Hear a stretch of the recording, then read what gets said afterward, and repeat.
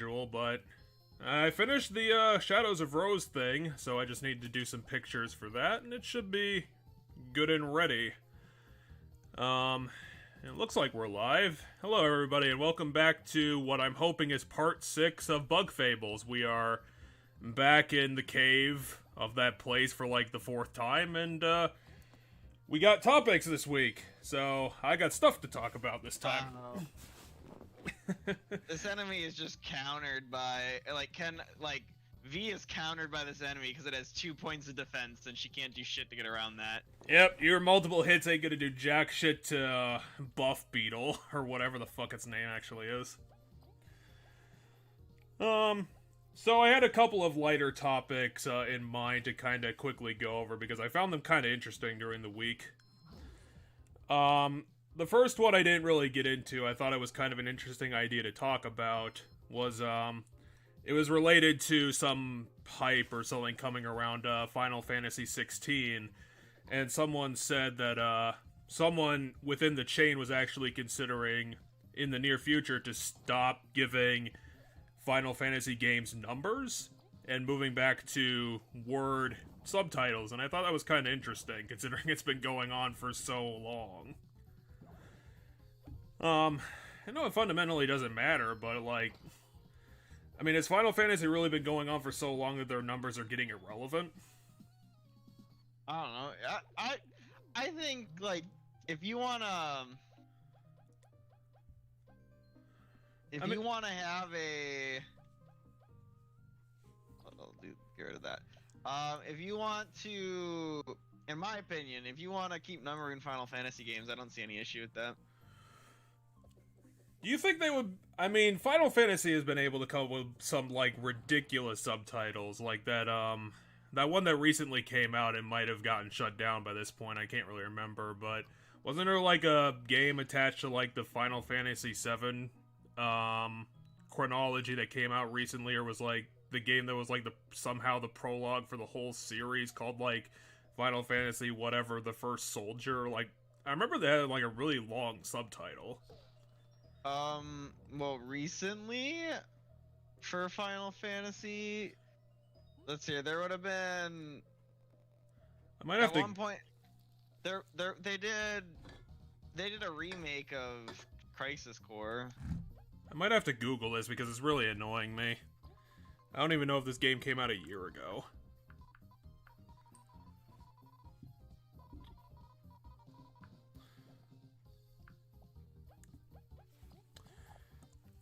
I think it might give the game some more flavor to them to have more descriptive subtitles because it doesn't add like a lot, but it might give you a better idea of what the game's about rather than just being a number. Fair. I mean, I know there's a counter argument considering games like Final Fantasy Lightning Returns exist, and that doesn't really tell you anything either, other than, you know, it's Lightning's third game. Yeah, so, well, second game, I think. No, I think 13.2 came out before Lightning Returns. No, I thought Lightning Returns is 13.2. No, there is a completely separate 13.2 because somehow Square Enix in its mighty intellect thought that 13 was so good that it needed to be a trilogy, which is insane. Yeah, I was gonna say, to my knowledge, what the numbers kind of can keep around for and help with is the fact that, like,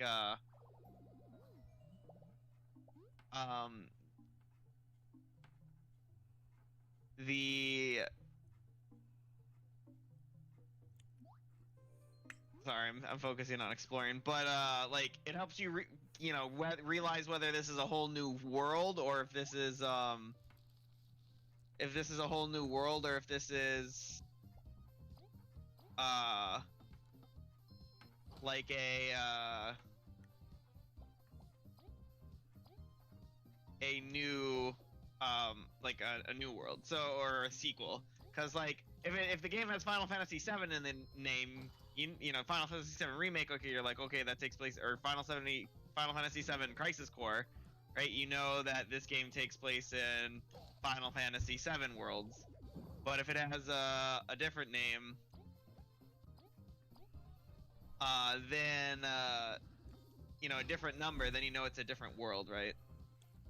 Okay, I did find it, and I was correct. They already terminated service for it, and it looks like it was about like a year and a bit, because Square Enix has been recently burning down a lot of their live service games. So, just your casual reminder: don't invest in a Square Enix game right now. It was I think it was Final Fantasy VII. I think I was exactly right. Final Fantasy VII: The First Soldier, and I mean, there again is a counter argument, because some of their subtitles, even though they're elaborate, they don't actually tell you anything. Because I don't know what information you could glean from someone calling itself the Dirge of Cerberus, other than it sounds like foreboding and maybe a little dark. But like, Cerberus isn't outside of I haven't seen a lot of Final Fantasy, so Cerberus might be a summon for all I know, but outside of that, I don't think Cerberus has been, like, a character in of itself. I don't think Cerberus is a summon, at least not one I know of. What's this room do? Talent points. And possibly something else. I don't really know Cerberus as a summon. It might be. I don't know all the summons, and I know summons vary by game. So like some games have summons, or some games have certain summons, and then the other games they're not in. So like if there is a Cerberus, it might not be in one game, but could be in another game. Well, what about this for another counter argument? Do you think it would have added anything in an alternate universe if, instead of what we got, we were like at the stage of the series, the next mainline game coming out being like Pokemon 9 instead of just being defined by colors? I mean, in my opinion, either or is fine. You can use numbers or you can use some sort of colors, like Pokemon does. I mean, neither is going to tell you anything about the game, and I think most titles to most games don't actually tell you much about the game, so... Well, hopefully eventually they do. At least whatever the, usually whatever the MacGuffin is, or what the world's called. It can tend to usually mean something. But then again, there's probably an equal amount of examples of they really don't. Like, I can't imagine that, that the name Dragon Age means much more than it being not really a generic a fantasy setting, but like kind of one, where it just has it's an age of dragons. Yeah, I don't actively recall whether or not. God, this place gives you a lot of healing items, but I'm full up on items right now.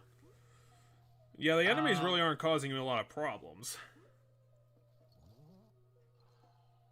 What button is it? There we go. Oh, okay. Even though it doesn't look it, apparently this is a frozen pond. Or it's a pond that doesn't believe in magic, therefore it's not affected. It's just like robots. You can't enchant the water if the water doesn't believe in magic. So yeah, I thought that was kind of interesting news of the week. I didn't think it was going to be like a highlightable thing. I thought it might just drive a little bit of conversation, that they were going to be apparently at least talking about such a major change to the quote-unquote iconography of the series, I guess. The series. Wait, are they dropping numbers? Is that like a confirmed thing they're doing? Because Final Fantasy 16 is still gonna have a number for sure. No, I think it was just something that someone. It sounded suggested. Like, yeah, just a suggestion within the circles. I don't think it was like an editor. I don't think it was an editorial, at least. Check out that shit. I got 2 perfect blocks there. Yeah, considering your penchant for missing that was pretty impressive. These water bugs aren't, well, they're not really the big problem either way. So let's see what else I had on my plate. It's not really a big topic again, but I did finally get around to watching the recent new episode of Fool's Gold, and I thought that was kind of worthy of talking about because it was a lot heavier than the usual episodes that we get from that. There finally seems to be doing some major stuff with the story, finally. Interesting. So that's underwater when the water's up. So you have to... Okay, I think I'm getting the gist of how this room works. This is weird. Was one of the logs, like, rotten and won't float? We have to play this. Oh, okay. Trying to remember where the path. So I didn't really. Oh no! She has wings, so you can't do that. Otherwise, she's gonna drown. So I didn't want to spoil the episode and really get too deep into it. I just wanted to give a hearty recommendation for it because, like I said, the last few episodes have been not really weak, but have been kind of, I don't know, kind of seems more like a holding pattern, just moving very slowly, sort of thing. So, if you've been feeling the same way, I would say to pick probably now would probably be your time to catch up back up on the Fool's Gold series, being one of the few D&D animators that are still working now that unfortunately Puffin has kind of decided to move away from YouTube, it seems. Just kind of unfortunate, but I can understand. Well, I mean, like, here's the secret boss. Oh yeah, this guy does look familiar. He's all smiles. We've never fought this guy before, so... I totally have seen at least his silhouette before. This guy looks familiar. Yeah, we've probably seen his silhouette. Oh crap, you're too close, camera. Back off. He's gonna eat you. No! Okay, so can we deal 90 damage? I know we have strats now for the Ultra Bosses, and actually have taken down like 2 or 3 of them. But do we have the stuff? 2. Now, I forget, is V like our key to victory, or did we switch that over to Moth Leaf Boy? Leaf is our major damage dealer right now. And we do get the three free damage from our 4th. Yeah. Well, yes. What the hell was that? He just threw a ball of water into the sky. What the hell's that gonna do? Also, why does he have a whale's... Why does he have a blowhole? The fuck? This guy is a snake. He's a tidal worm, actually. But he's not made of lava. I bet if I had time to think about that, I could have come up with a lot better of an Elden Ring joke. Seriously, he has a blowhole. Why is he using his tail to throw water? Also, why isn't he doing anything? Well, he is kind of attacking, but it doesn't seem to be doing all that much. Remember, a lot of these secret bosses, when we get them to half health, they start getting 2 attacks a turn. So I expect that to eventually become a thing. I mean, yeah, but he's like barely fucking doing anything. Usually phase 1 should do something. I'm just giving myself flashbacks of Millennia right now, so I'm kind of dying inside. That was it. That was your big sky attack. 2 damage. What does that 1 mean anyway? That's how many turns until that water comes down. So every single turn he's been throwing one of those projectiles up, and it's gonna come down in that many turns. So since you're kind of in the middle of a boss fight, do you want to finally get to the big topic that I actually had planned? Sure. Since the first 2 were kind of misfires. I did say I had topics, and I wasn't going to promise they were going to be good ones. Because I knew that we didn't have a lot to... Unless you were a fan of Fool's Gold too, that probably wasn't going to go anywhere. This isn't good. Oh yeah, Leaf has 10 health, so... Oh, both of them have 10 health. God damn, they are glass cannons. So with the extra time, I've finally decided to sit down and actually spend a lot of time on it this week. I'm not gonna say where I ended up, but I'll say I got a bit deep into it at this point. I've finally started to put the investment into 3 houses this week. Nice. And I think I think I'm right at the mission of chapter 14, so I felt like I was about halfway in, because I actually checked it online. It's, people have reported that it seems like for an equivalent, it might take 50 to 75 hours, somewhere in the middle of that. It is a rather long game. And I think I've put in about 20 to 24 at this point. So, I'm not gonna spoil it, the major things, but, Which house did you pick? oh, that was an interesting choice, because, I had to think about it for a while. And what I ended up picking was, kind of more for roleplay decisions, which was... basically what I'm saying is that I had a real odd choice for the house that I picked. Because one other house, like, made a really compelling argument, but, unfortunately I didn't really jive with the leader, so I chose against it at the last moment, and stuck with my original choice, which was the Blue Lions.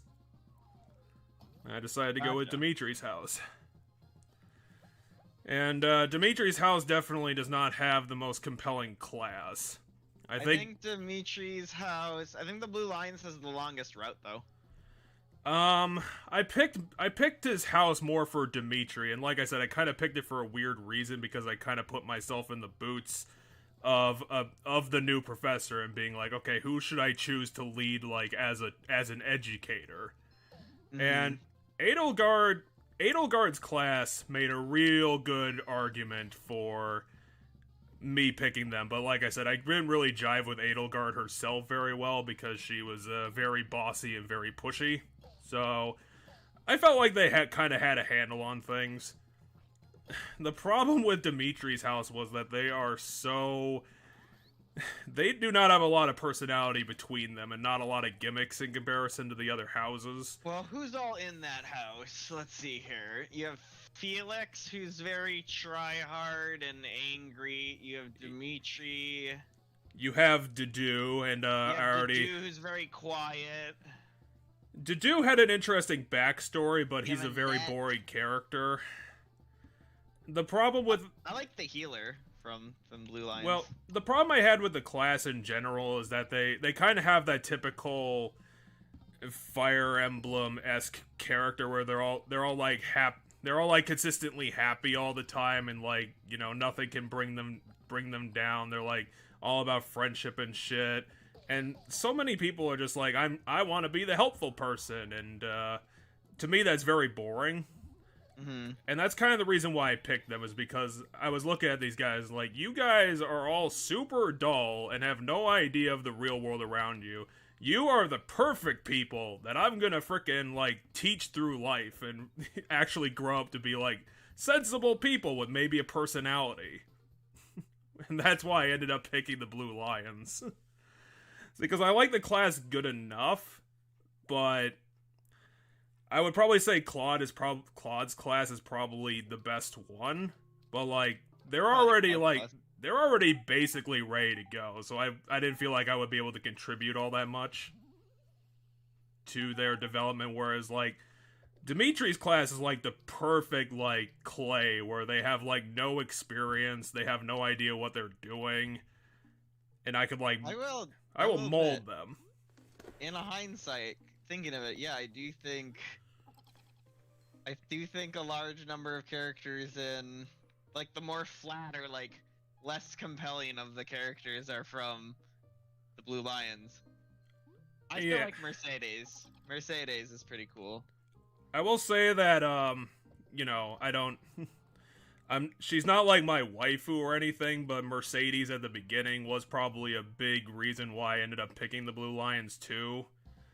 Is because, like, she's not perfect. Like, to be honest, if I was gonna pick a waifu, I'd probably lean more towards Catherine.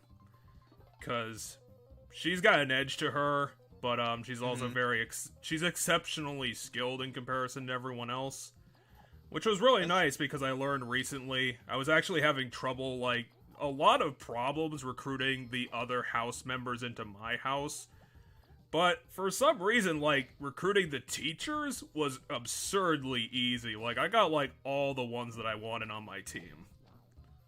Which was, like, which was definitely Catherine, Shamir, even though I don't use Shamir all that much. The teachers are easier to, recruit, I think, just in general. That's by design. I don't think I can hurt either of these guys right now because you can't really pierce their old defenses there. I hit the wrong button. Didn't matter really. Which is definitely definitely really nice because all the teachers are really solid units. Like I don't have to put a lot of time into any of them. The teachers start as stronger units. The one person that I actually did manage to recruit, and so it was somebody that I wanted, but not like really wanted. Like I would say probably top for me if I like had for recruitment would probably be Raphael, because the one time that he assisted me on a mission, he like blew apart a lot of enemies that were put in front of him with it just punching them in the face. Raphael's a pretty decent unit. He was a very solid brawler, which was nice because I don't actually have a brawler on my team. I think Felix can be out of the blue houses like default units, but yeah. All the other houses do have someone that's like they're geared towards that area. He kind of fell into being a Myrmidon, which is he also works with Felix also works with swords. Well, it's kind of redundant because my main character also fell into being a Myrmidon too, and is kind of better at being it, so Felix has been kind of made completely redundant as a unit. I mean, I did like Felix just because he was like a different character, which is probably why, even though I don't really like the gimmick, I kind of appreciated Sylvain being there. Just because his shtick was at least, like, very different in comparison to everyone else. Is Sylvain from the Blue House? What house is Sylvain native to? Is he from the Blue Lines originally? Yeah, he is, isn't he? Yeah, the Skirt Chaser, which was at least interesting. Which, fun fact, if you play as a female, Oh, really?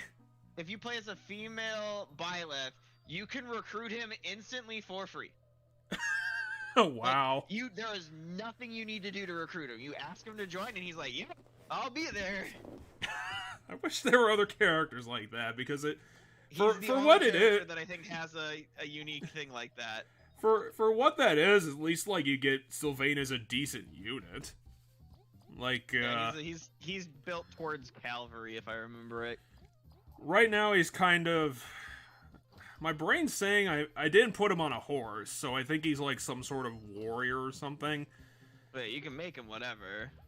Well, I was gonna say that I put him on. I was thinking of switching him over at some point, but I think currently he's still on lance duty. Yeah, because I know everybody has different skills they're good at, and Sylvain is I think. Like horse riding is one of the things he's good at. Like he grows better, faster in. Yeah, trying to figure out everyone's niche is like really easy because they make it pretty fucking obvious what they lean into. Right. The big surprise at the current part of the game was like who ended up being like my most reliable badass outside of the protagonists themselves, and obviously Dimitri, I think, kind of just has a natural bent to being kind of better than everyone else, it seems. Yes, that is by design. Because I thought originally my big badass was gonna end up being Dedue, which in hindsight was definitely a good thing that he ended up not being that and kind of been like third best in the group. I don't even know what Dedue is, like what he does. He's just kind of generic big brawler type. I gave him an axe and he was pretty good at it. Maybe he's your fist guy. I don't know. Does he excel in fists? I think he was good. He probably had a good stick at getting fist experience, but I put him in an axe and he seemed to be good enough at that. Gotcha. So I just gave him like he told me he wanted like very heavy like armor classes, so I just stuck him with that because he was constantly hounding me for that sort of experience. But the big person doing like the big numbers was actually Annette as my mage. It was like she became like absurdly powerful like at this point in the game, and I was like, wow, you are just destroying everything that I'm putting in front of you. Like, it's absurd. It's like, Yeah. you want me to do 40 damage? I'll fucking do 40 damage twice. And that's probably because they just buffed up. I don't know what spells she has access to. Right now it's fire and wind magic. Okay, so in that game, fun fact, because this is probably something you don't know, every single character learns different spells. So when they level up their reason or they level up their faith, they at certain levels they'll learn at like certain ranks of those skills.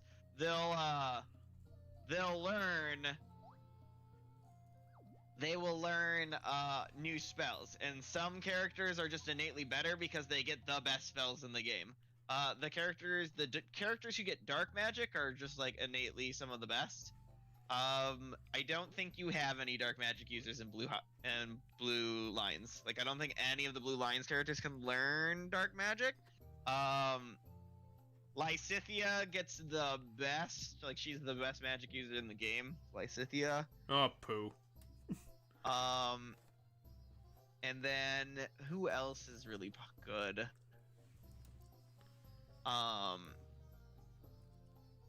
Because I don't think Edelgard can be a weird niche because she gets some dark magic, but she's like not built towards that. I think she has. You know, there's I don't know if you did this with any of your characters, but there's some characters who have their skill has 3 stars next to it, and it might be negative at first or it might be neutral, but if you train it, it becomes one they excel at. I don't know if you've done that. I've done plenty of budding skills things to at least like get those abilities, but the problem is that I kind of stopped once that happened, so I haven't put like any real stock into getting those abilities. Yeah, well, because what the budding talent does is once you get those 3 stars, that skill levels up. It's one of the skills they level up fast in, right? It's one that has the up arrow next to it. And so certain characters, you can switch what it looks like they're for by doing stuff with that. And I know Edelgard has magic as like her budding talent, so she can be a really weird, interesting character.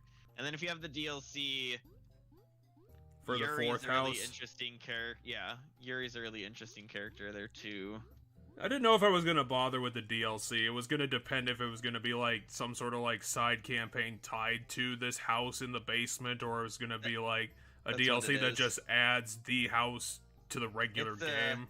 It's a side campaign that you literally play separate from the main story. Like, it's a separate save and everything from the main story. But once you beat it, you can go down into that, like, there's like a second hub area. And you can go down into that second hub and get access to some stuff in that second hub, as well as recruit the characters in the main story. But, yeah, it's a second side story. But I don't think I ever like got around to like the one house character that I actually did manage to nick from the Golden Deers, and was one that I actually did want. Who was that? I call that I saved. I at this point where the story is, I don't know what's gonna happen, but at this point I say I saved them for what ended up happening, and that was Dorothea.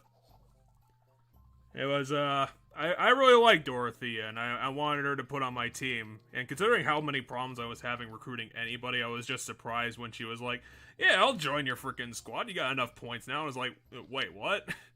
I do? Make her a dancer. Make her the dancer. When the dancer thing happens, make Dorothea the dancer. I will say that I totally fucked that up, because I really should have put Flayn in that position. Because if I could get Flayn to have done that, that would have been a better option than what I ended up doing. What, the dancer? Yeah, I ended up fucking it up because the person I put in the competition was someone that I had slated to do other things. So making them I didn't really want to make them the dancer because that seemed to like remove. I know dancers before, and that sounded like it would have removed a lot of their offensive capabilities for. It doesn't. Just getting the extra turn thing. Dancers are are casters, so they can have all their magic. Well, then it might not be too late to do that. But who did you make your dancer? I made Annette my dancer. Oh, gotcha. Which, in hindsight, was a mistake. Yeah, Dorothy is the best dancer in the game. Which is kind of ironic, considering that she beat her in that contest. Well, yeah. So depending on how the contest has to do with a certain stat that they have, the charm stat that they have, and then there's ways to like. It's essentially just hey, is this character's stat at this level? If so, they win. If not, and then there's like ways to get around it. If it's not at the right level, you can do some other stuff.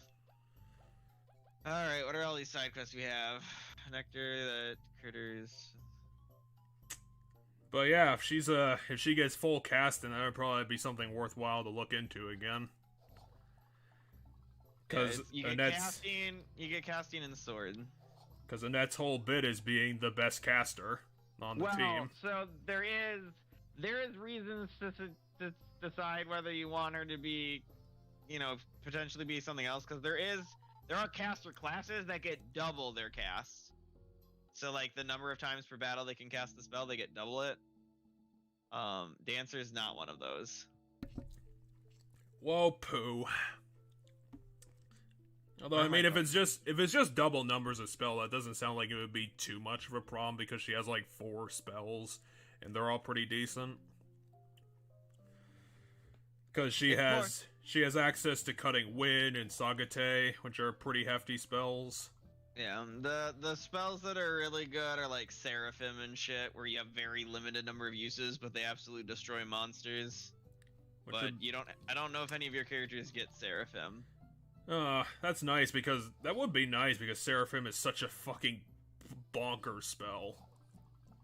Yeah, Seraphim is a dark magic spell, so you have to have a character that gets dark magic, and there's only like 4 characters in the game that get dark magic. I've been getting these dark seals and I can't even do anything with them. Because like no one's slated to do that sort of jazz. What are their other characters? Well, there's Ash, and Ash is kind of not the most interesting, but he's a good guy.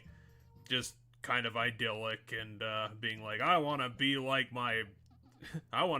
the Power Rangers, and I want to live up to their legend because he reads fantasy books. Gotcha. The problem is like there's not a lot of like I said, there's not a lot of characters in the class that I really like.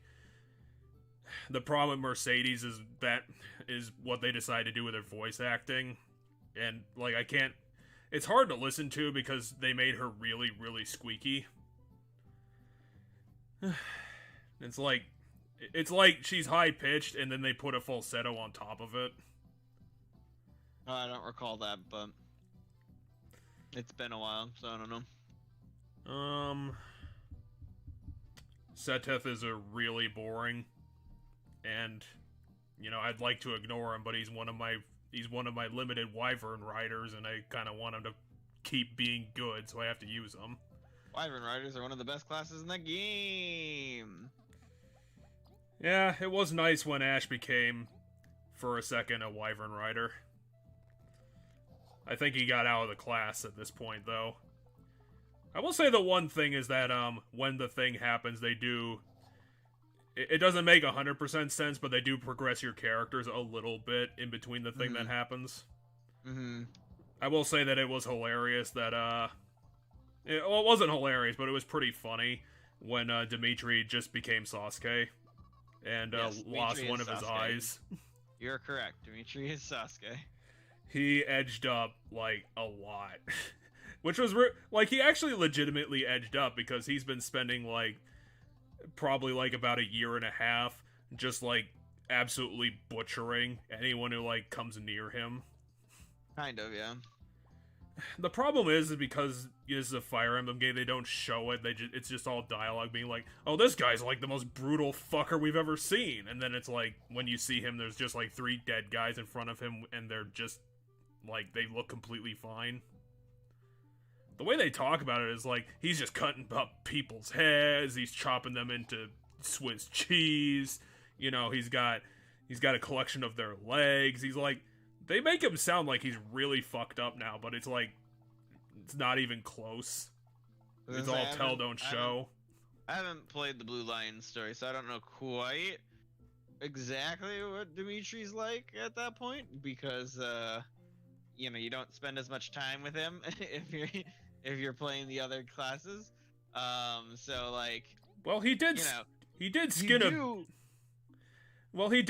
a bear and, like stitch it to his house's standard, which was kind of cool.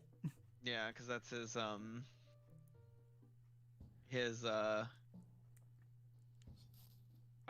I don't know what the fuck it's supposed to be, but it literally looks like that. It looks like he put like a bear pelt on top of a flag and started wearing it. What? No, he just has huge shoulder pads, I'm pretty sure, and he's got like a bear pelt wrapped around him. I mean, I at least appreciate it for the variety. Oh, so are we actually getting back on the story path? Yeah, because there isn't really much side. We did a lot of side quests, and then I just wanted to do that one dungeon, and we did it, so. I hope this isn't another stealth section, because Bug Fables isn't good at that. This is going to be another stealth section, isn't it? Well, at least we got other things that we can talk about, because, one major point that I did want to talk about was that, while it doesn't unseat Radiant Dawn, I do appreciate that, it seems like they're actually paying attention to the game's story, and I do appreciate that they're putting, like, some like, legitimate mystery behind at least part 1.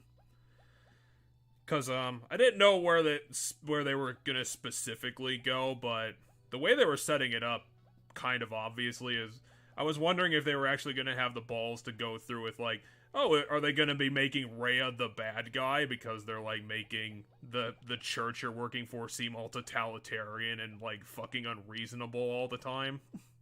Mm-hmm. Where they're like, oh, we execute people who don't listen to us. And it's like, that's kind of fucked up. And it's like, the answer to that question depends on which route you pick. Fuck you, stealth. This is gonna be annoying. Yeah, there's a lot of story decisions, and there's so many choices that it's like, if I was gonna like specifically pick a path, it seems like, unless I was reading a walkthrough, I don't know if I'd be able to pick it unless they were gonna be like really, really not subtle about it. Which, I mean, I could see them doing. Okay, so I don't know. Go there. I don't know if they're going to be like, oh, here's, you know, someone doing a really, really dodgy thing, and it's like, are you going to agree to it, or are you going to fucking try to cut their head off? It's like, I don't know. No, if it was going to be something like that, or it was, like, completely black and white. So, yeah, it seemed like, you know, there's mysterious stuff going on. I mean, who could the Flame Emperor and all of their cohorts be? Are there like what other? Do you mean? Don't you know who the Flame Emperor is by now? Well, yeah, now, but not back then. I mean, that's been completely like not glossed over, but like the cape's been thrown off that completely. Right. So there are 4 routes in the game. If you end up, one aligns you with the Flame Emperor, one you turn your, you go one, and then the other 3 you're against the Flame Emperor. And you one of the schools gives you is the split path, but I won't say which one on the stream to avoid spoils for other people. Well, and me. Well, you should know by now which school lets you split. That should be really obvious to you because you know who the Flame Emperor is. I mean, I guess I don't know how that would even work at this point. Well, you either side with the Flame Emperor or don't. Well, yeah, but you're talking about like are you talking about like other class instead of other school? Because other school makes it sound like there's like another like base okay, class. thing. My bad, class. So at the beginning of the game, you pick between 3 routes, and one of those routes splits into 2. And it's because if you pick a specific route, you get the option during that route to side with the Flame Emperor. I'm guessing we're going to be learning a bit more about what the Flame Emperor actually has going on, and maybe they're not as tyrannical as they sound or something, I don't know.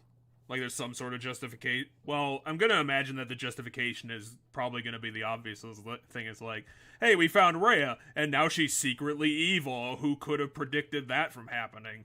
Oh, you mean when she was unreasonably executing people for not listening to the church you work for? Too bad Dimitri wants to kill the Flame Emperor super hard. Well, yeah, but Dimitri's also... His whole motivation right now is, I'm gonna kill the fucking Flame Emperor. Well, yeah, but he's also then I'm gonna kill them again. Yeah, but he's also completely unreasonable and can still be taken down by protagonists, so I don't really give a shit what Dimitri says, because I could probably just, like, clock him in the back of the head and tie him up. But I think protagonist probably is, a bit too nice to actually do that sort of stuff. But to avoid this, I didn't pick my usual name for my protagonist for this one, because at the beginning of the game I was expecting that this game was gonna be really frou-frou, and like they were gonna have like ridiculously I guess ornamental names, for lack of a better word, so I didn't go with the name Byleth. For obvious reasons. I didn't really like the name Byleth. I thought about it for like 5 minutes, and I called my protagonist. I picked the male protagonist because I wasn't feeling female that day, and I named him Castillo. Because that was the most fancy name I could think of. And I think it kind of fits. Considering... Oh, come on! Are you serious? I didn't think you'd see me there. How could the vision codes do not extend it that deep? Now I gotta do the ice block thing again. So my character's name is Castillo. I named my Fates character Evelyn, which I thought fit like a lot better than Castillo. I really liked Evelyn, even though Fates' story was very boring. I did like Evelyn as a character, at least. For, like, some sort of a redeeming feature. Because Fates was, as we talked before, not very, but pretty boring as a game. So, the one thing I appreciated about, Three Houses was that it did have some sort of mystery to it, where they were, like, considering that factions within the church, which turned out to be absolutely correct, were working against Rhea and the entire organization in the background for whatever reason. There's the continuing mystery of Castillo himself, and why he's emotionless, why he has been a vessel for Sothis this entire time, and now that's been resolved. Because Violet's not emotionless. Well, he's essentially at this point. He definitely doesn't have emotional responses, or at least not intended ones. Oh, I was gonna say, in my experience, there definitely. Is that the key we need for the thing like 3 rooms back? 2 rooms back, but yeah. Or maybe just 1 room back. It might be 1 room back. It might be right over here. I did appreciate that, that our first main character ended up being, God, I forgot the name off the top of my head. Now I have to think. Oh, yeah, it was, that our father figure was either Kakashi or Jiraiya Man, or it was like, that guy literally just did his Naruto voice and didn't even dress it up, like, at all, which I thought was kind of funny. I mean... Those voice actors, I wouldn't say it's their Naruto voice so much as I'd say it's just, you know, a voice of theirs. Because if you do enough anime anything, you'll find that a lot of those voice actors... God dang it! How did that happen? I nicked the ground you can't dig in, and it popped me out of the ground. This black dirt? Yeah, I nicked this part, this area. Gotta be mindful of those mechanics, that's how they trip you up. Just but like I was Mario mindful Party. of it. I was mindful of it. I just nicked it. Like, that's what happened. I nicked it. Oh, that's what you mean by nicked it. Like, I just barely touched it by accident. Yeah, that's new enemy type. That's understandable. I thought it was like just a big patch of black dirt. Game. Oh, what do you mean? He fucking turned around exactly when they timed it.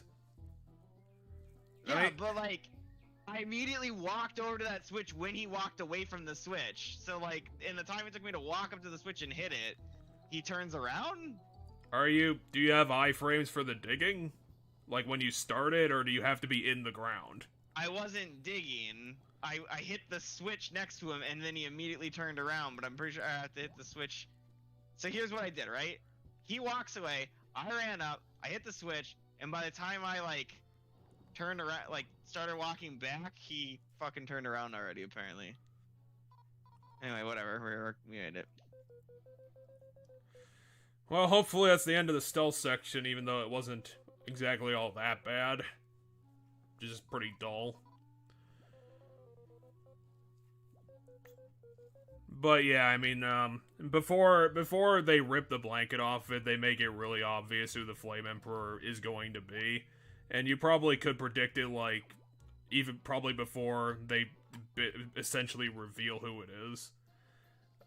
I basically had my suspicions even, like, way beforehand, but I didn't really know. I didn't tie it to that specifically because the one place where I was starting to smell a rat was like, oh, I can't give Hubert any lost items. He just doesn't have a menu for it. Except that he's a classmate. Yeah, but I thought that was very fucking suspicious. That's not Flame Emperor. You can't if you were playing you can't do that to Dodo either. Really? And you can't do it to Claude, and you can't do it to No, you can.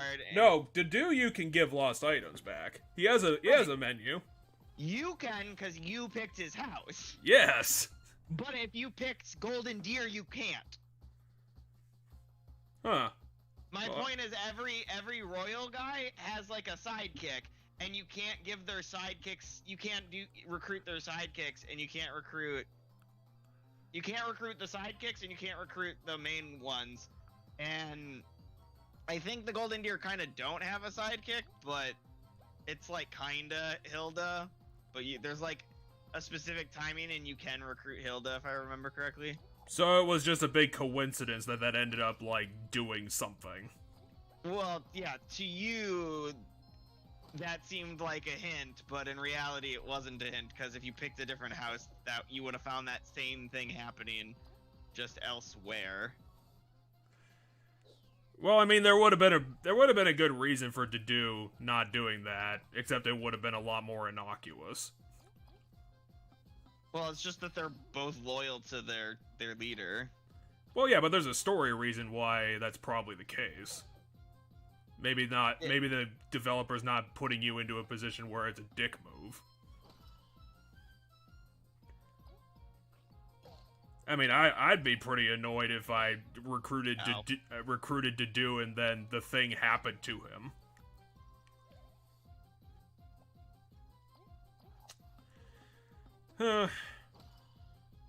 It wasn't the world's best twist, but I mean, it was still a pretty good one. Who the Flame Emperor turned out to be. I probably should have picked up more of a hint when the villain Monica showed up, because that was very odd. But I mean, I probably did just write it off as her like trying to keep up her shape-shifting act. Why is there a male bug in the prison? What did he say? Someone's so hungry. He's hungry. Okay. I mean, a leaf isn't... I mean, maybe for ants a leaf is food? Oh, is he giving us a quest? Oh, that's why you're in prison. To be an item box. Hey, you want this piece of crap you made me carry around? Do we know this pink person, or are they just a regular NPC? Why are you a Banjo-Kazooie? Oh wait, no, you all do that. You all talk by beeping. Oh, the Ladybug duo are in here too?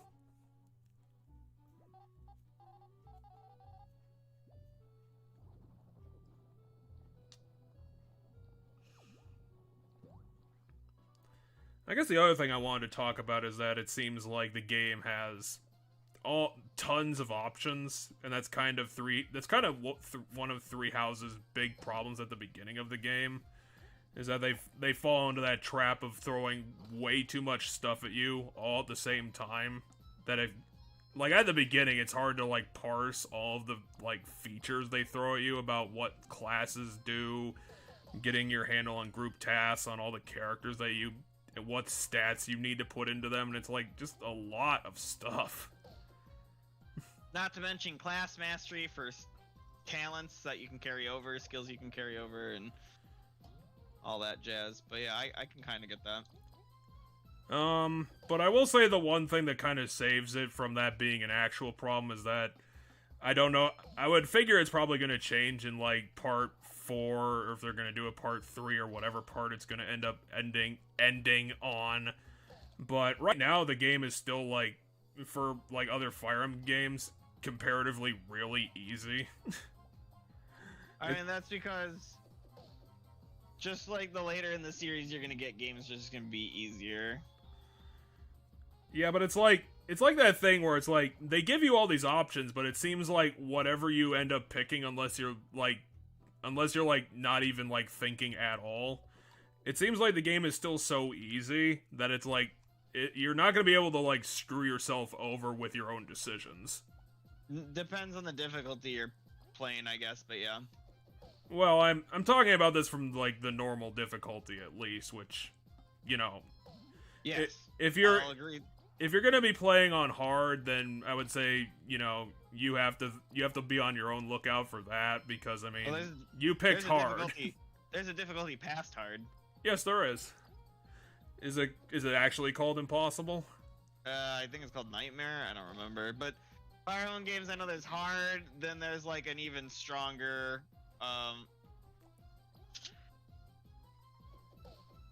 There's 3 difficulties, and normal's gonna be, or there's 4 difficulties, I want to say, and normal's gonna be the easiest. I will say that technically, because there is no easy mode, I am technically playing Three Houses on the easiest difficulty, which is like the previous 2, it's normal casual. But yeah, if you're gonna make an argument that, oh man, Fire Emblem games are too easy, I'm gonna say you're playing the wrong difficulty then. Well, I mean, I can still say that, because, I mean, it's what was designed for normal. I mean, there's an inherent weight to that statement. Wait, I don't want to flee this. Why are we running away? I didn't want to run away. I hit the wrong button.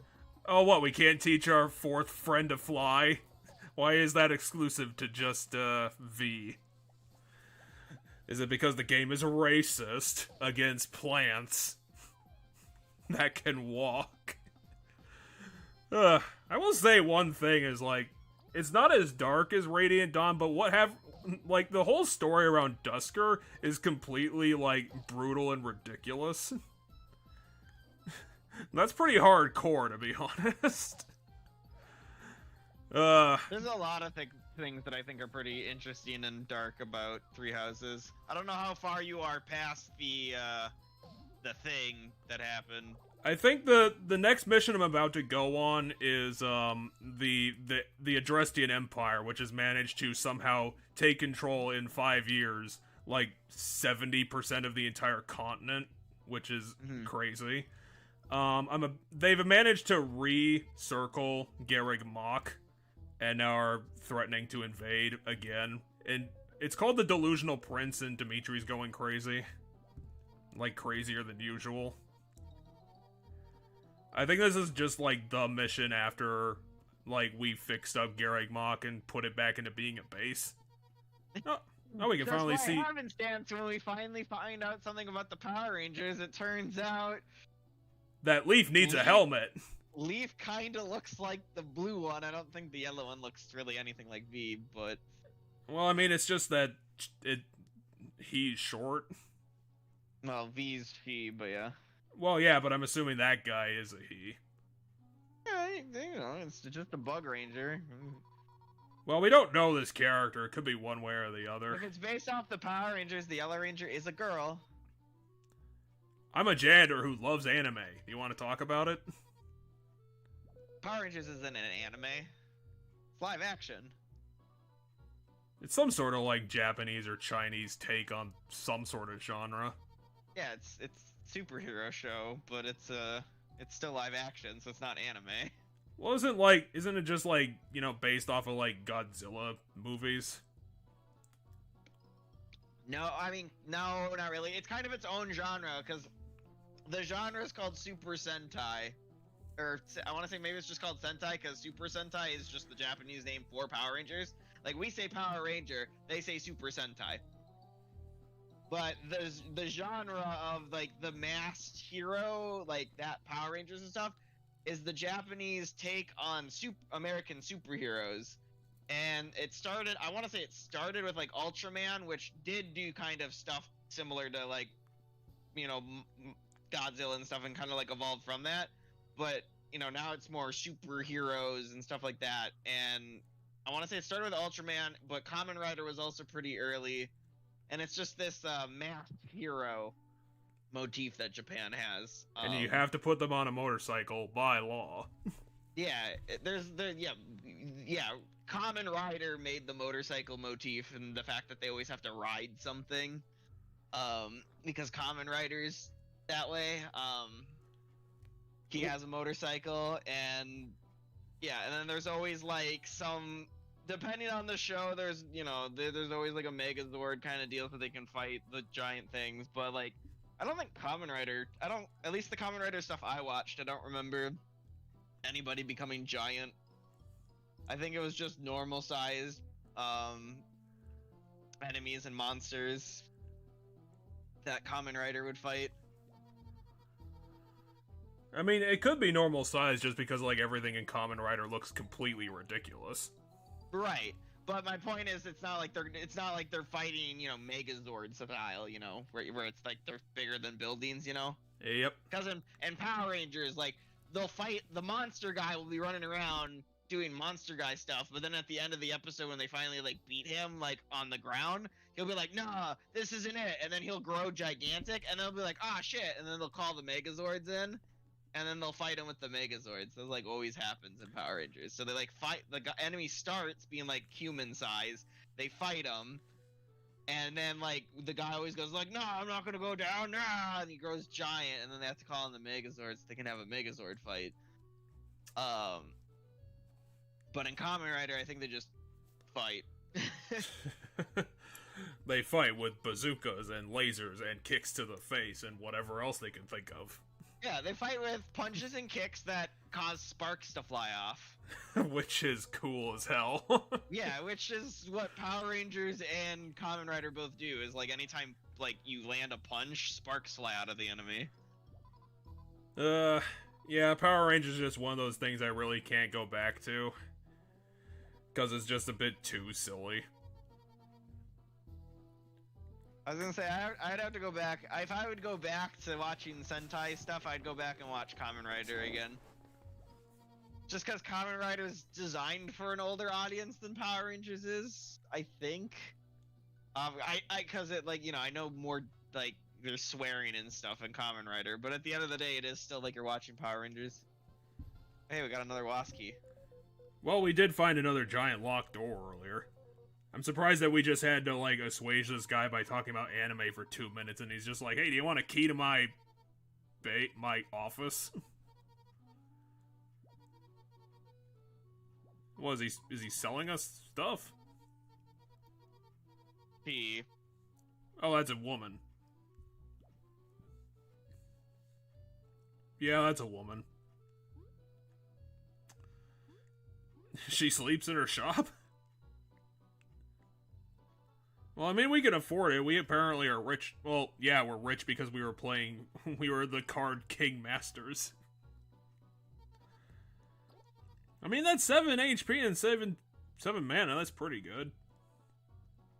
Yeah, but I think I only had enough room to carry one. But I guess I could go here and store some stuff quick. Because what do I think we don't need? I don't think we need the glazed honey. I'll keep the drowsy cake because that's pretty good. I'll keep the tangy berry just in case. Oh, the dark cherries. I'll store the dark cherries because definitely. You just sell those. That's all those are. And all these crunchy leaves. I'll get rid of 3 crunchy leaves. I'll keep 1. It's too bad we don't have access to the bag increaser that Paper Mario has, or it might just be Thousand Year Door.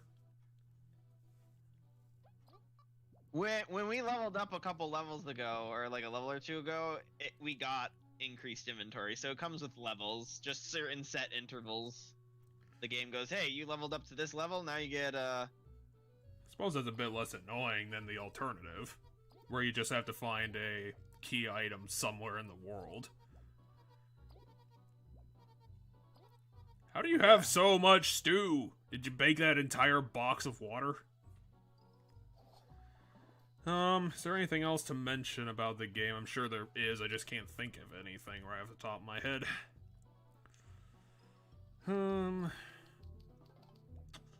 I suppose I'll give credit that Three Houses ended up being a lot better than I thought it was going to be.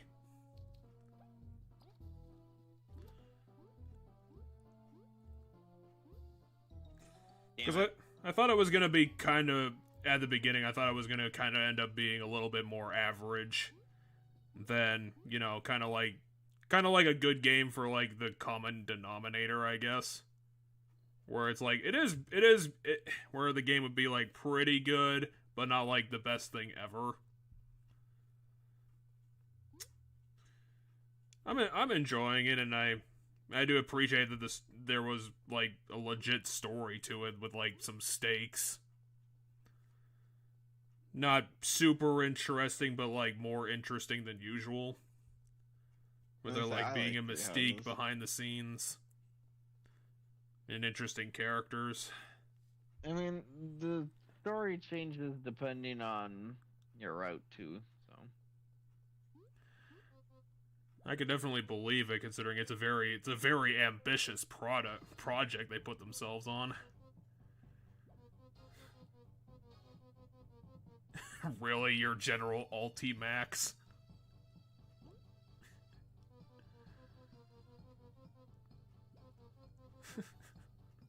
We've been watching you this entire time, that's why we wanted to trap you in the throne room.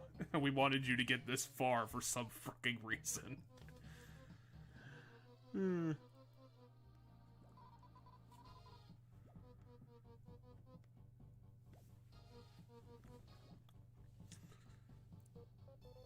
What the fuck is that a box of bombs?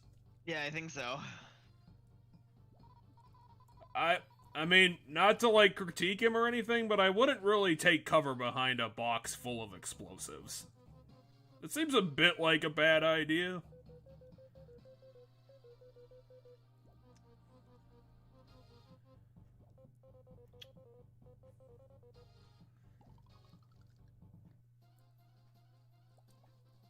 Why is the Wasp OST, like, the best thing in this game?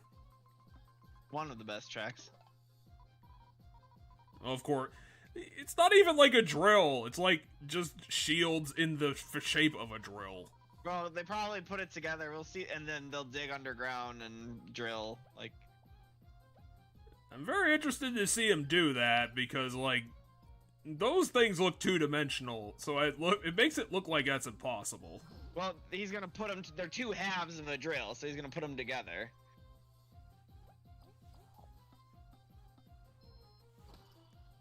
I love how see how he put them together. Now he has 3 defense. Wow, that's a lot of defense. Yeah, but it's still kind of two-dimensional. It seems like you'd have to, like, claw at the dirt.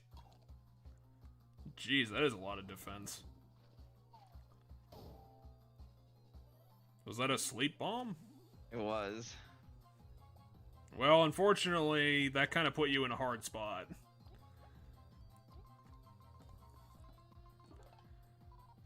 You gotta appreciate how Ultimax is so badass that all he's doing is just standing there with his arms behind him. Like being like, I don't even have to try. I'm just gonna destroy you guys when I'm damn well ready. Oh, you did have an answer to that. I thought you were like, had like, without Leaf, we had like nothing we could do with enemies that use Dig. Oh, is that what Ultimax is doing? He's just a healer? I think that might be what he's doing, yeah. Jeez, that guy was worth 15 XP? That's a lot.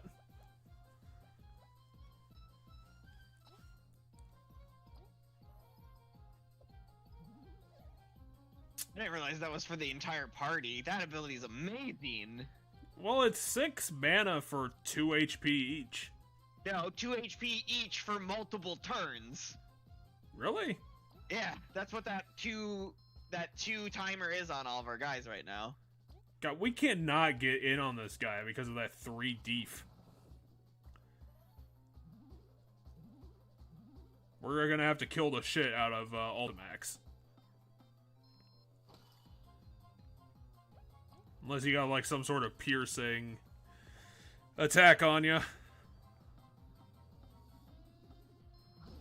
I do. Well, I think that's probably enough for the driller.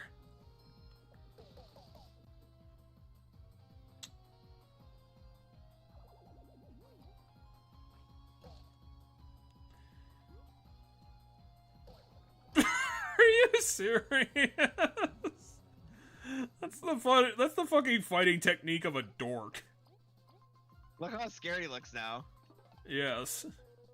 I mean, considering it's a person named General Ultimax, this makes perfect sense. Oh no, without an army, I'm defenseless. What can I do? All I know to do is to slap people in the face. I haven't bothered to do my training in 30 years.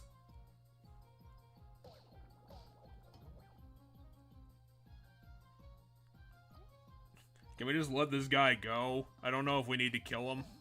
He's not a threat to anything. I hope he's worth 1 EXP. Like, oh, that'd be hilarious. No, he's not. Okay. Oh, he's worth 5. That would have been the perfect joke if he was just worth the 1 point.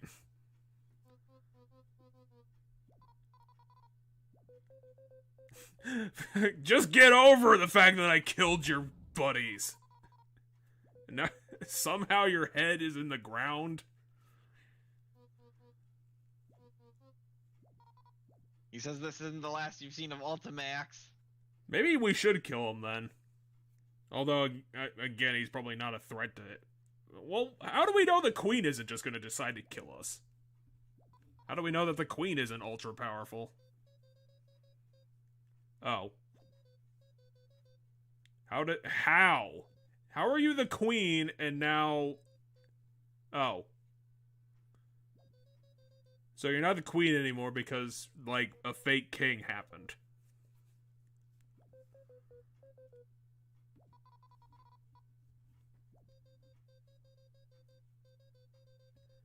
God damn it, chapter 5 was completely pointless.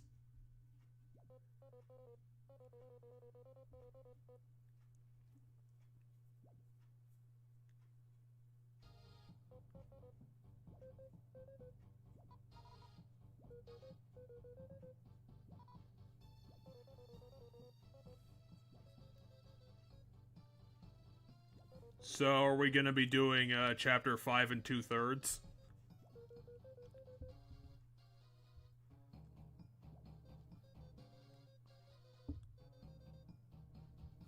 They just keep listening to Team Rocket music all day, every day. I fucking hate it. So we managed to get a 5th party member. You had another trap? Why would you have another trap? The trap is upcoming here because it left, you know, we came here, but the king's not actually here, and so that's the trap we fell for. We were at the Ant Kingdom like 20 minutes ago. How the fuck did they get there now? It looked perfectly fine when we left it. Oh yeah, whatever happened to Sword Guy? He broke his leg, remember? Or injured his leg. Where did we leave him behind? He's like, he didn't want to come with us. He's outside the kingdom. I don't remember why or what, but he's outside like the front gate of the kingdom. And then we snuck our way into the kingdom. Apparently, Sword Guy is just so powerful that they couldn't confirm the kill, because even with a broken leg, he like chopped up every person they sent at him.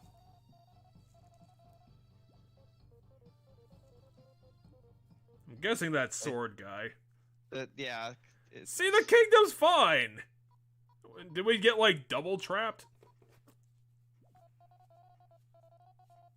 Is it mind control? Is everyone mind controlled? Yeah, maybe. Are we gonna have to kill everyone in town?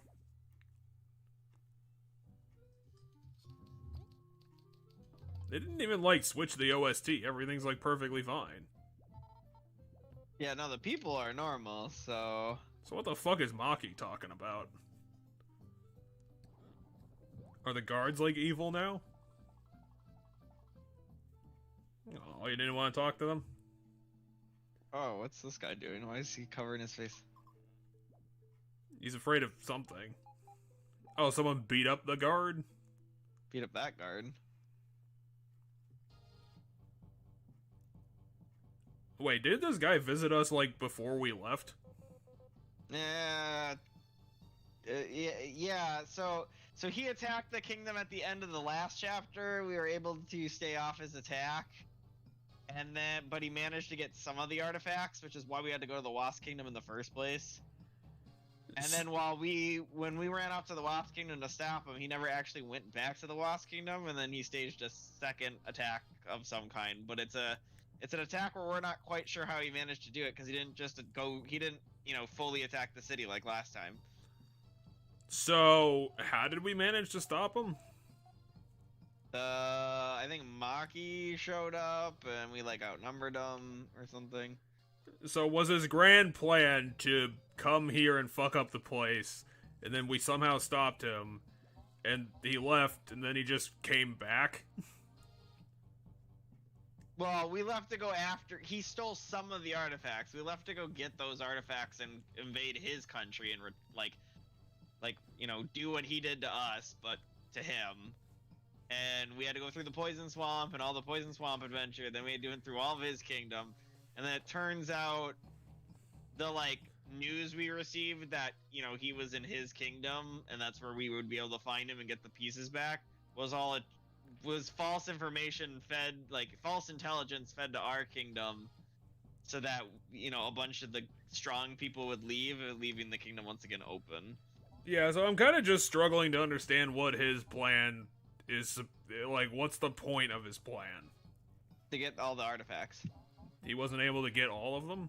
No, he didn't get all of them before, because I don't think I think he took the ones... He wasn't able to get past, the queen and her guys to get the ones they had, but we came back with the last ones, and he took the ones we had, because we were weak, right? Okay, now that makes sense.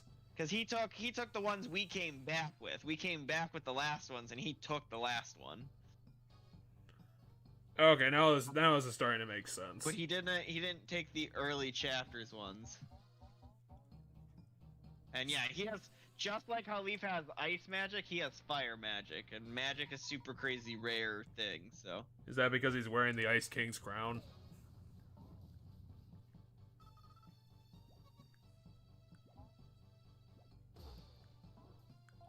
Well, he just fucking aced the shit out of that guy. Although I think that was a female character. It was. It's Maki's sister. Okay, Maki so the being queen... guy. So the queen is a badass? Apparently the queen's gonna fight him. Oh, they finally revealed all the curtains. We can finally see everything. Oh yeah, now we can. You're right. Cool. the king was pissed off. The wasp king was pissed off at that too. Wait, you just gave up?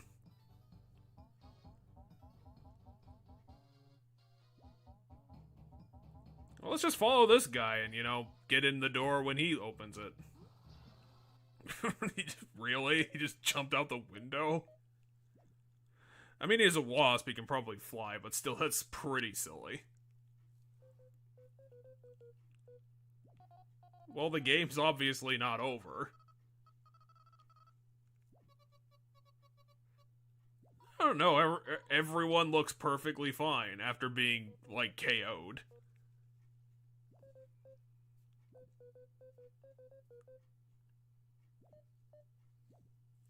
Maybe he found the lab... What? Queen took off her mask for the first time.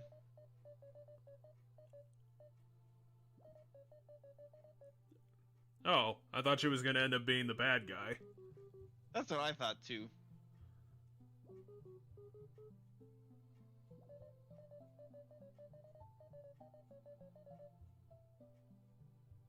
We get a remixed OST as our reward.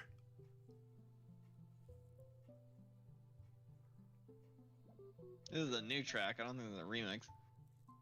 I don't know, it sounds familiar to something that I've heard before. I think there's a similar motif in it, but I don't think it's the overall. I don't think it's the same song.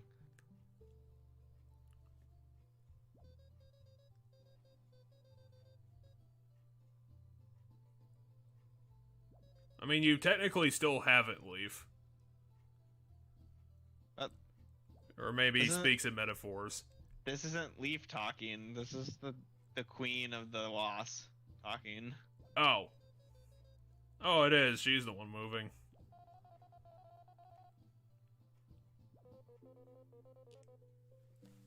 She just got here. Like, does the queen... Do the queens even know each other?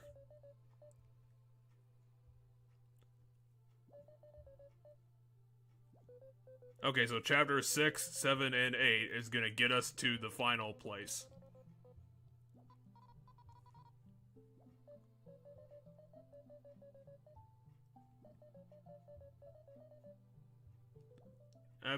Isn't this like a wish-granting tree thing? No, it grants everlasting life. I mean, yeah, obviously, like, if you wanted that, it's obvious why. Okay, so the previous queen... It's still alive, apparently. She was put in the frozen box of doom. Is Elizant the First gonna be the final battle? No, cause so the game had us thinking that the queen was trying to get it, and she was trying to get it so desperately, because that's why we thought she was evil, right? It's because she was so desperately trying to get it. Well, and also she was willing to sacrifice lives to get it, you know, kind of deal. And so the thought was that, oh, she's selfish. She wants everlasting life and power, right? Well, but there's in also reality, she's been doing all of it for her mother. Well, it's also the cheap thing about her being a masked character for seemingly no reason.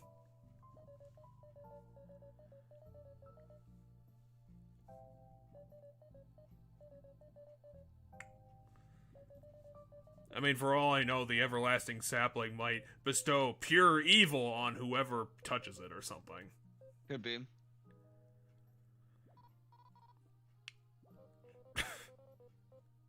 V is inappropriate all the time.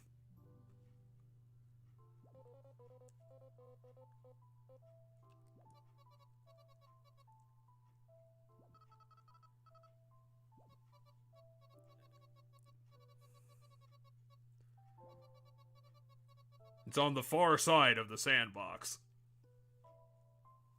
Is it gonna be, like, in the house where the sandbox is? Yeah, I'm guessing it's in the house. It's haunted, too, apparently. This is gonna be the horror chapter. Well, it might hint at what happened to humans. We might find out what happened to humans. I mean, the insects did manage to attain literal sentience, so maybe something did happen to them.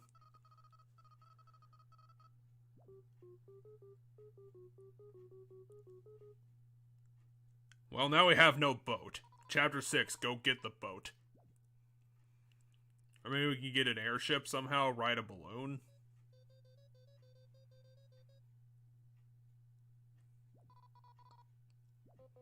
There's a termite kingdom? They live outside of the entire world? They live outside of the country. Kind of. I guess it's not country, region, because there's multiple, like, monarchies in this region. Oh, daylight. So that's why they put up curtains, is because they needed to hide the existence of what termites. The whole termite kingdom couldn't be known about. Well, there was multiple portraits covered up by... Those damn termites and their frickin' demands and reasonableness. How dare they say no? The termites live in the Forsaken Lands. It's full of super bosses.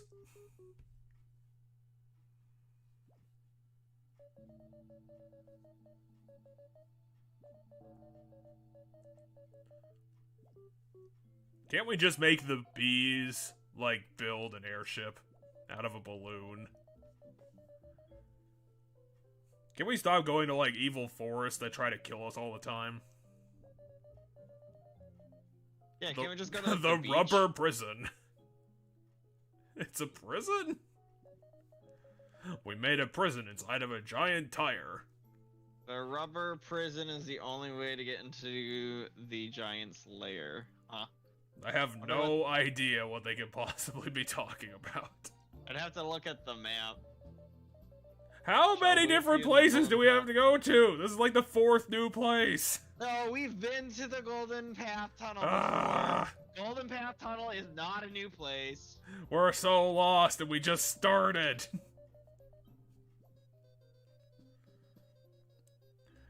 And now to get to the Golden Path, you have to climb over Mount Doom. And before then, you'll have to go through the dangerous McDonald's.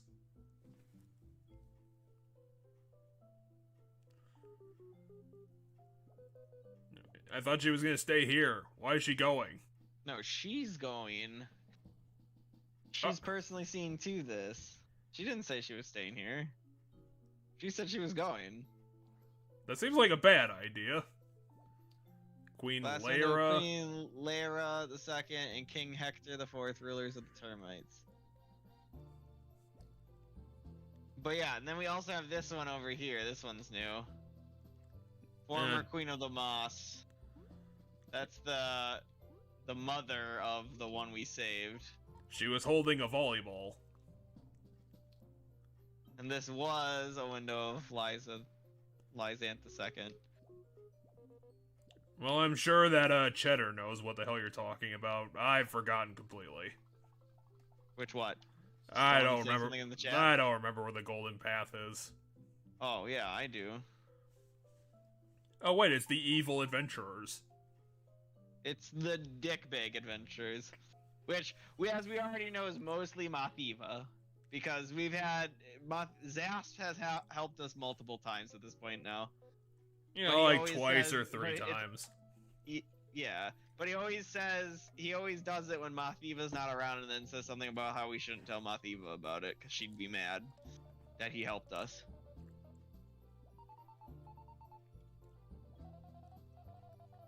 I mean, there was a fire tornado. We don't really have a good defense against fire tornadoes. Can't you just revoke their adventuring badge or whatever?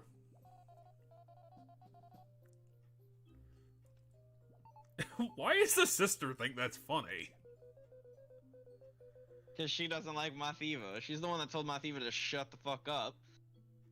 How dare you say something about my sister? I'm gonna fucking cut your face off. And then Zat said something mean back to the sister, and then the brother stood up for the sister and said, I'll fucking beat the shit out of you. I'm gonna beat up the guy with a sword. That's a great idea. Now, the guy with the sword was gonna beat up the guy who made fun of the guy with the sword's sister.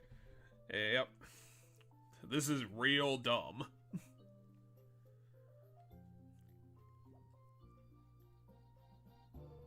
I mean, we have the Queen's blessing and all this shit. Why do we even have to care about these 2 assholes? Because she wanted us to assemble all adventurers, and they are part of all adventurers. Seems like way too many people. We probably should, like, diversify our efforts. We don't need like 30 people doing the same thing. Leaf, that was supposed to be a secret. I mean, they don't even know where the hell the Termite Kingdom is. They're not gonna be able to find it. We have a trophy. Do you want that instead? Also, it's not a secret when all adventurers are supposed to go to the Termite Kingdom. And Moth-Even's ass are part of all adventurers. Well, currently it's a secret. Unless she's gonna, like, go into Town Square and be like, Termite Kingdom! Did you even, like, take any quest? Well, so to take quests, you go to this board, or you can talk to him and say, take all open ones, which is what I did. So, we have new ones now. We just Okay, what do we got here? The butler went missing. He's in the wild swamp. He went missing again. This is the second time he went missing. Yeah, now he's in the swamp. Lost sister. Gone. I saw Swath taking her. I couldn't reach her in time. She's on Metal Island. To her. Someone meet me on Metal Island, so the sister's not necessarily on Metal Island. Well, maybe it's right behind her. Nectar from Critters of the Land. Oh yeah, I do remember that wizard. Blooms. That was a very bizarre meeting. Golden Paradise. I mean, it sounds like we need to do that chef one like right now. There's 3 secret bosses. Go to Defiant Root and help him. Yeah, they need a specific food item that we need to go like get for them, which is why we didn't do it anyway. I have no idea where I don't even remember what that quest was about. What, the food one? The food one. It's just like a series of help them cook by giving them specific food ingredients.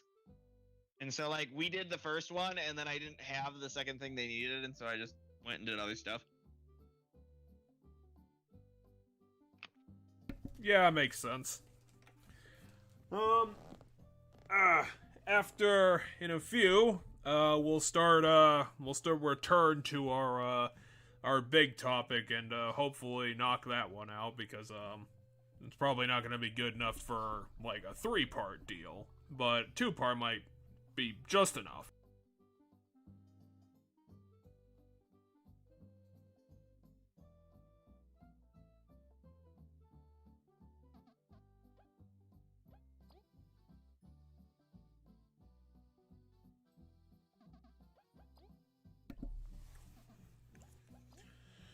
Okay, so last time we pulled a topic out that I had planned for a while. We didn't actually finish it, for the obvious reason that we stopped at Silent Hill 2.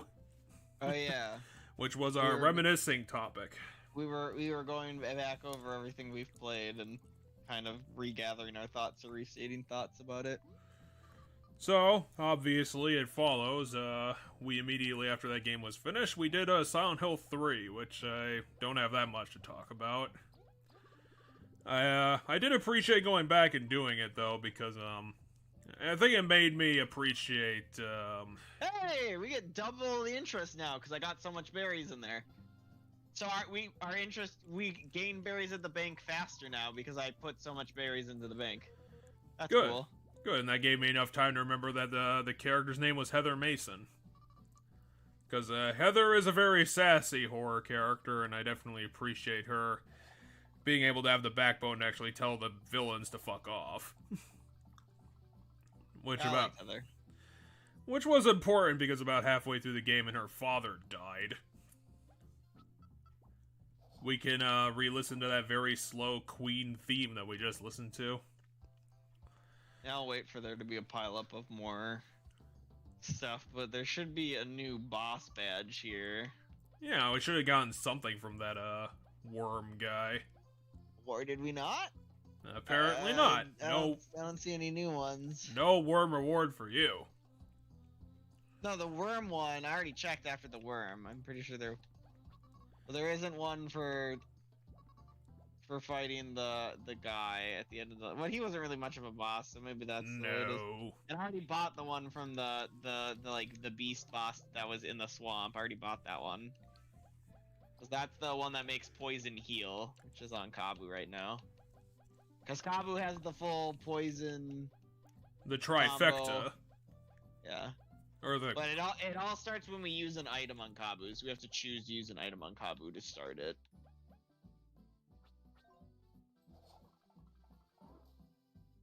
What was I gonna do? Oh, I'm gonna go try to find. I don't know where they are, but let's take a look at the last couple hidden bosses. So I know where the Devourer is, but where's the False Monarch? Forsaken Land, so it's where we're That's where going. we're heading. Yeah, okay. So that's probably the hardest of the hidden bosses. And then defeat the Peacock Spider on Metal Lake. So, alright, Shouldn't we be able to get there? Or is Metal Lake not at Metal Island? Well, Metal Lake is the Metal Island, I assume. It'd be kind of weird if they were in different places. My guess is somewhere in Metal Lake there's or at Metal Island there's like a way to get like maybe just a little ways out into the water. Oh, that guy wanted to talk to us. Where? Oh, the guy right at the door. He's like, hey, have you seen my sister?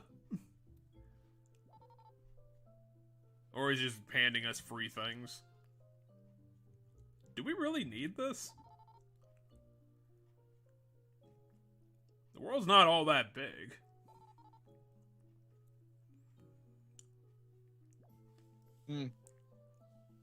That's odd. I don't know. So yeah, Silent Hill 3 unfortunately is not a very interesting game. It doesn't have a big plot or like a lot of events going on, so it's a very dull game to go back and replay. I mean, it's interesting enough, it's just kind of dull and kind of short. Since, I would say the highlight of that LP was definitely the mirror scare. Because it's always a good one. And it reveals a very specific fear of Heather Mason, where she hates her reflection for the reason that she was the offspring of the child of Cyril, I'm trying to think of, from the first game. Oh, I think it's Cheryl, not Cyril.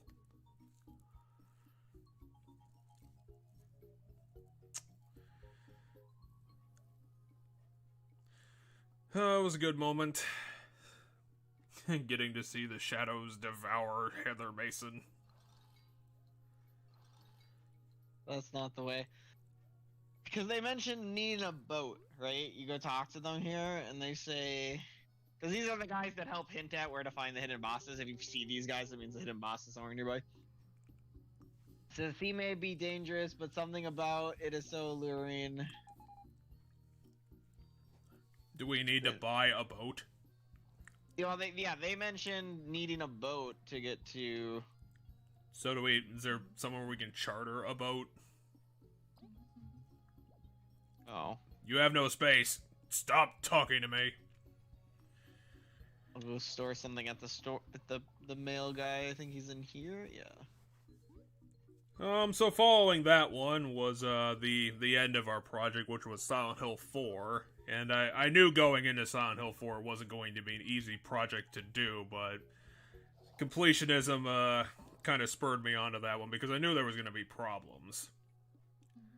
Because the main problem with Silent Hill 4 is that you have to basically replay the entire game backwards as an escort mission. Which is very fucking annoying, but as I found out during that LP, you can actually get away from that by apparently using one of your curse fixing candles like right in front of her before the final battle, which was... I'm surprised they included that in the game, but it's a very easy way to just get rid of all of your problems immediately. Unfortunately, I'd say that LP didn't really have a standout moment. I do remember you were about as annoyed as I was having to redo it when you realized that was the second half of the whole game. Right. So yeah, I mean, Silent Hill 4 always had a great, like, core concept with the first-person apartment and all of the first-person scares associated with it, but the second half just completely ruins, like, any goodwill that game could have had going into it. It's just a shame that it couldn't have ended, like, super strong, but, you know, that's the cards you're dealt playing the quadrilogy. So... I think we completed like every Silent Hill game pretty quickly, which, considering we were doing probably Mass Effect 3 at the same time, meant that, that was why all of them were in a row like that, because the next one after that when we finished was, your next game, which I think we played, we at least started around Halloween of that year, was, when you decided to take, I think it was either... It was either 2 or 3 episodes. It was very short, but it was the Resident Evil 2 remake. Yeah, that was pretty fun. It was definitely a very solid remake. I probably wouldn't play it myself though. I'm not really sure why. I think it was just a bit shorter.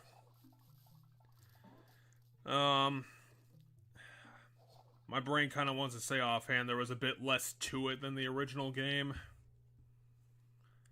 So while I don't think so. There's plenty to do in that game. I don't know. I think I'd still favor the original one. I don't think I got all that much out of the remake. Well, this Halloween we're playing 4 remake. We get to see if all those additions get to justify the remake's existence, because I haven't seen much about it, so I don't know how much they're gonna be interested in changing all that much.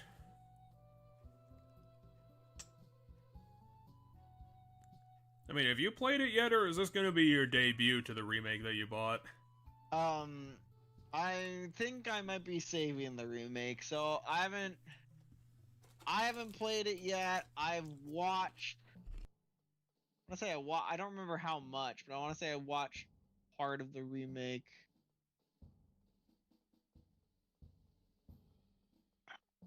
Where did I think I watched up until getting Ashley. I think that's what I watched up to. I mean, that's pretty deep into the game, unless they, well, kind of like a quarter of the way through. Unless they decide to change a bunch of events around. Nope. There was some stuff that was slightly different, but it was still, it was still pretty much what you'd expect. I mean, you probably got to see a whole boss fight, because I think Mendez is before you meet Ashley. Ooh, what rune? In the original, he's the guy who transforms into like half a scorpion. Oh no, that's after Ashley in the original. Really? It's very shortly after Ashley. Like, you get Ashley, and then it's like, because you get Ashley, then you go kind of back to the main area of the village, like the town where, like, you had to fight until the church bell rang, and then you're able to go this one entrance you weren't able before, and like right through that entrance is where that boss fight is. I'm really hoping they didn't change much about the siege house, because the siege house is really cool. The castle? Is that what you're talking about? No, it's that house where you have to basically fight off with Italian Man, and Ashley with all the zombies breaking through the windows. Yeah, I haven't gotten to that in the remake. Oh yeah, Ashley is definitely there, because I think that boss that is maybe right before the Mendez fight, because right after the Mendez fight you end up in the castle. So yeah, because Italian guy says the really dumb line about Ashley's tits. But yeah, I think where the game is gonna. I can never remember that character's name, because he dies like halfway through. Luis. Yeah, that is his name. But, he's not Italian. He's Spanish then. I think. Yeah, because they're in Spain, and he's a cop from Madrid. It's kind of hard to take that seriously, because it's not really Spain. It's just kind of like generic European town, because that's how Japan kind of looks at it. Right. So that's even what Leon himself like refers to it as. He's like, in Europe. Like, they never say they're in Spain, but it's very clearly Spain, and it's northern Spain is where the game takes place in. Like, if you have to figure it out on a map, it takes place in northern Spain. Huh. But, like, based on geography and stuff, but, like, yeah, the game itself says Ashley went missing in Europe. Like, they never say Spain. Like, the original game never says Spain. Maybe the remake does get around to saying Spain, I don't know. Where am I going? That's fucking hilarious. Yeah, she got lost in a continent.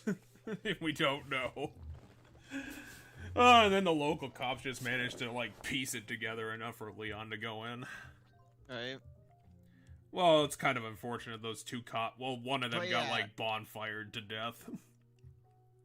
Yeah, one of them is, like, stabbed and, like, hung up and then on the fire, and then the other one...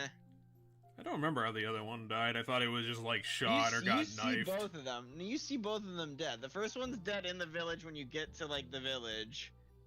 And then you see them disposing of the body. I think the other one might be sacrificed to El Gigante. I think that might be where the other one is. That does make sense. But then I know you see them disposing of the cops' bodies in the lake. So yeah, other than just kind of getting an appreciation for the quality of the game, I didn't really get much out of the 2 remake. I don't even know if we did like did we do both paths? Because I thought we completed the whole thing. We did. Oh yeah, that was probably because I was mentioning the thing that's probably not in the game where you don't have to leave items around for Claire in the second half. Because that's not a thing. Which is nice because that was very fucking annoying about the original where you couldn't gear up your character because if you did, Claire would have literally nothing to work with.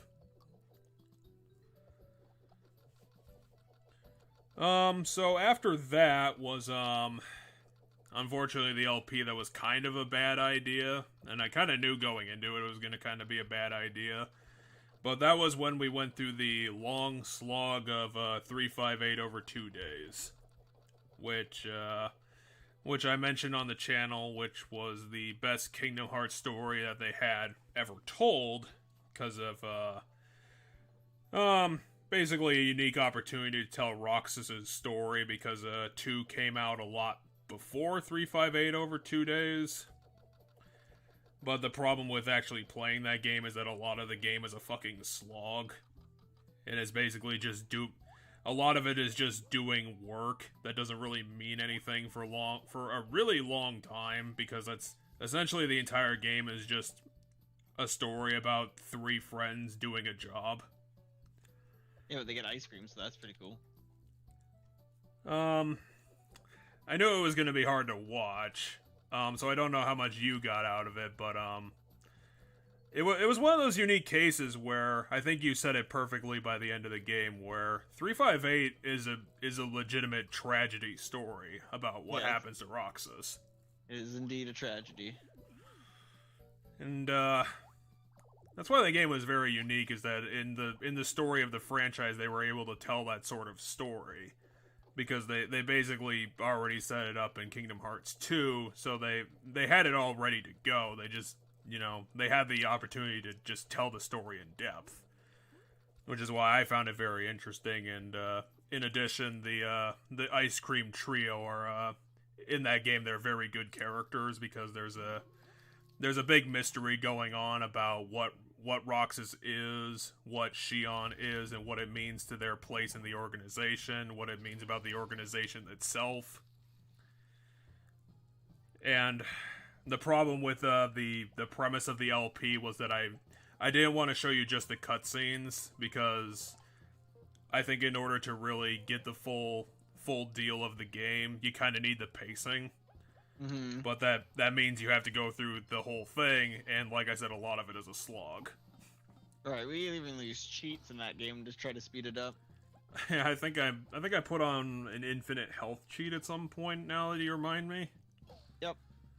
Okay, so this super boss is not going to be a problem. No, this super boss was meant to be fought a long time ago.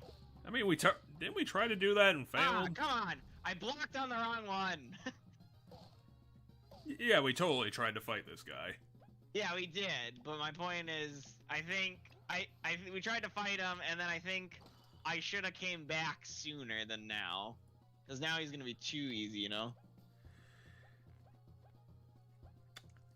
So yeah, I would still personally recommend the game to anybody who's even slightly interested in Kingdom Hearts.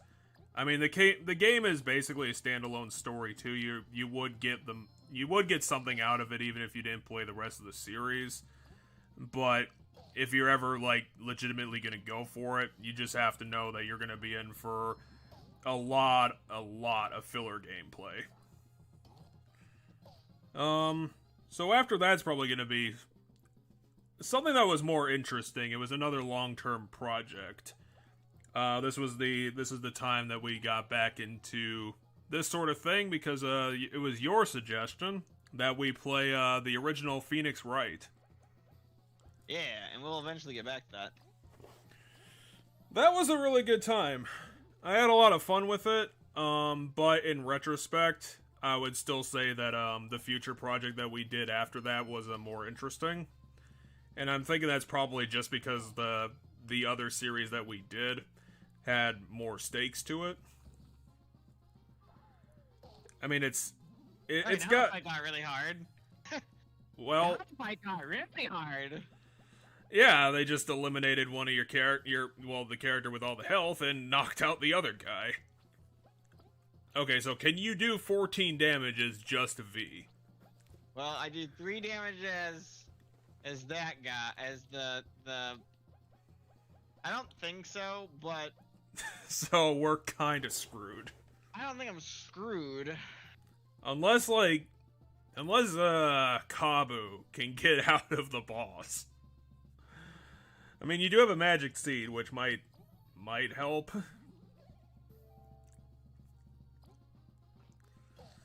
Yeah, I think I just have to figure out...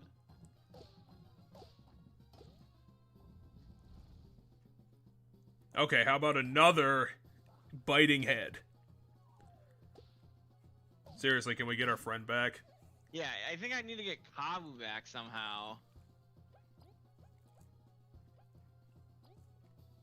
I think I kind of just got bad luck a bit too. So if we do end up losing... Yeah, I mean, the problem is they took your tank.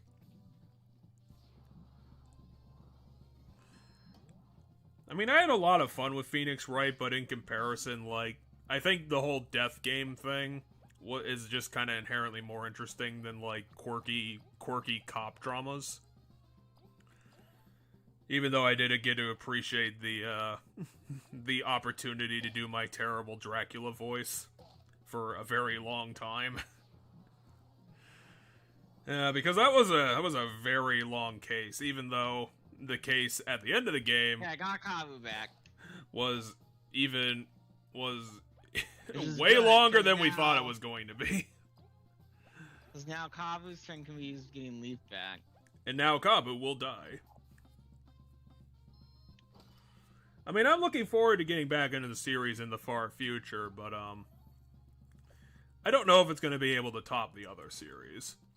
It might. I don't know how quirky it's going to get.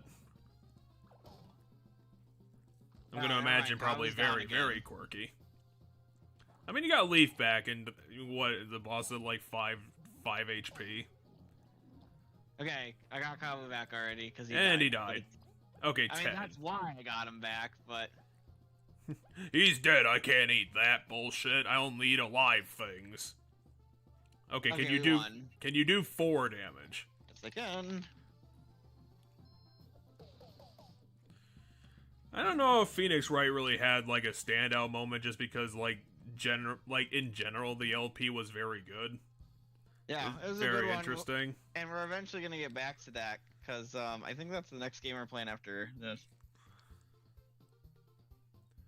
Or it was one of the games I was considering playing after this. I think the revelation of the Dracula crime was probably the most interesting thing the game had to hand. About the crime of the elevator. Where, if I remember correctly, it worked because, well, one of the guys went crazy from being asphyxiated and accidentally failed to shoot Dracula, and he took the opportunity to use that specific bullet hole to kill his rival. His legal rival. My brain's saying that was like the ironic smoking gun. I don't quite remember how it went, but How did you kill that guy from all the way down there? Come on. What is your hitbox 20 feet tall? I think I fell into him as I was jumping down, but the fall, like, the death animation for him took a while. I mean, to kind of put a pin in it, it was definitely a fun time, even though the final case probably could have been cut in half. Like, it didn't need to be that long, because I think the final case took like 2 episodes by itself. Which is kind of absurd. But after that was an attempted experiment that we tried, and it didn't really work out. Because the game we did around that time was an obscure adventure game called Silverload that we had mutually agreed to do, and I think it was only a 1-episode deal. It might have been 2. I think it was just 1. It was an adventure game about a Wild West town that was infested with ghosts and werewolves.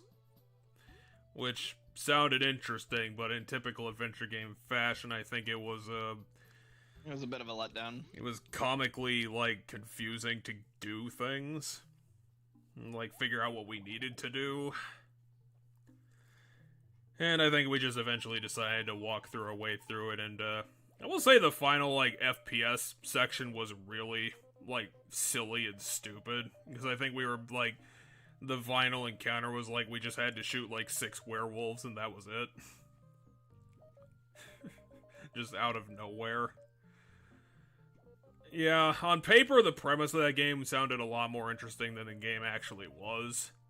Because, like, there wasn't actually, like, a lot of supernatural stuff going on in the game. It's mostly just, like, talking to people and just collecting items.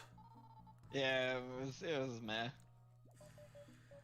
And following that up was the other side of the experiment where we played for a couple episodes the sci-fi game Sentient, which was supposed to be sci-fi horror happening in a space what was it called? Space colony? Satellite thing? That one was even more of a letdown because I, like, trying to play it myself, I couldn't even, like, figure out how to get to any of the game's endings, and I had to resort to stealing an LP someone had already done, and we just talked over that. Because I think the reason was because some of the endings in the game were kind of interesting, but trying to figure out how to get to them was, like quests were easy to break in that game. It was very difficult to figure out what you needed to do.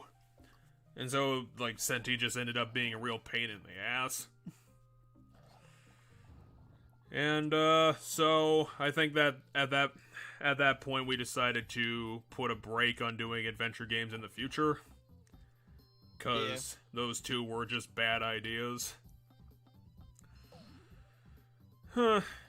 Which is kind of unfortunate because, you know, doing research after Metal Slayer Glory revealed that there's not actually a lot of, interesting Japanese adventure games, which is, if more existed, would be something I think it sounded like we were more interested in the menu-based sort of adventure game that Metal Slayer Glory had, rather than the ones that we ended up doing anyway.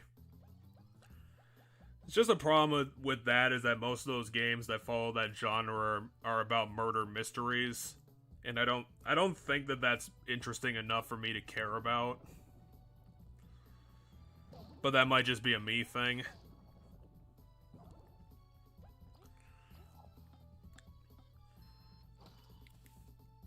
So around the same time, we decided to do another short game. This one I think was a Valentine's Day project that we decided to go with because we didn't really have a lot of good ideas around the time. And that was the 1 episode that we did Gone Home on. Yeah, I decided to do that game for Valentine's Day because I decided we were going to do another Valentine's Day game. And I think there was, like, a technical issue around that time, and we needed something to, like, fill the thing, and I was like, well, it's Valentine's Day, I have a game that kind of fits the Valentine's Day thing, we can do that. Yeah, I think that ended up being a part of the Franken stream, because I think that ended up being a stream where we, like, had to, like, squish together 3 different games, which was good Yeah, for Gone... That might be when Pokemon Snap happened, the first Pokemon Snap. Which was definitely good, because, Gone Home ended up being finished under, like, 3 hours. Yeah, Gone Home is like an hour-and-a-half game. The most I can say about it is I appreciate the story that it wanted to tell. It was a good story, but, there's not much going on in the house. It's not... The game isn't scary to me, as I found out, because the most... It's not supposed to be scary. I'm just a wuss. That's all that was. Yeah, the thing I got most out of the game was, just the couple of chuckles I had about your specific fear... pseudo fear about being alone in a abandoned house during a thunderstorm. Well, there's just some spooky noises the game makes from time to time. I was jonesing to get you back into the basement, and you were like, "No, we did what we needed to. I'm not going back. I don't want to be in the basement." Or the cellar, or whatever the fuck it was. It was the basement. I don't even remember if that game had a lower floor. But yeah, it's a story about queer love being found in, I don't know if I'd say like the oddest places. Maybe just Not a really. strange one. They met in school. It was an interesting circumstance. It's an interesting way to tell a story. Is where I'd say the weird factor comes in, because you find the story. So the story for that game, there's like 4 stories going on in that game. Ow! Damn. I mean, at least it's not like 9 damage. No, but there's 4 stories going on in that game. The main one is told through voice-acted, like, things when you find the items that are tied to it. So you find items that are tied to it, and then the voiceover diary will play. And that voiceover diary is the last thing you find the entire diary.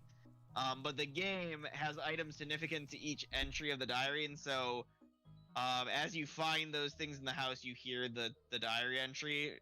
Canonically, if we were gonna say how the story goes, the character finds out that whole story at the very end when they find the last item that causes the end credits to roll, which is the diary.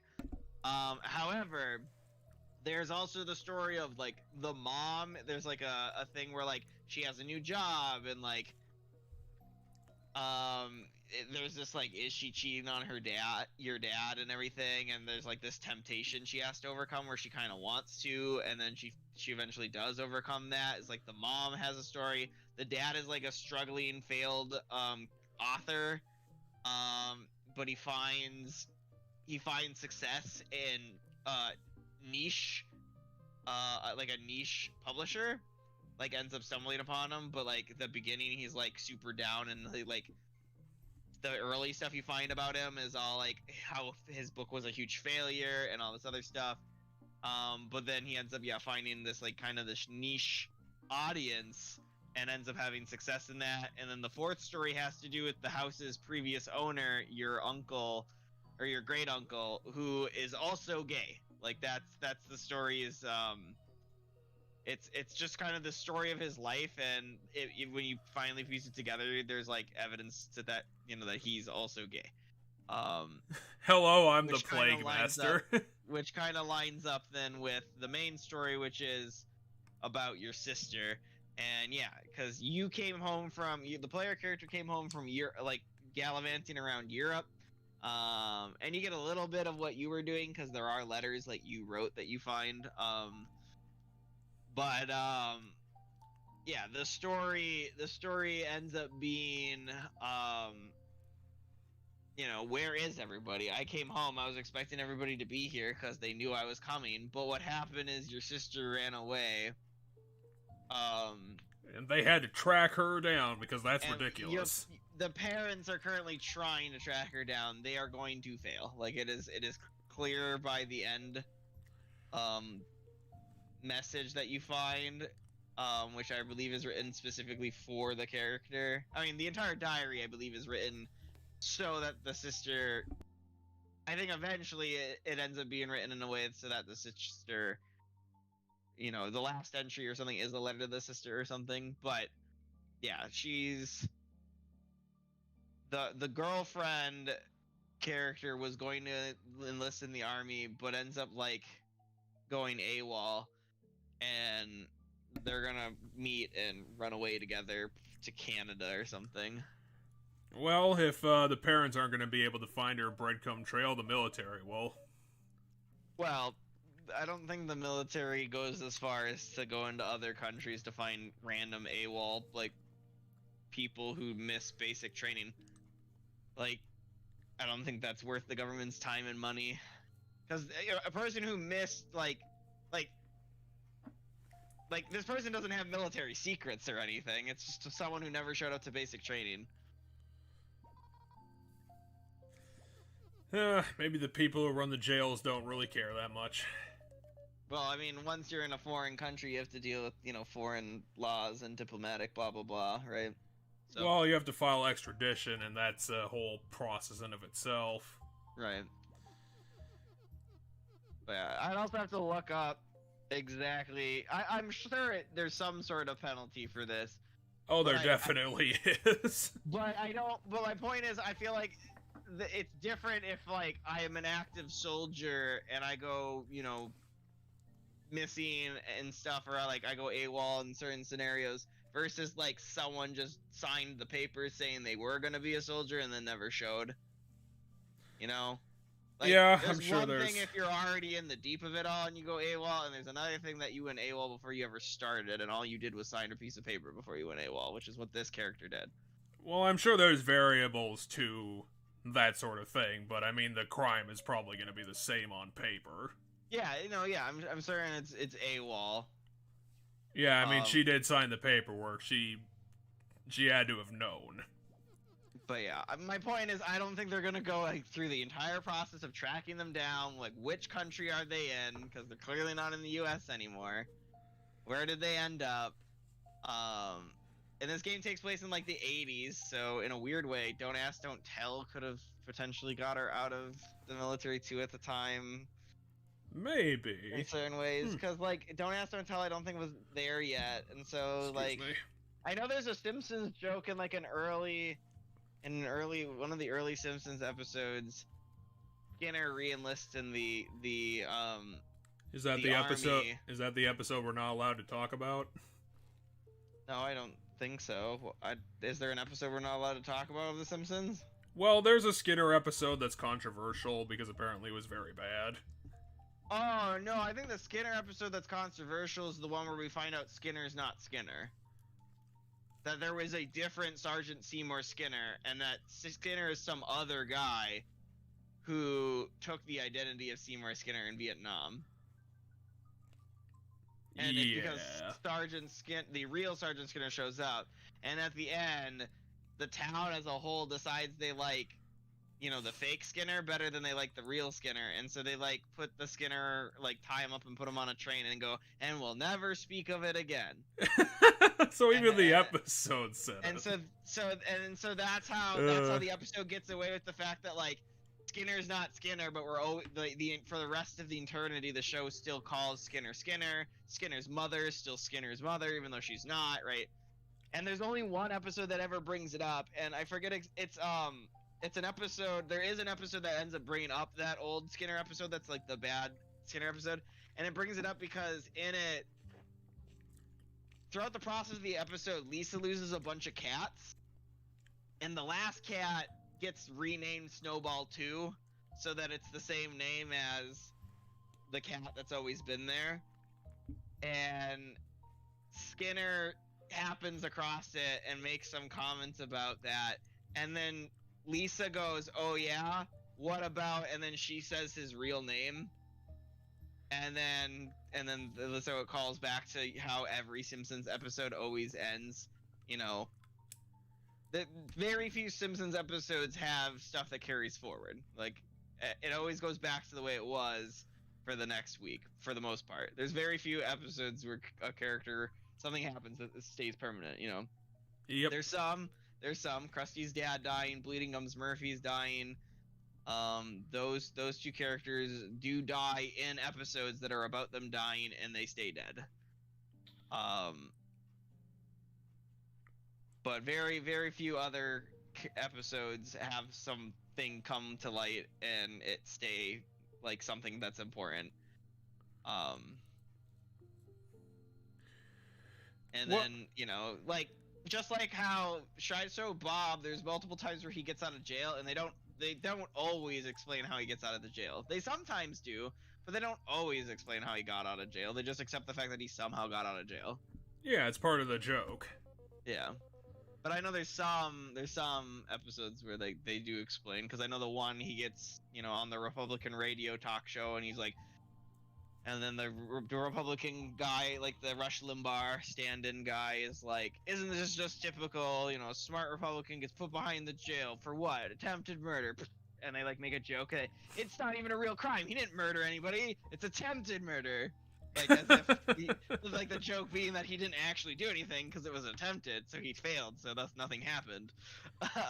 And then, so, the town gets up in a riot about it, and the mayor, pardons Bob, and that's how Bob gets out of jail in that episode.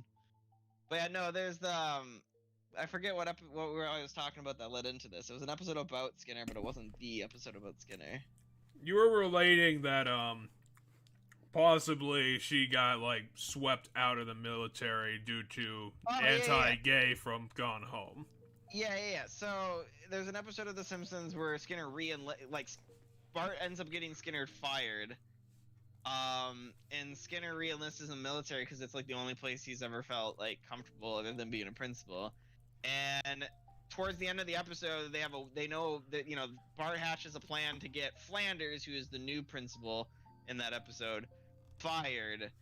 And they hand wave Skinner getting out of the army by Bart, because he's like, well, what am I going to do to get out of the army?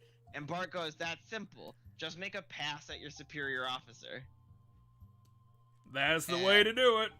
And so but we never even see that. It's just that's Bart makes that joke and Skinner's out of the military. And then I forget what their plan is to get Skinner or Flanders fired, but it fails. But then Flanders says something about God over the intercoms while Chalmers is there, and then Chalmers goes, God has no place in this inside public schools, and then goes and, you know, fires him for you know, separation of church and state. Because Chalmers is just that stand-up of a guy. And then yeah, Chalmers gives Skinner the job back because, quote, he seems to know all the kids' names already, end quote. That's all you need. That's all you need, a roster, that's it. Okay, so we have to keep an eye open in the densest fog ever.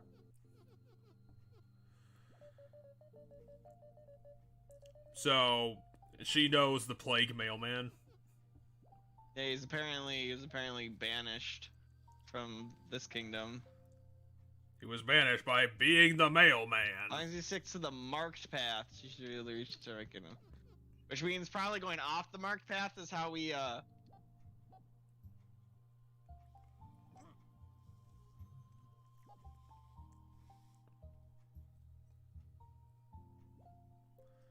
But yeah, going off the marked path is probably how we find a super boss.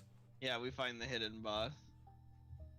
It's not exactly Lost Woods, but it's close enough.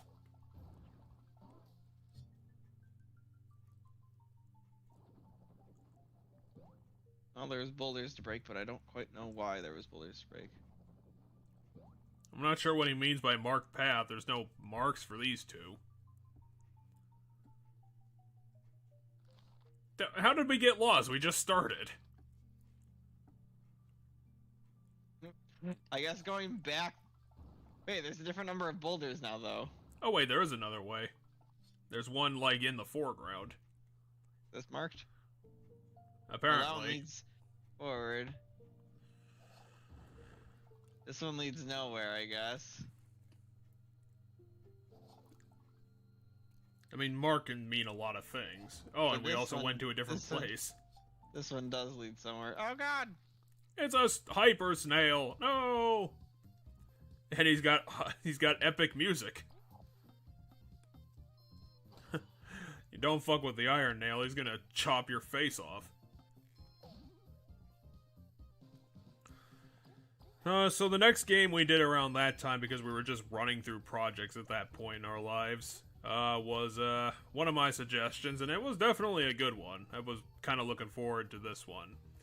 It was my third play of Return of the Obra Dinn, which is at this point a game that I can only get fun out of revisiting by bringing new people into it. Which, fortunately, you hadn't played the game before, so I was able to show it to you. Yes. It's an interesting little yarn about learning the deaths of the crew via very strange circumstances, and a lot of supernatural bullshit happened. We found a squash. In a thorn bush. Thorny squash. Oh god! This is getting very Going backwards led us to a different location. This is getting very confusing. There's a log right there. I mean, yeah, but we don't know how to carry a log. Obviously, the log is too heavy for Kabu.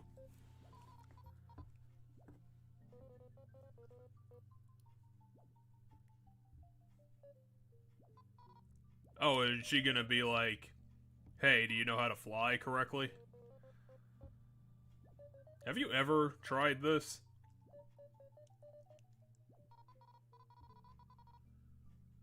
Well, also, V is the tiniest one of us. Like, I think the plan is technically taller than her. Nah, the plan is just slightly shorter than her. We'll be able to look in combat because V's in the back and the plant's behind V, so they'll be standing next to each other pretty easily in that case. It's that simple. Oh yeah, I have to be V. Wait, the queen can fly? No, Or is Leaf levitating? I think Leaf's floating them on a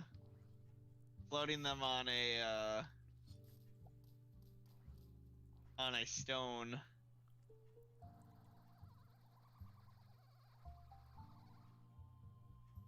Queen's dead. Yep. No more royalty, everyone. It's a free for all. We can. What the hell are you doing? I fell. Why? Cause I didn't hold B long enough, early enough. Why do you keep killing the queen? Getting around this area is gonna be fucking complicated as hell, considering it's just teleporting all over the place. Well, that led back to where it was supposed to. And here you are, back at the beginning.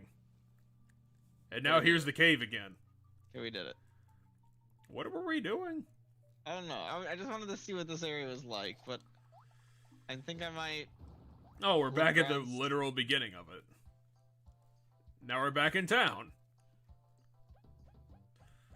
Here, what do I want to equip? So yeah, I think we did the Obra Dinn in about 3 episodes, and I don't remember if you got frustrated during playing the game, or you were just acting for it. I think I might have got frustrated in certain parts, but no, I wouldn't say frustrated. I know you didn't. I know you, at the, once we got everything sorted out, you thought it was a good time. I mean, I had a lot of fun getting to re-experience the game through new eyes. Yeah, because once you solve it, there's no randomization, so you already know everything. I would probably say it's one of the finest indie games I've ever played. I want to find out how do we get to the peacock spider. Well, I can Google it. I'm in the middle of doing that right now. How dare you? I was gonna bring up another fun project we did. Because this go ahead. This is around the time when we had like a bunch of good ones, which was good because we did a bunch of bad ones. This is around the time when we left my usual recording setup, and I think we actually did this special style because this is when we did the 2 episodes of Pokemon Snap. Yeah, that was good. I think you were around. I think you were either like around for 1 episode in person of either New Snap or the. I don't know if you were here Snap. for. Yeah, I don't know if you. Snap. Regular Snap wasn't long enough for you to be here for. You can beat regular Snap in like really easily. So. I actually tried to rewatch our LP of it because I wanted to re-experience the highlight of it, which was when I actually remembered why it happened because like at some point like the emulator we were using completely crashed and we had to try and reload the game. And once we got back into it, it was still fucked up because we ended up getting teleported into the Void world, where like absolutely nothing about the game loaded in. So it was the river level with like 0 textures, and that was fucking hilarious. Where we just like literally load into the void where nothing exists. Yeah, the river level glitched. Beyond that, it was mostly just trying to defeat the game by taking pictures of exclusively Pokemon ass, and that was pretty funny for me at least. And also getting to assault Pokemon constantly by over-pestering them. But yeah, it wasn't exactly the most stable game we've ever played, because beyond that there were visual glitches and other problems. We had a lot of fun with the revisit, because it was just a nice chance to do something really goofy. And that was in preparation for us doing a few episodes of new Pokemon Snap, which before then I don't think I actually played before. No, it only had been out for like a year. And I will say that I probably still prefer the original, but what they were able to pack into the new one was very, very inspiring. Right? There's a lot of content to the new one. Oh yeah, he has a new quest already. Oh my god, you completed 10% of Chapter 6. Here's a quest. We have to go stop by a doctor in Defiant Root. I would say it's even more impressive that New Snap contains, like, 0 references to the original. That's not true at all. Really? Yeah, the fucking player character from the original Snap shows up. Well, yeah, but he's doing new stuff. Yeah, but that he himself is a reference to the old game, because he references the fact that he did the old game. Well, yeah, but what I was talking about was, like, they didn't HD recreate any of, like, the famous shots of the original one. Like, they didn't bring over any of the content. Because that's what I thought they were going to do, is, like, they were going to bring back the well, they actually didn't bring back any evolutions, period. I thought they were going to do, like, the Gyarados thing, the Charizard evolution, maybe the Ditto thing from the beginning of the cave, the Jigglypuff thing. Like, I do think the Ditto thing is in that game somewhere. I just don't remember where. But I do think Ditto's in that game. And it is disguised as another Pokemon. Is it But the Ditto Bulbasaur? one might be. It's not. I don't know if it's Bulbasaur, but it probably does the Ditto face thing again. What was it? I keep forgetting what I'm gonna do. I don't know. Go do that. I want to do this one. Butler's missing. I'm gonna do.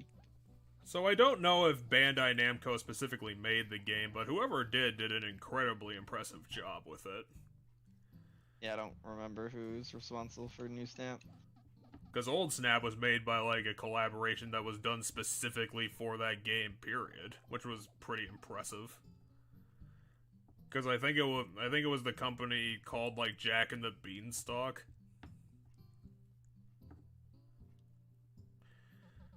So it was a fun time. It was a very quality title with a hell of a lot to do. I actually still have never completed any. I haven't really done any of, like, the level 3 stuff, just because you have to do a lot to get to level 3 on the maps. Yeah, all the maps. I don't even know if we did all the maps either. I think we did at least most of them. We hit the broad strokes at least. Right. And we didn't hunt down like any of the legendaries. Like there's active stuff you have to do to hunt down legendaries. Every map has like a legendary, and I don't think we found any of them. Yeah, and it is definitely impressive for the nostalgic developed Pokemon series that Xerneas ended up being the quote-unquote final boss. Because even at that time, he was still one of the more newer boys. They didn't. Was he? I don't know. I mean, how long had X been out by that point? X came out in 2013. When did Leaf stop glitching out? Leaf, stop breaking the dimensional rift. You're not allowed to do that. Come out? Well, I would say at least the minimum 2019. It might be later. It might have been in the 2020s. Currently looking. Wikipedia, tell me the answer. It came out in April 30th, 2021. So it had been 8 years since Gen 6. Since Gen 6. Which is where Xerneas is from. So. I will say I got the perfect picture of Xerneas. I think I used it as like the thumbnail for the episode. Did you? Yeah, because it was a picture of Xerneas' ass. Oh, yeah. I was gonna say, because I remember our goal was always to get pictures of the butt. For whatever reason. That became the meme. Well, it was because it was... Isn't it more funny to get picture of HD ass, at least? Yeah. It was a good time. It was, very well done. Whatever third party did it. Oh, I could have looked that up. I had it pulled up. I can look up who made it. Developed by Bandai Namco Studios, published by Nintendo and the Pokemon Company. Damn, it's usually the other way around. Bandai Namco doesn't really... I don't know if Bandai Namco makes games a lot anymore. They publish a hell of a lot of stuff. Bandai Namco makes all sorts of stuff. I'll help you train. Succulent berry, it's gonna turn out awesome. Do I have a succulent berry? Isn't he trying to make succulent berry? No, he wants a succulent berry. I think I've seen a succulent berry before. Is a succulent like berry? once. No, that's not a succulent. That's also a mushroom. Shut up. I'm sorry your eyeballs don't work when you've been staring at Wikipedia all this time. You haven't even been playing the game. It's been an algorithm I've been talking to this entire time. What the fuck is a sugar pepper? It's something that's gonna up our stats permanently. Dangerous room. No, he's just selling poison. And here's I forget her name for Pokemon. Oh yeah, this is from Paper Mario. It's not even the right game. Whatever. My guess is we can buy a succulent shroom somewhere. We just gotta find the vendor that sells it. So after we had completed that up to the at least Xerneas part, we decided to move on to another short project where I suggested we play Soma, which was a walking simulator horror game that made me physically ill.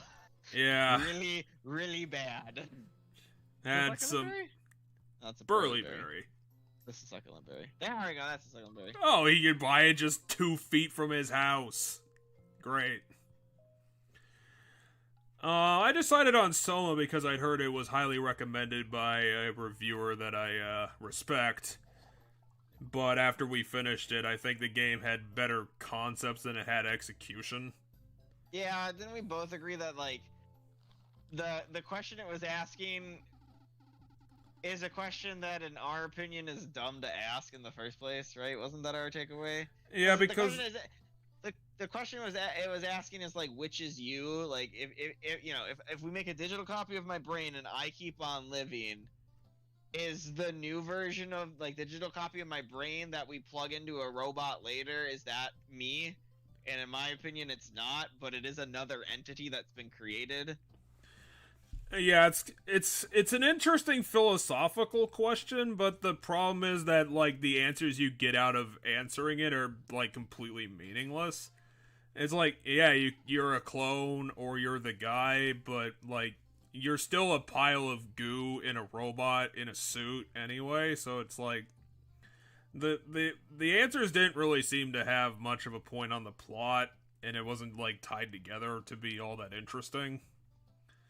Because at the spoilers for the end of the game, how it ends is that we were told through this entire time that I think Earth is fucked for some reason, or like the situation we find ourselves is gonna end up being fucked over by some sort of like fungal-esque invasion of like spread by AI or something like that, where it's just like spreading and corrupting everything.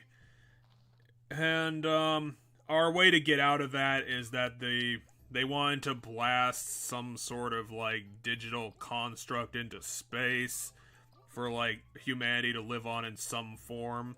It's like a digital brain paradise place.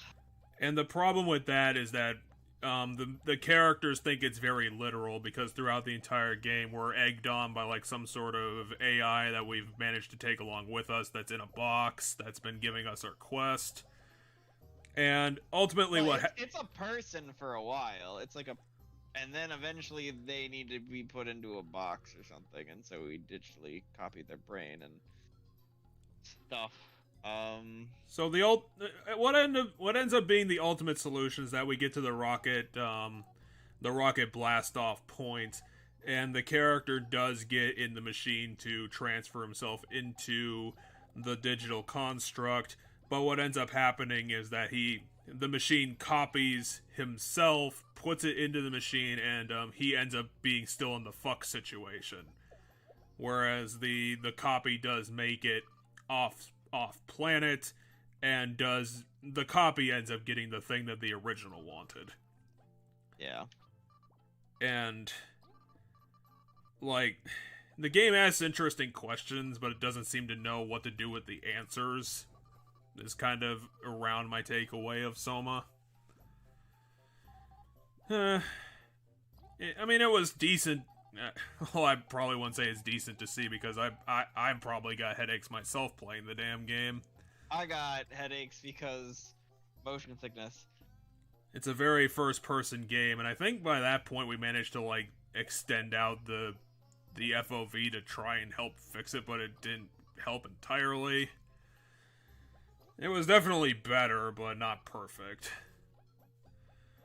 So, that was kind of a misfire, and, very unfortunate that a highly recommended game from that person didn't pan out too much.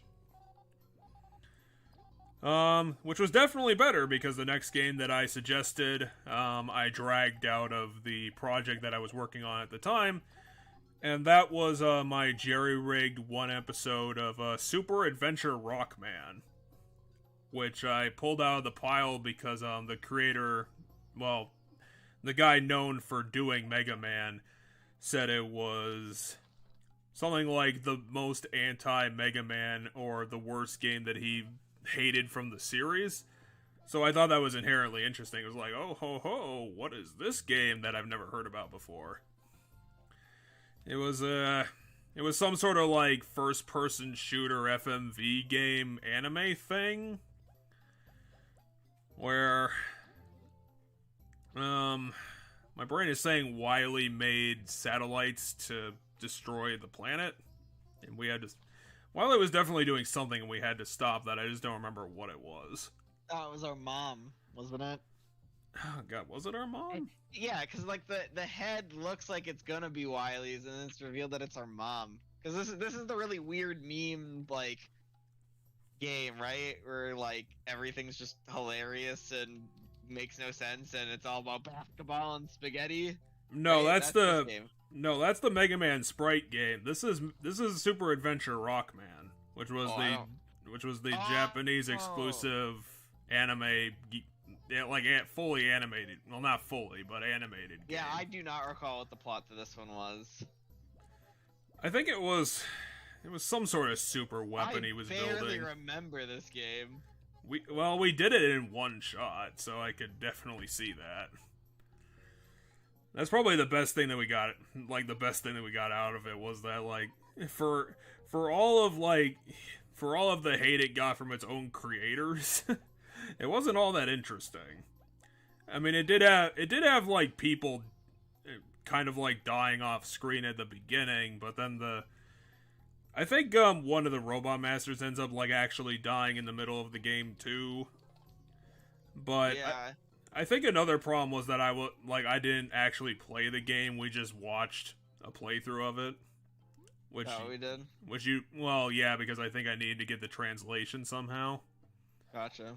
Because I remember I had to splice in all of the gameplay because I think the translated playthrough had someone commentating over the whole thing.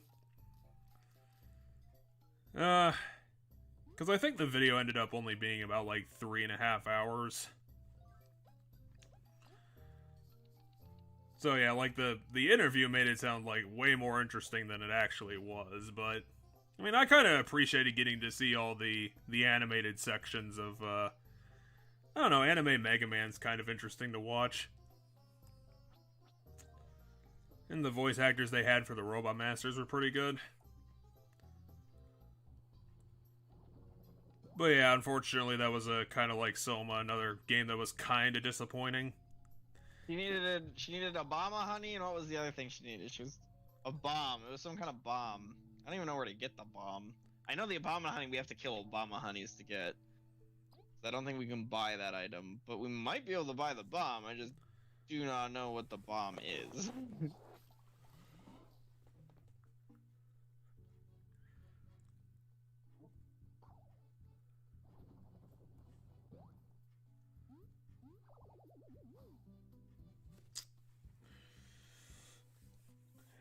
Well, I guess I bought one of the things I think the wizard wants.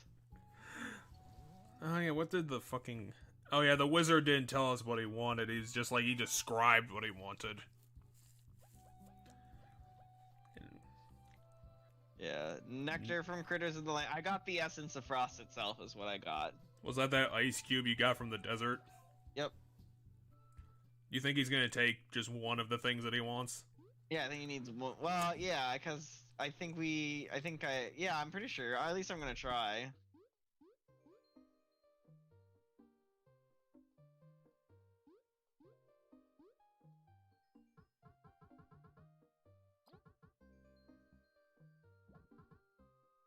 Okay, no.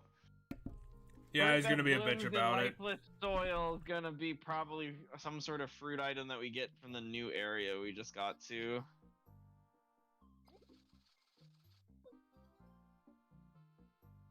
Huh.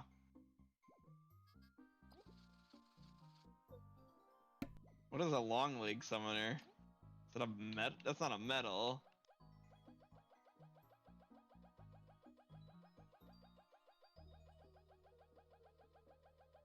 Yeah, it's not a metal. Huh, I'm curious what they'll do. Alright.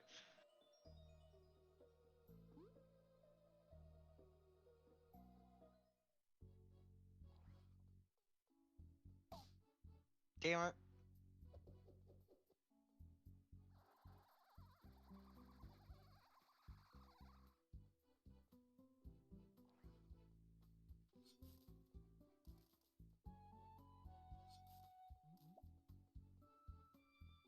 Okay. I think I know what the nectar they need is.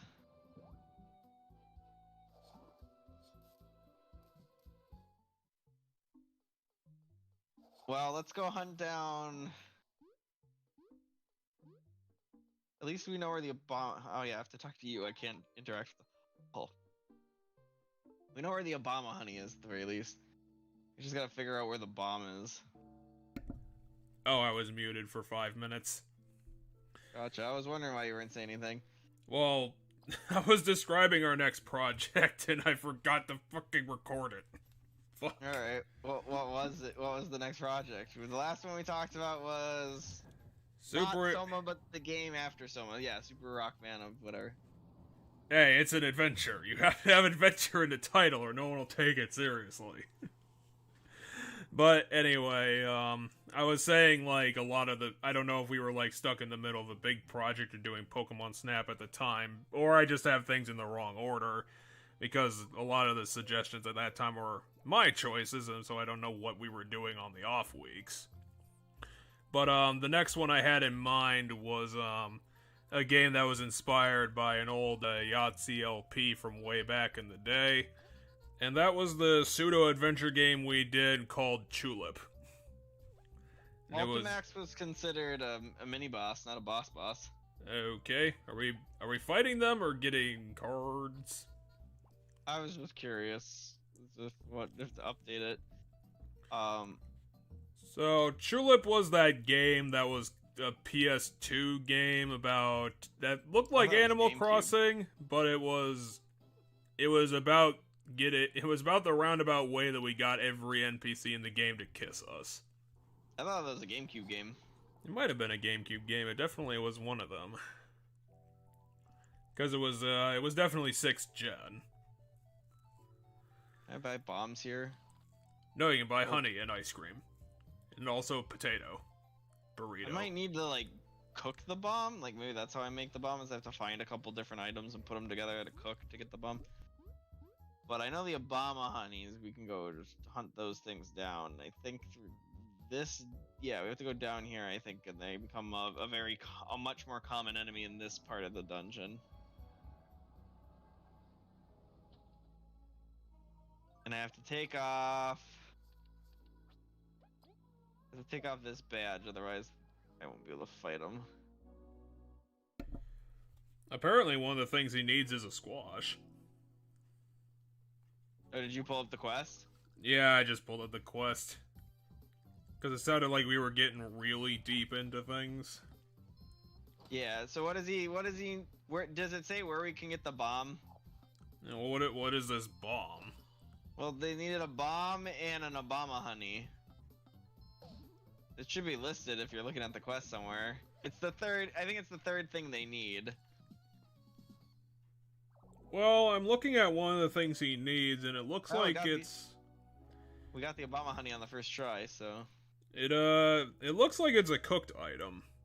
Okay, so... But I'm trying to find the recipe for it. So maybe if you click on it, it'll pull up the recipe.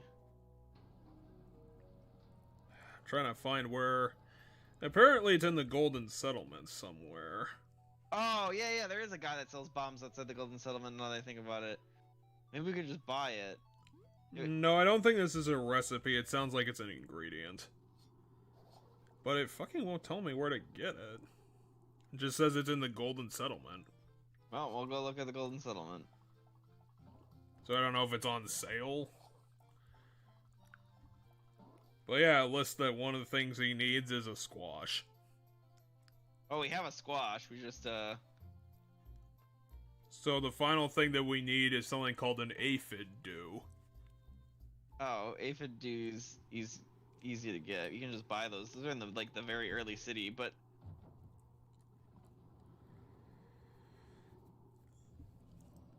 So Tulip was a fun project because I didn't really know what I was getting into playing it, because the LP that I saw that inspired me to pick it did not get into like any of the actual game part of the game, where it was like solving a bunch of bizarre side quests. Wait, hold on. Which were you looking at, the cook guy or were you looking at the No, I was looking at the wizard. I was looking at the wizard's quest.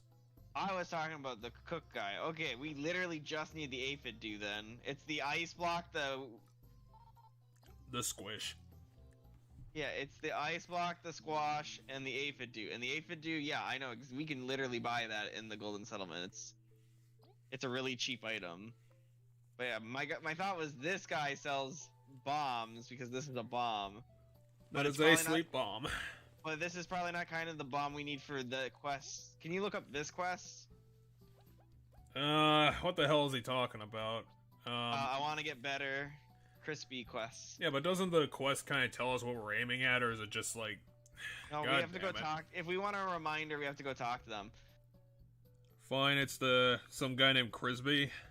Yep.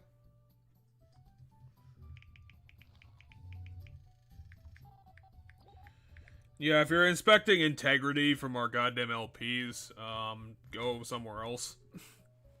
Because Yeah, we are not into that.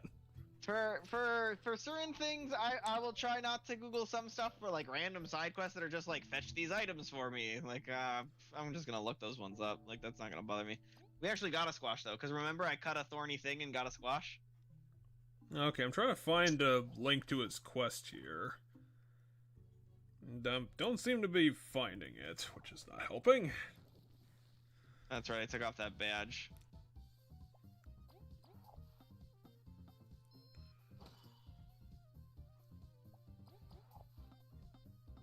Okay.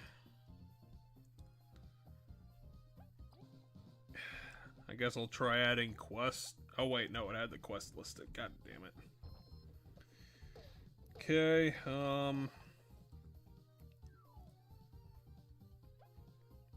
no, it looks like you were on the right path because the thing he wants is a spicy bomb. Yeah, so how do I...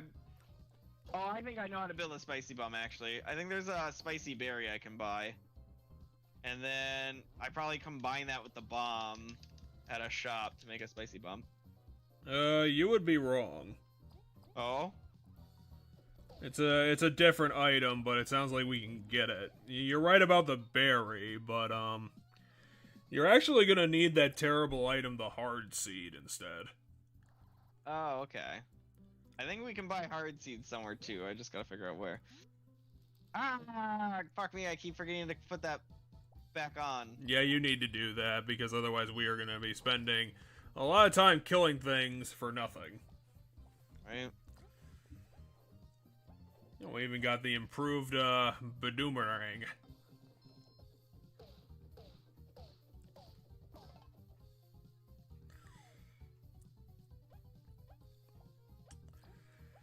So yeah, while the game was a lot of hard work, I think what we ended up getting out of it by the end was definitely worthwhile, because a lot of the side quests weren't all that hard. It was just more time management and keeping things in mind. Because the ultimate highlight of that LP was the scrapbook. Because what they decided to do was they decided to take the animated characters and put them in real-world locations with funny captions. Yeah, it was like actual, like, real photos from the real world, and then they, like, photoshopped that cartoon character into it. And what definitely made it work was there was around 30 characters to quote-unquote collect. And then the ending of the whole thing was pretty ridiculous. Because it was like going into like some sort of like cave of horrors where things stopped making any sort of sense. I'm trying to even remember how the game actually ended. Because all I'm remembering was like the giant cat that we met at the the end of it all. Yeah, I don't quite remember how it ended either. I think we had to do like a quiz thing where like it quizzed us on game knowledge of, like characters and stuff. And it was ridiculous. It was like literally 20 questions. I definitely did not expect that to happen.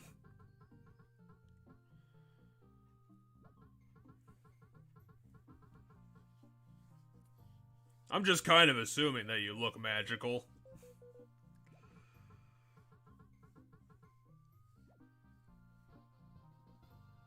So I'm just gonna send you into the void for 2 seconds.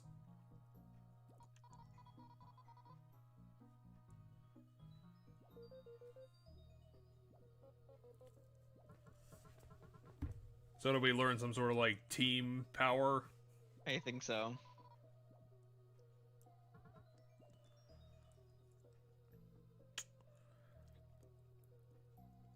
Alright, so we need a hard seed, you said. Oh, no, I didn't need to go in here. Yeah, I think we can buy hard seeds. I just don't remember where we can buy hard seeds.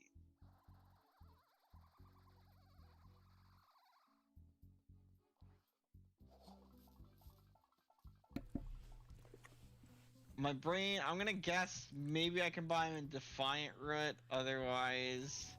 You're also maybe I gonna can buy them in Golden Settlement. You're also gonna need to remind yourself where you can find those spicy berries. I do know where to get the spicy berries. I think I buy the spicy berries from the traveling merchant. Although I don't know if their stock is the same at every location, but I'm pretty sure if I go... You think there might be a problem finding the traveling merchant? Well, no, because the traveling merchant, like, wherever we are, they are. But I don't know if their stock changes depending on where... Didn't mean to do that, but whatever. You and your running into save points. But yeah, because I think the red berry they have is the spicy berry right here. Yep.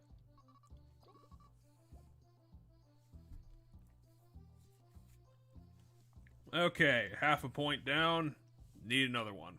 And then we need the seed you can throw at people, which, just to see, maybe they sell it here. If they don't, I'm gonna guess Defiant Root. Not there. All right. Potato. It's either gonna be Defiant. Well, I don't know. My brain says I don't. Maybe Golden Settlement. Because I feel like the when we got those seeds a lot was around Golden Settlement, so maybe it's in Golden Settlement.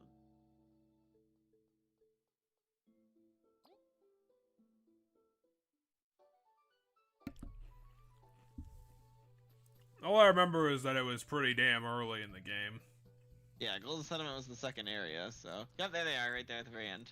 Oh, and there's the thing well, no, you probably already bought that and ended that What? quest. Yeah, the So. aphid do? Yeah, we already used that. Hey, do you know how to cook this shit?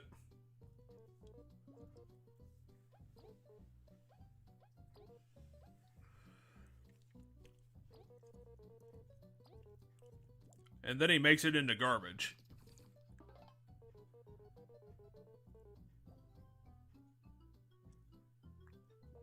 Don't run with this, otherwise you'll explode. So this is another one of our longer projects, and it was one we actually put a lot of effort, well, I put a lot more effort into it than I expected, and this was after we had finished the other thing, we decided to get into Danganronpa. Yeah. Which on paper sounded like one of those rare games where we were both, like, gonna be interested in it. I mean, we were. I just had already played the entire series. And then it turned out being true because it was a character-focused game about death games. Yeah. And solving murders. And we decided to do a thing to kind of spice it up where I kept a running tally of my favorite and least favorite characters along with a journal about where I thought the game was going. Now fight the monster you created. Can you fight two Obama honeys? Can you really? Look how strong and goofy they look. Now look at how flat that guy is.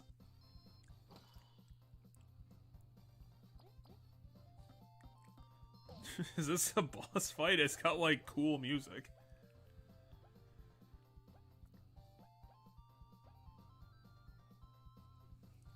I mean, it's 10 mana.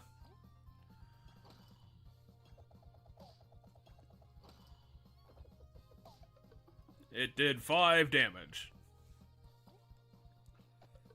Aw, he fell over. Planty fell over, or Chompy fell over.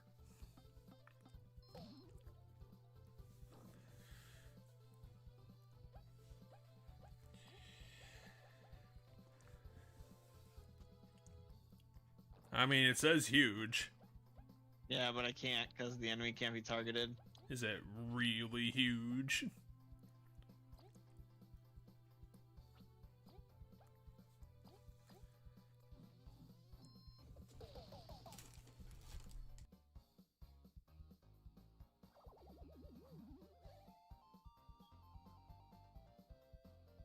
I like how in the background of the fight, the cook was there.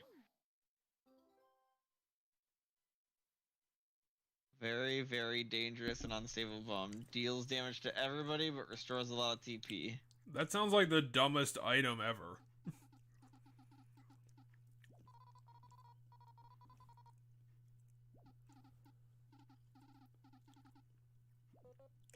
I mean, if it says forbidden, you probably should take that into account, you ding-dong.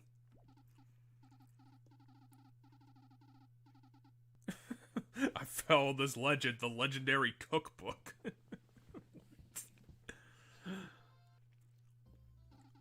Here's a cake for all the trouble. So only they can create the crispy donut, which is flour and honey, I'm guessing.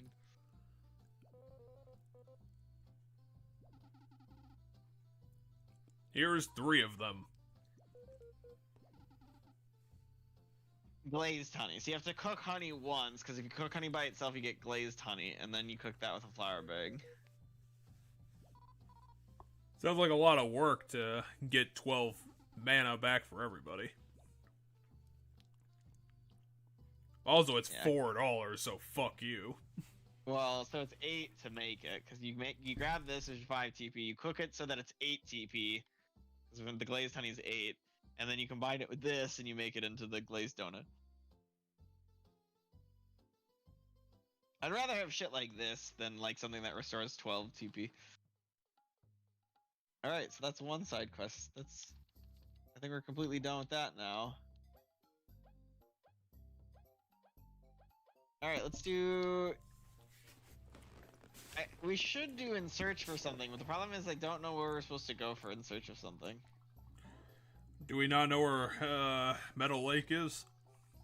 Well, I don't think we go to Meadow Lake for In Search for Something. Well, then we're lost and hopeless. I guess we'll just have to give up. In Search for Something, he wants to go to a golden place, but like... This is the golden place. Yeah, this is the golden place, but I don't know where in the golden place we need to go for the quest, you know? Well, we went to All of Heaven, so is there like a cave that we haven't explored?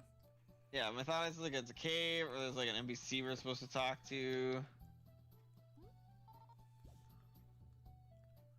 The festival has been over for 3 weeks, dude. Get over it.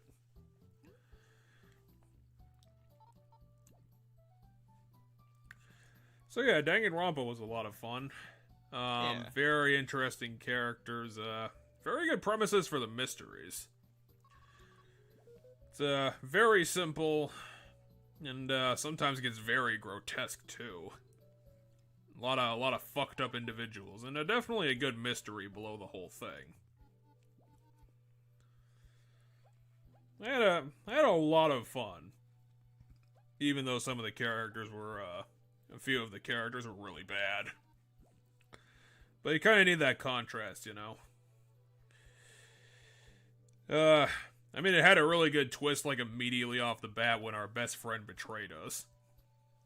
What, the second game? No, the first thing that happens in the original. Yeah. Where Sayaka, or whatever her name... Sayaka. Whatever her name is. Ends up totally trying to stab us in the back.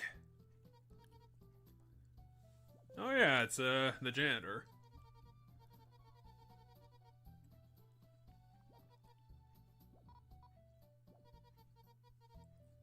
I mean, you bought like 5 of them.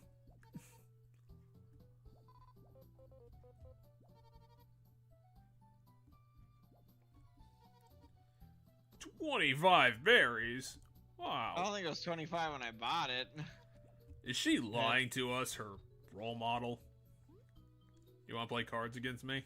Oh, that's right. This is a card person. Okay, let's reprise the old strat then. I want to build a new deck because we have new shit we scanned.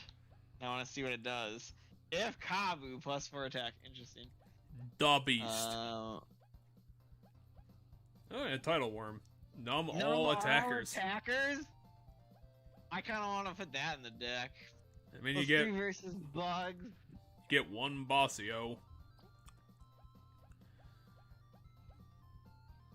Unity with wasps. Moss.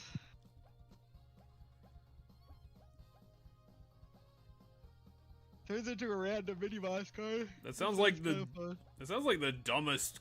Why did you pick it? That sounded terrible. We already know Dune Scorpion's the champ. He is the beastie.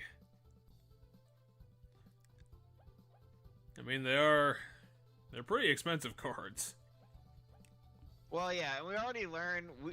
We already personally learned that like the best way to win this game is just put power. Like, just big attack cards is all you needed, because that's the deck we would keep winning with. Was just like big attack card. Yeah, but you can't have only that. You need some light boys. Yeah, we put in some numb guys.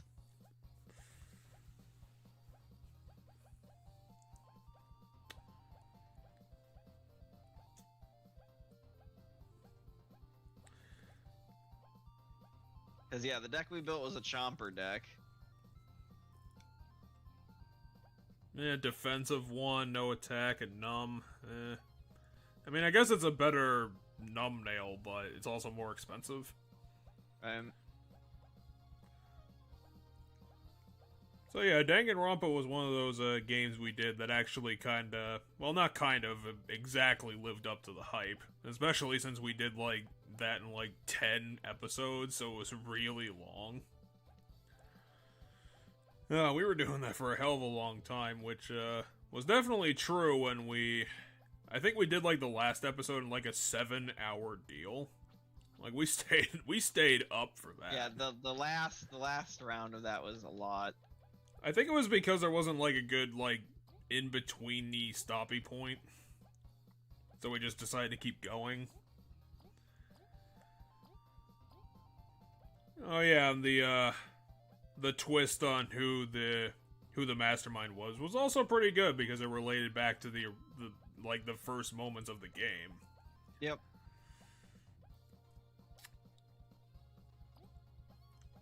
Definitely a game worthy of becoming probably one of, I don't know if I call it their magnum opus, but one of Chunsoft's most famous games. I mean, the one that they were able to make a freaking TV show about.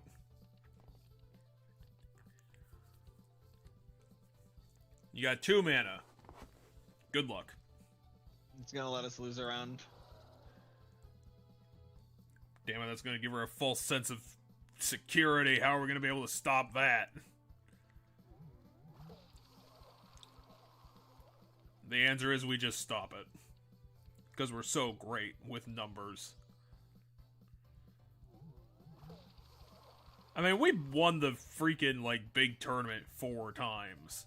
Like, this lady's not anything to us.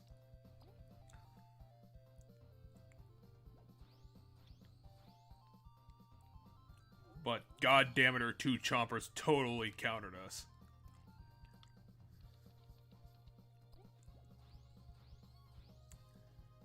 She's trying technical shit and it's just not working. That's the why you just play big cards. That's the reason. Part of the reason why I think playing big cards just wins you this game. If she's trying technical shit and it's not working, I'm just playing big cards, and every round I'm either tying or beating her. I mean, even if she was playing numb cards that counter us, I don't even know if that'd be good enough. And now we numb her because she played the Mother Chomper, and we're like, nah, fuck you. Yeah, and she still won. What? So even if the cards get numbed, the Mother Chomper's effect still goes off. I thought by numbing them, we were weakening the Mother Chomper. No, it can't affect the boss. Interesting. Well, but I thought because her Chomper, because the Mother Chomper gets more power for every Chomper. And I thought because those Chompers were getting numbed, they were getting removed, and thus she wasn't getting, the Mother Chomper's effect wasn't activating. That was not a thing that was happening. That's what I thought was supposed to happen. Well, now Mother Chomper again! Even the Mother Chomper can't stand up to big card. Oh, come on, we gotta use this guy. He won it on a fucking 1. Really? That was the dumbest way this battle could have ended. Really, $10? Fuck you, lady. Yeah, well, it's not the tournament, so $10. But if we ever need money, we can always just go to the tournament. There's me running into the save point by accident again. So, while we were doing Danganronpa, because it was taking like 4 months, we did another game that I picked because it was mentioned in another LP, and I thought it sounded interesting, and that was Clock Tower 3.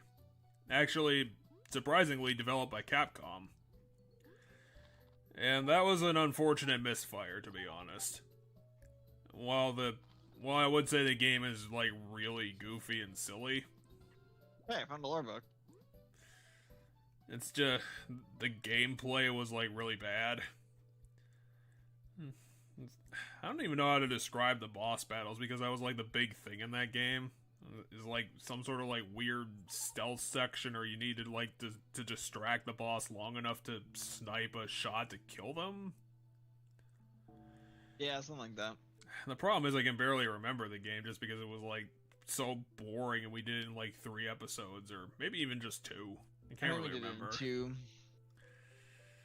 It was very short, to be honest. I think it was probably less than 8 hours. I guess the thing that really didn't do it for me was, like, the plot of it was very boring. I didn't really get what was going on, I guess.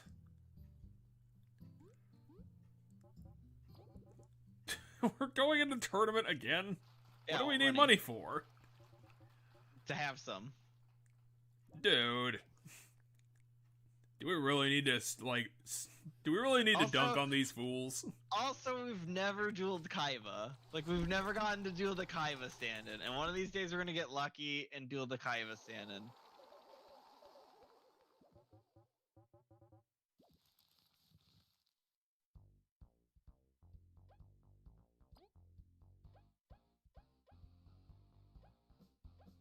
Yeah, Mother Chomper literally is one of the best boss cards.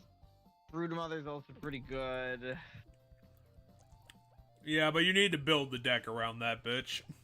Well, you also have to do it for the Mother Chomper. It's just there's multiple kinds of Chompers. There's only one Midge. There is multiple fungi for Zommoth, but the problem is Mother Chomper has another effect on top of that. Hey, yep. That is exactly the truth. Same with Seedling King.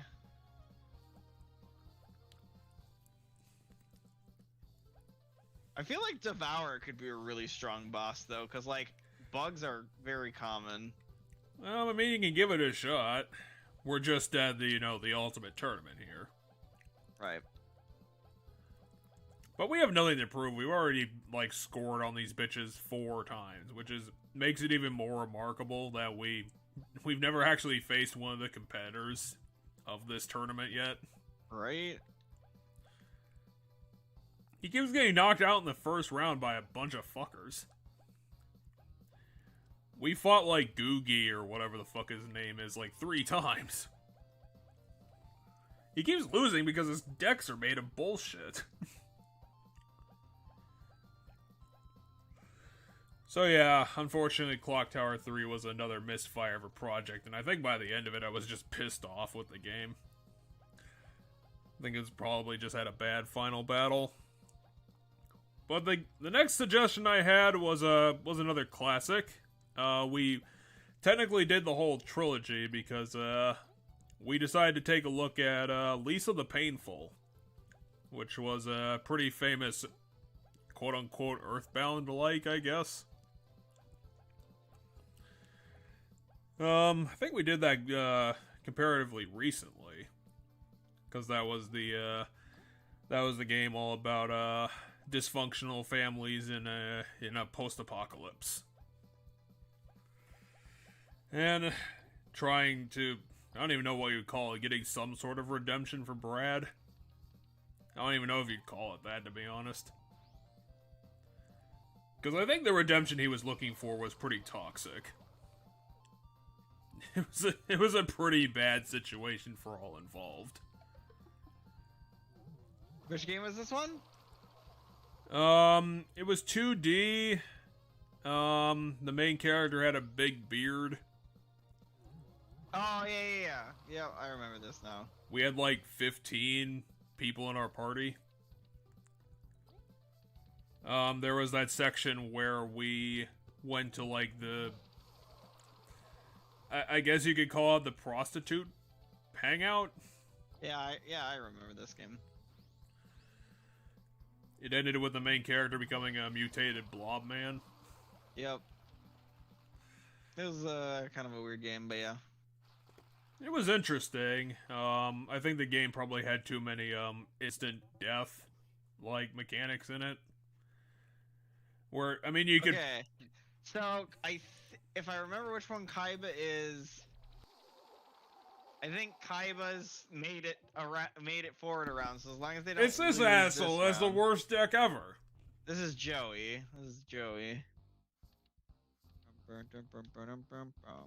His deck is made of complete bullshit where nothing combos with anything.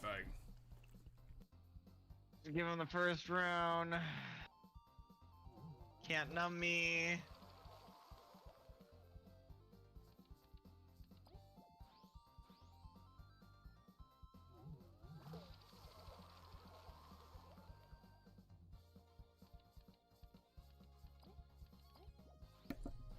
Can you believe this idiot is actually smart enough to update his deck with shit?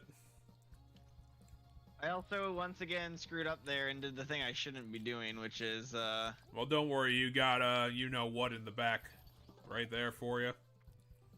oh, that's still wins. All right. Joey, you are garbage. And Stop there's it. Dune Scorpion, which just means we win a round because Dune Scorpion. I think we've only lost like 1 or 2 turns the entire time. Every time we played Dune Scorpion.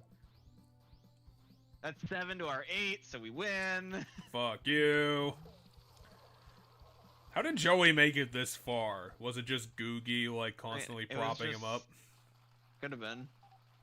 All right. How Do could we that have finally worked get in to play playtesting? Kaiba? That was complete garbage and you know we it. do. We finally get to fight Kaiba. I'm pretty sure this guy is the Kaiba. Okay, I guess we get to see he's a nomad Yeah, with Richie. exotic powers. Richie. He's a rich kid. He's Kaiba. He's Richie. It's not the... Yeah, Yeah, he's Kaiba. that's He's totally Kaiba. him. He's Kaiba. Richie. He's a rich kid. He's Kaiba. Yeah, but it's not exactly the best take on, you know, Kaiba. Why did he play anything? Because he probably had cards that were too expensive in his hand. What was he, just stuffed his hand full of Red Eyes Black Dragons or something? Maybe. I mean, there's no dragon in this game for him to... Well, I guess there's that worm thing. Yeah, but so we've memed that our Red Eyes is Dune Scorpion, because Dune Scorpion does have red eyes, and it's like an amazing card. It's literally a 7 for 7. It's not... It shouldn't be that good. But it's so good. I think the reason... Power just wins this game unless they have numb. But you can't numb mini bosses, so you can't numb the Scorpion. I think the reason that it's winning is mostly because it's an odd number. Oh shit, we got odd numbered. Kaiba, why is your deck suck only slightly less than Joey's? I mean, at least you have combos, but still. So yeah, I wouldn't say Lisa was all that fun because of the difficulty issues. I would say it's an interesting game. It's definitely worthy of that. That sucks. We actually lost. But here's our card! Fuck you! Odd numbers are king in this stupid game. No, it's just as long as you can have a number, if you can meet whatever your mana number is, if you can play that number that round, you can win. It does seem to be true for most things. You don't have any more mana. Yeah, but I have 10 power. Yeah, because he played the exact wrong card. He just played a bug card. As long as he plays a bug card. What record do you possibly have? You keep losing against Googie. Well, so prior to the beginning of Yu-Gi-Oh, Kaiba was undefeated, and then like the very first duel they had, where Yeah, like, he played Kaiba Exodia. yeah, where Yugi played Exodia, that match, as far as Kaiba's concerned, never happened. To the outside world, Kaiba was still quote unquote undefeated, but like Kaiba was like internally super pissed. Yeah, and then Anyway, Bug Boy threw Exodia into the sea. Yeah, and then Weevil threw Exodia into the sea. What a dickhead. There's only like one copy of Exodia in that world. There was only one copy of Exodia in that world. It's kind of interesting seeing like the TV shows of these goddamn card games because it's like It's like a world where only 500 total cards exist. There's also only 4 copies of Blue Eyes. Yeah, by the way. And Kaiba destroyed 3 of them. No, Kaiba destroyed 1 of them, and he owns 3 of them. The very first episode of the show, he destroys Yugi's grandfather's copy of Blue Eyes, which is the 4th copy of Blue Eyes. He tries to buy it first, and then upon him not selling it, he like just steals it and rips it up. And then he has the 3 Blue Eyes, which is funny because like there's a whole deck built around Blue Eyes in that show, but there's only 3 copies of it in existence. But there's cards that specifically require you to have a Blue Eyes for certain effects to activate, because Kaiba's deck is all Blue Eyes shit. Yeah, but he's like printing some of the cards himself. He must be. You want us to see us own these Yugi fools again? Audience out there? Money. I just want a bit more money. Anyway, I'm gonna build a different deck. Anyway, the next game on our list of remembering things is, unsurprisingly, Danganronpa 2, which we did a long time after the original. Well, not a long time after the original. It took a long time for us to get there. Yeah, because we played that one immediately after the original. Yeah, the big problem I had with Danganronpa 2 is that some of the premises that they came up with for the mysteries were a bit too inexplicable, where they were happening in places specifically designed for them to happen in, which isn't as creative as the school, because I think the school allowed the people to like come up with more creative ways to do crimes. Well, then you'll like the 3rd one, or at least before the ending ruins it, because the third one doesn't have like specific places for the murders to happen. And the big problem with that is that they kind of did that for, like, 2 chapters, and in a game that has, like, 5 crime chapters, kind of screwing over 2 of them is a big problem.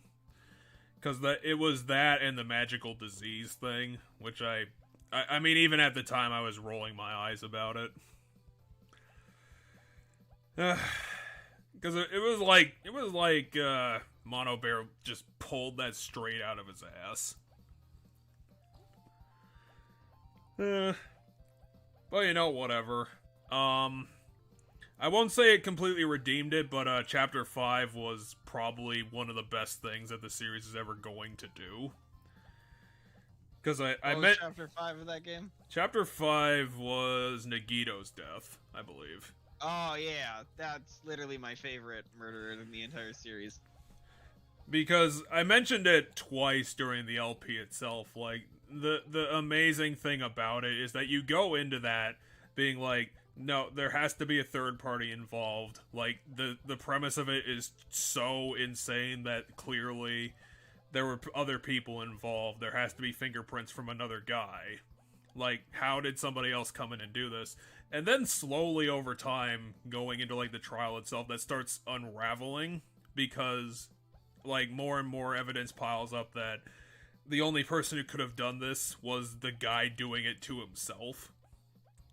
Which is, like, it's one of the few gruesome cases in the series. And, I don't know, would you call it, like, the most gruesome? Or would you say that, the exercise room hanging was more gruesome? Well, so they weren't hung in the exercise room. They were bludgeoned, and then after they were dead, the body was messed with and then positioned so that they were... Oh no, they weren't strung up. They weren't hanged, they were crucified. Yeah, but they were crucified, but they were hung up with jump rope, but the way they died was they were just hit in the back of the head with a dumbbell. I might be confusing my definitions of gruesome then. Yeah, I mean, there's some really fucked up murders in the 3rd game. But yeah, Nagita's is definitely one of the over-the-top deaths. Play that. You kind of just had to be there to see it, to be honest, just because I don't really want to spoil it. But on top of it being really gruesome and really painful, I don't know if we actually see the pain because I don't think there was security cameras like watching it happen as it was happening. But the freaking details of what happened, it's just like Nagito being such an insane character and legitimately having the willpower to do that to himself was just the one thing that really brought the whole thing together. Oh no, our deck actually defeated the power of odd numbers? How'd you manage that? I don't think odd numbers the power. I think here's a card that just lets me throw multiple cards everywhere. Shite, we lost.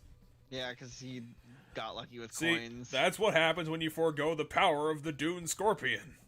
Well, now we're throwing out the power of the Dune Scorpion. Eat it, bitch!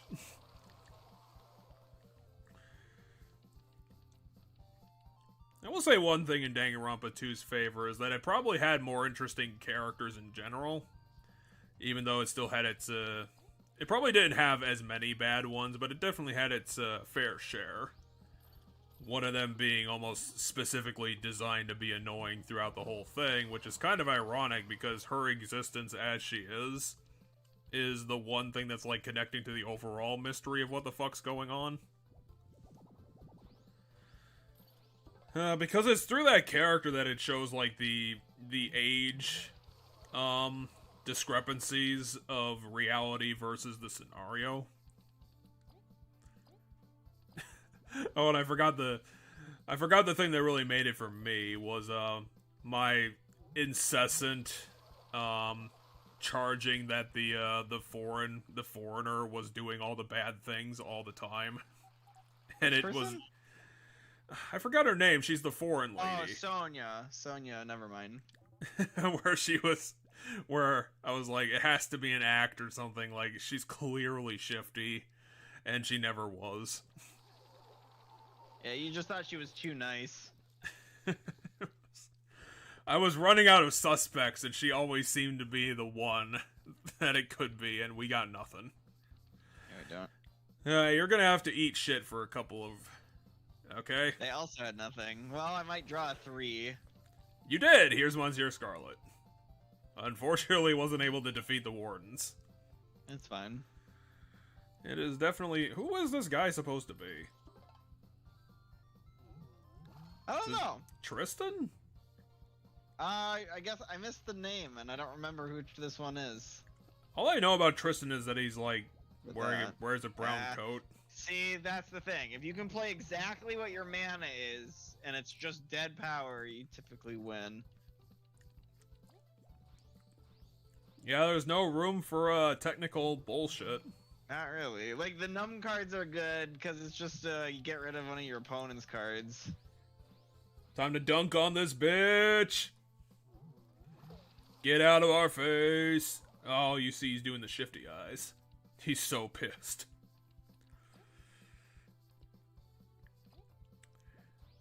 So yeah, like the original Danganronpa 2 went on for a long time, and, you know, I think it was a bit deeper than the original game. I liked the main character a hell of a lot more than, Mr. Nice Guy, who I can never remember the name of.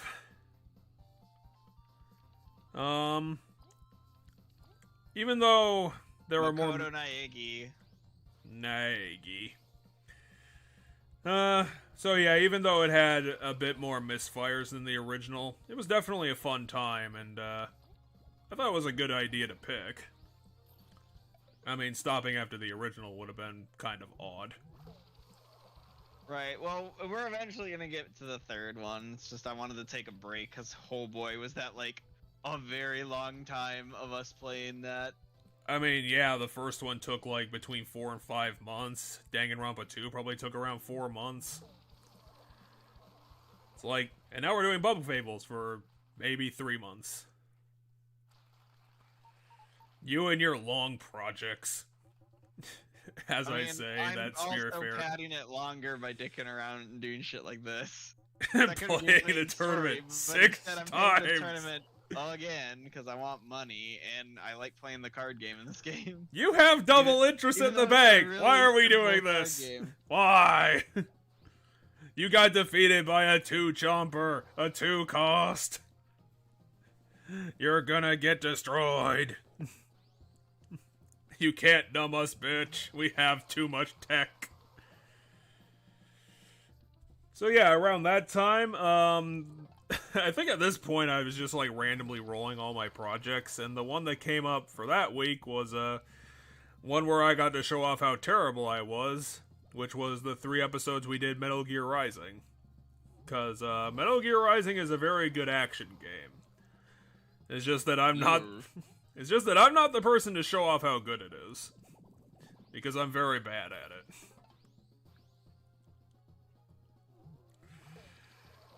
I was actually just surprised how quickly we got through it, because by the time we got to the halfway point, like, the game was basically over.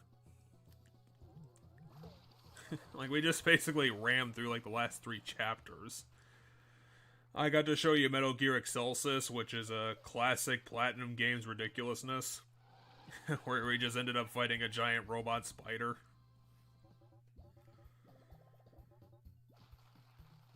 I really like Jetstream Sam as a character, and he's a very, very good boss fight. Very technical, very powerful. You really have to know your parries at that point, which I don't. And that's why the game took a bit long. It's just a very good game at pure action. It's got somewhat of a story, but it doesn't matter all that much. Like, nothing about Metal Gear really matters in that game. It's basically self-contained. It's just good, because I don't know shit about Metal Gear. You made fun of me the whole time about how bad I was. Dude, it was a struggle at times. I actively walked away from the stream. Just in the hopes that, like, by not, like, talking and stuff, you'd be able to concentrate and hopefully overcome certain of those fights. It was a rough time. Like, I kept my headphones on so I could, like, hear if you won or not, and it was just you screaming. It's like, oh. God damn it, all these quests are multiplying. Aria, what do you want? We haven't talked to you in, like, 3 years. I don't even remember what the boss fight I had that struggled with, because my brain's saying maybe, like, the plow thing. There's, like, a Robo Cat or something that you struggled super hard against, and like oh god, was that the yeah, that was probably the DLC boss with the no wait, that was probably Blade Wolf, like right at the start of the game. No, it wasn't Blade Wolf at the start of the game. It was like you were like in a subway tunnel. Oh, it was the DLC one then, because yeah, I do remember that was like 15 attempts. God damn, it was a fuck ton of attempts, combining the most sweet thing with the most tangy feeling. So he wants that sugar pepper? What do you mean not found anywhere else? We gotta take 2 cooked things to you and cook them together? Oh yeah, you're the quest. So this is the quest. I know what he wants. I just can't remember how we make the one. But I think if I look in our recipe book, I might be able to find it. So he wants 2 things that can't be found anywhere else. There are 2 recipes that can only be made by the other 2 cooks. And so my guess is we have to bring the 2 different... These have to be cooked by these specific cooks. I'm guessing we have to bring those 2 items to him, but I'm trying to remember what the item that only Cut can make is. Yeah, have we ever gotten to that recipe? We did. It was a very early quest. But I don't remember what it was. That's the problem.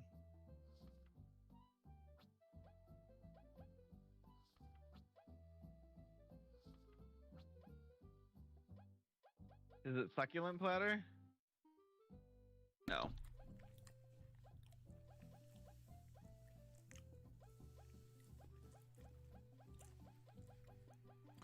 Yeah, it probably wasn't baked yam.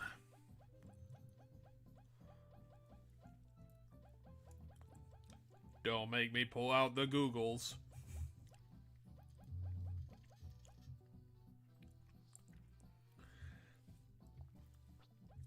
So yeah, Metal Gear Rising was fun. It's just Okay, it's tangy. It's this one, tangy berry. So we bring him a tangy berry, and then it's this one, because this one can only be made with crispy. This one can only be with tangy. Oh, and the item it's gonna make is gonna heal 12 and 12, because this heals 12 HP. This restores 12 TP. oh, okay. So yeah, so this guy can take the 2 items made by the other guy. I want to take out, because I think I have a tangy berry in here, right? Yeah, I do. Hey, yep. It was that thing that was not good enough to keep on our person. And I think I still have the crispy donut. I do. Okay, so This is really easy. well, so if you forget that there's 2, that there was a, because my guess is we got that quest became available once we finished Crispy's quest. And that's because you need to be able to make Crispy's thing, and you need to be able to make Cut's thing. And so my guess is the prereq for that quest is that you did both Cut's and Crispy's quest, and now you can do the quest for the fly guy, whose name I forget, but he's the other cook. So the next game on our old remembrance list is the one that you mentioned earlier. It was the one episode we did about the Mega Man Sprite game, which was something I saw from Thai Tuesday, and was a very funny comedy game that I wanted to show to you. It's Yeah, that game was hilarious. I believe it's still downloadable off of the original developer's blog, if you're still interested. It's a comedy game made by a guy who knows his retro video games, and is full of references. And also British humor. Very, very silly British humor. And like you said, it was a final battle against Mega Man's fictional mom, where we fight a god using the power of spaghetti. Right. But I will state that the silhouette of the final boss looks like it's Dr. Wily's head. That is And then it turns definitely out it's- true. And then it turns out it's Mega Man's mom.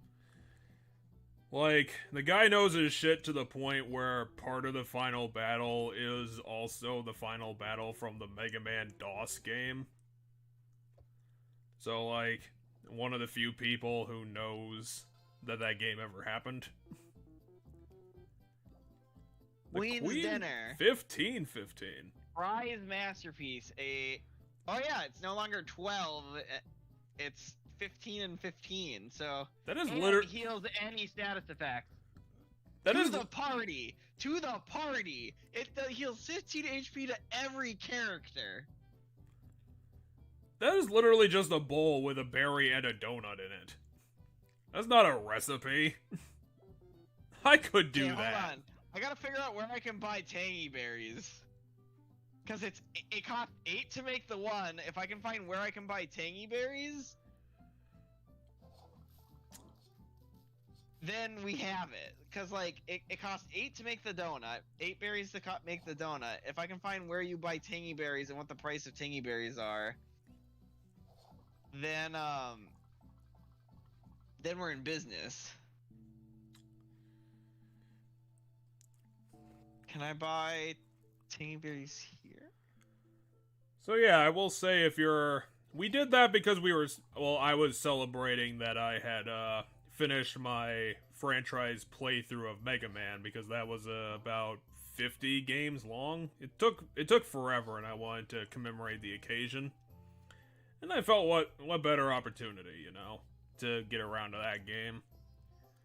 We also decided to shore it up by playing a Metroid ROM hack that I had found on a archive website, thankfully. And it didn't really end. The developer just stopped making it. And it was... Which was this? That was the short Super Mario World ROM hack we did after the Sprite game to fill some time. Oh yeah. It was We very... did like a million levels of it. It was very broken, and it wasn't finished. And there was one level where like you thought it was. I was like, $5 says there's an invisible thing, and then I was right. Yeah, you're probably right, because he liked pulling that trick a few times. We like, well, yeah, but I remember the first time it happened, we were like trying to figure out what the hell. Oh yeah, didn't we buy that guy's house? Oh wait, We yeah, that's did. the thing in the center of It's town. in the center of the main town. I came here to see if I can buy tangy fruit here. And Oh, yeah, I is there don't think a shop here? there's a shop in the factory. Oh yeah, but it's just full of honey stuff. It very well could be. And my guess is it is, but I was like, maybe. There is a berry in there. There is a berry, but it's not a tangy berry. Oh Honey fuck it. leaf omelet, place. Okay, so it's a tangy berry. Thank you, phone. Yeah, it's a shock berry. Okay, it does look like it's purchasable, but it's probably gonna be in the last place you're thinking of. Well, I looked in Defiant Rut. I looked in the last place I haven't looked is the Golden Settlement. I didn't look there yet. Yep, but there's another place that you haven't checked either. Oh, Think about out of the way places. out of the way shops. Can we buy it in the Wasp Kingdom? Is there a shop in the Wasp Kingdom? No, it's not that recent.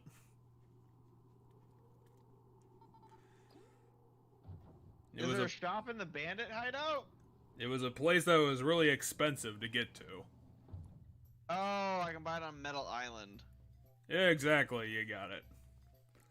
We were there earlier. Well, that was probably a better clue. We were there earlier today. For Dude, a I've been very everywhere in short this game period. today. Except for the desert. I don't think we were really in the desert at all today. Although we were, because we started today in like the mountain, which is connected to the desert, so. Well, while you head out. Well, no, wait. It looks like you're here now. Yeah, I just gotta. I'm guessing. I think this is the shop here. No, it's a restaurant. Oh, yeah. There's also a cowboy for no reason. I think that guy implied. Oh, yeah, this guy. I will tell you it's really expensive, though.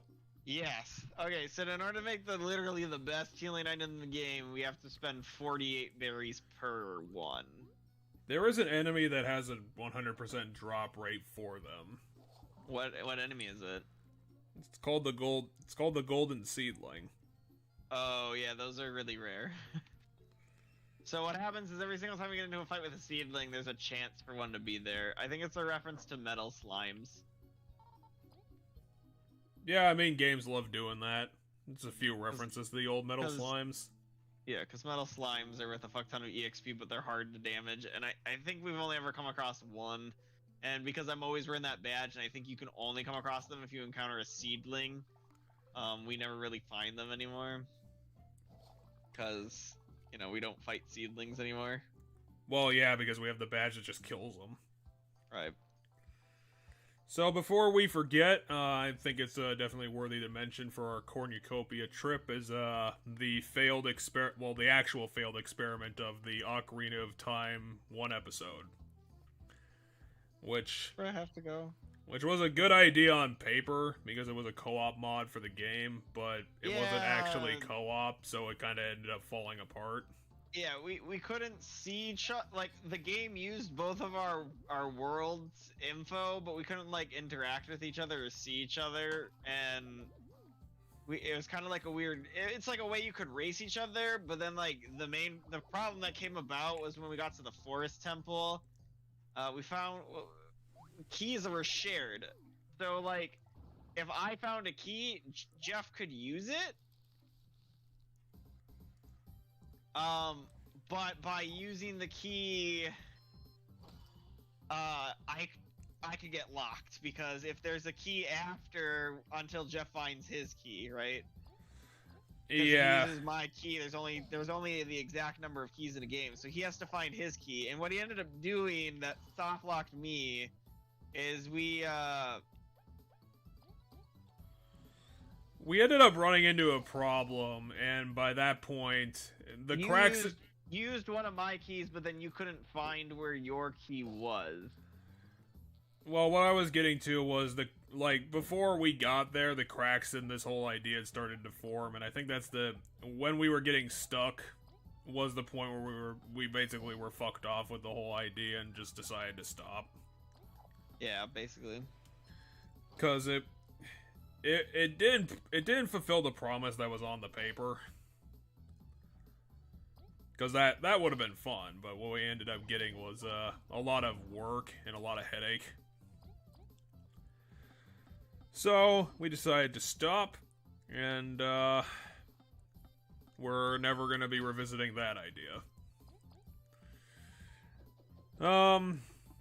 And then the game that followed later on was one of our recent projects. We decided to do Parasite Eve, the horror game by Square Enix that no one really talks about. It's usually a hidden gem because no one bothers to play it.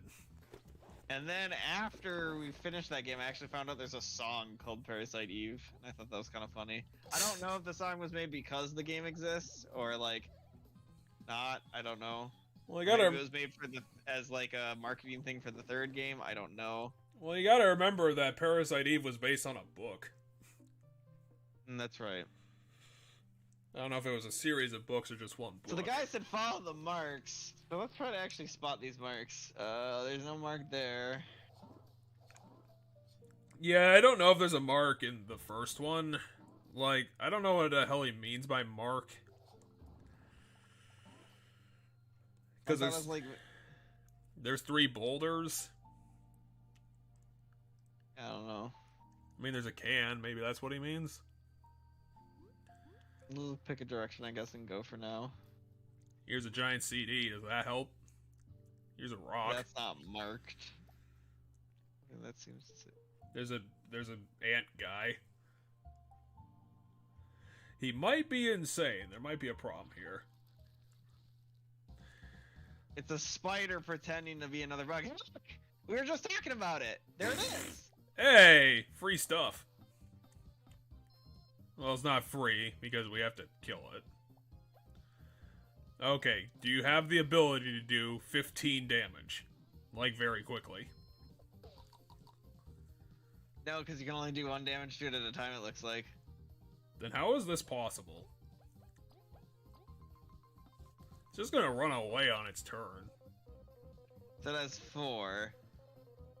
Oh, that makes sense. So if we didn't do that, it wouldn't run away. It's got infinite defense. Ah, shit. Wait, it actually attacked? 6 fucking damage.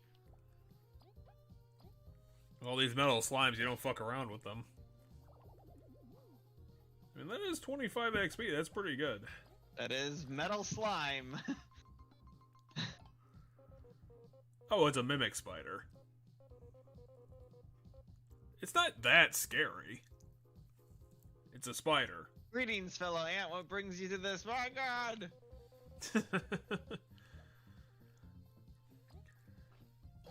Mimikyu is still better than this. Oh wait, I want to get poisoned on... God damn it. I keep forgetting that I want to get poisoned on, Kabu. So, like, I don't want to block those, because then Kabu becomes super fucking strong. Oh, it doesn't matter, considering the thing died. Right? Hey, you got the thing. Yeah, because we killed the golden thing.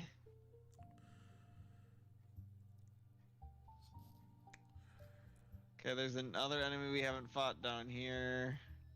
Does that mean we're going in the right direction? Damn it. No, but I'm mad that it died because I want it for its card. This. We already defeated the Grand Champion. What are you doing? I want, but I get more cards and the game gets more interesting. I don't know. No, it doesn't. The strategy never changes. But I get new cards, and maybe the new cards open new strategies up. You're wishful dreaming and you fucking know it. Look at yourself. You card-having fool. You've defeated the same guy 8 times and have nothing for it but money. Okay, so these guys are still strong enough to fight.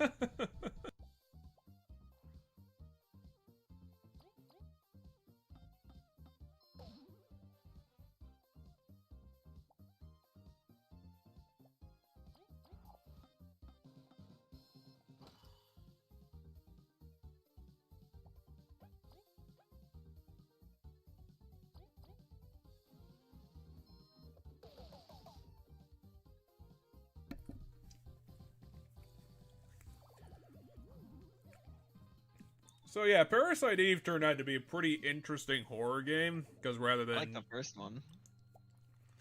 Rather than being the typical, oh, that one's definitely marked because the frickin' thing's pointing at it. Yeah. That is the worst drawing of a pumpkin I've ever seen. What the fuck? There's something in the environment that hints at... There's something in the environment that hints at where we need to go. That's what I noticed. So I chose to go in the direction of the chip. There was a chip, like there are CDs next to each exit, but one CD was chipped, and so I went that way, and it led to here. And then yeah, so now my guess is we have to go down the pencil. Yeah. Yeah, you never made it to the Forever Forest of Paper Mario, so you probably haven't seen this reference. That's actually exactly the gimmick of the third chapter. So at least to be prepared for it in the hypothetical future you get back to that game.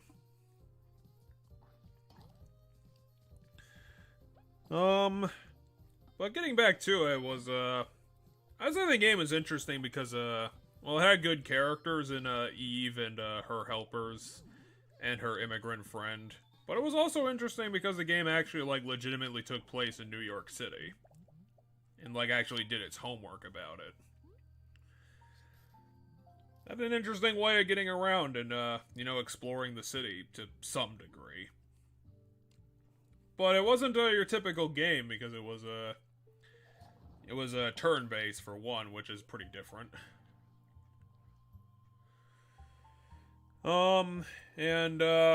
As we later found out, it's based entirely around mitochondrial nonsense. Like, mitochondria, like, managing to become sentient What the and... fuck is that? That is, 12 gnats glued together. Or moths. That's not a moth, but whatever. It's not that dangerous, it's just foggy. What's dangerous about this place? The enemies are supposed to be super dangerous, like the mimic spiders and shit. I mean, I guess that's a little spooky, I guess. We probably should have smelled a rat when that was happening, though. Like, how the fuck did an ant get here? It's just 12 of them. It got 12 HP. You can do that in one turn. I don't know, the flies by themselves have 5 HP. That's not like... That's not nothing.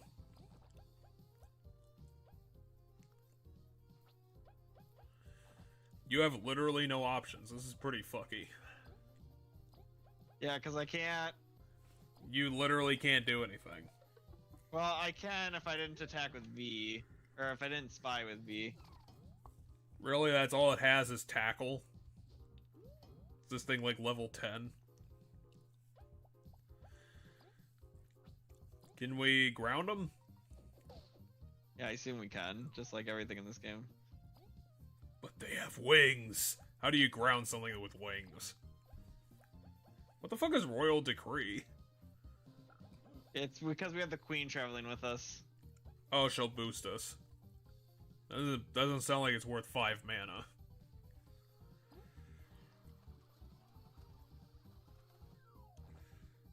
I fucked it up anyway. That was 6 mana? Whatever. We'll get it back. We'll get it back using the massive power of our brains. It's not Your like these brains. enemies are dangerous. See, we got 4 of it back right there. Oh, now V's turn is taken up. Wow, perfect. The do nothing turn, unless. Time do I to run have the away. magic power? I don't have the magic power. That's what I get for not having the throw pebble power. So I could probably kill one of them if I had throw pebble, but I don't. Because it would land, and then Leaf could attack it because it's on the ground.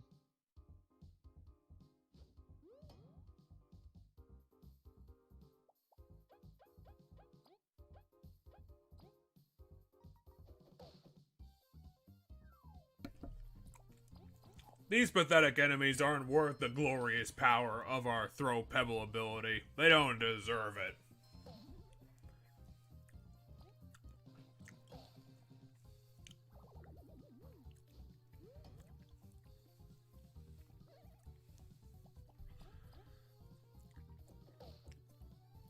I think Parasite Eve was one of those games that had... It was generally very good. I can't really remember a lot of standout moments from it. Other than, like... Flaming Chariot. There was Or the it's Flaming Flaming Chariot. Everybody lit on fire in the music, or melted in the opera. Yeah, I was trying to remember if there was, like, some sort of, like, blood sea or something that I forgot. Zombie T-Rex skeleton. That wasn't in that game. Well, that was in the first one, wasn't it? No. That wasn't in the first one? No. Which one had the museum and the zombie skeleton? Well, we'll get to it later. You sure it wasn't the first one? I thought it was the Yes. first one. I remember because I remember making a comment about it.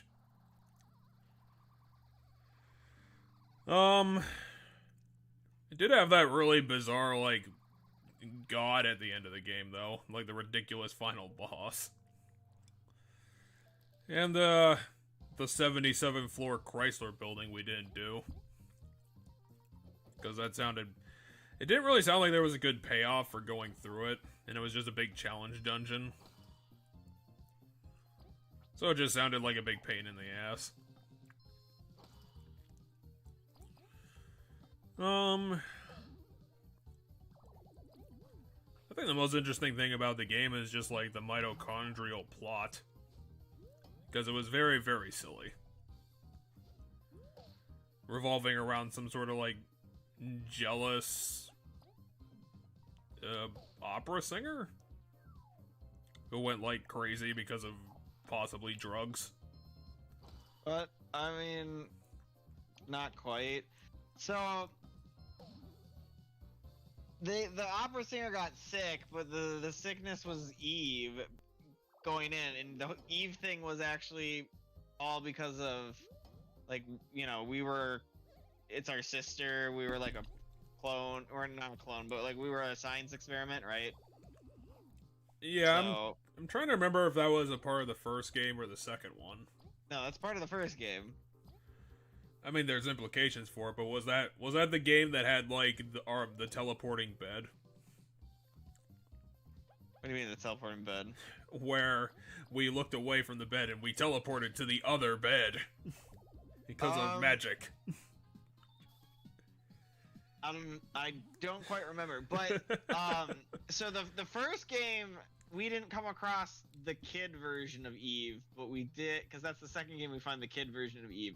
But the first game does reveal that we are an experiment and Eve is an experiment.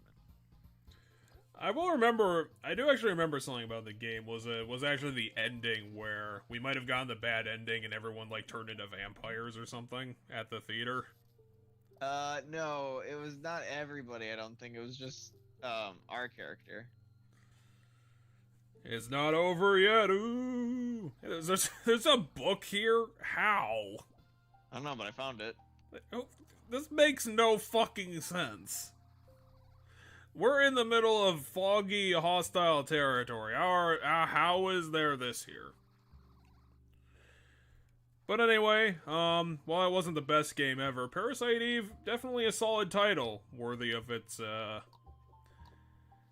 hidden gem status as a forgotten horror trilogy. But we didn't get a break for long because after we did the sequel, we moved on to doing also Danganronpa Another Episode, Yeah. which did the unlikely thing of turning Toko into somewhat of a redeemable character. I won't say totally, but they did a hell of a lot to make that right. I liked it. I had a lot of fun, even though I think it also clearly showed that Chunsoft really isn't the developer that can do a shooter. Because I would probably say the shooter part of it is probably the weakest. Seemed like it was just a consistent distraction from, like, the good plot that they actually had. It was really dark. Was it really dark? Yeah, Oh, I mean, the kid stuff was really dark. Dude, the kid was, like, raped. Yeah, but he was, you know, raped off screen, so there's that. Right, but then she, like, actively molests and/or rapes on screen the player character. Oh, I mean, that was the molestatron, which, was questionable. The problem with that is it's kind of too goofy to take seriously. I mean, the comments are really dark, but, like, what's actually going on is just, like, really goofy. There's our marked one. It's full of, rocks. I mean... Yeah, but there wasn't anything marking any of the other places right here. Yeah, well, we can... I think you're good to go. Yeah, I just want to fight the thing for experience. I think surprisingly through another episode we got like one of the franchise's best characters, which is surprising considering that she's incredibly boring. Oh, you mean Makoto's younger sister? I can't remember her name. I can't remember her name right now either. I can't remember any of these damn Japanese names. There's too many of them. It's gonna come to me eventually. Hayame. That's not it. No, not it. Onoko. Well, at least you did it correctly that time. I did. Totally skilled, right? He healed 2, and now... He's got 3 effects going. How much damage does he do? He does 3! damage. That's crazy. But he also takes significantly less damage because he's got a defense up. But yeah, Chunsoft came up with a pretty interesting plot, considering that they were reusing some of the... Well, they were also creating a bunch of new characters, but they were reusing some of 2's characters, which might have just been Nagito. Nagito was the primary one. It reused characters from 1 more so than it did 2. Because actually we're gonna keep the squash. Get rid of that. Because it did a lot of referencing to the original first game's characters, because we had like relatives of the first game's characters that we met, and then you know Makoto was in it. Makoto was in the game, so was Hiro's mom was in the game and was one of the best characters. Yeah, but Makoto was in the game, you know, Genocide was in the game. That should have totally counted, by the way.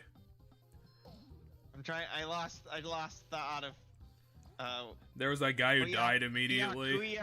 Byakuya was in the game, Makoto was in the game, Genocide was in the game, Toko in the game too. Awie's brother. Well, yeah, but I'm just listing characters from one that were in, and then there was all the family members. That cat. Yeah, Celeste's cat.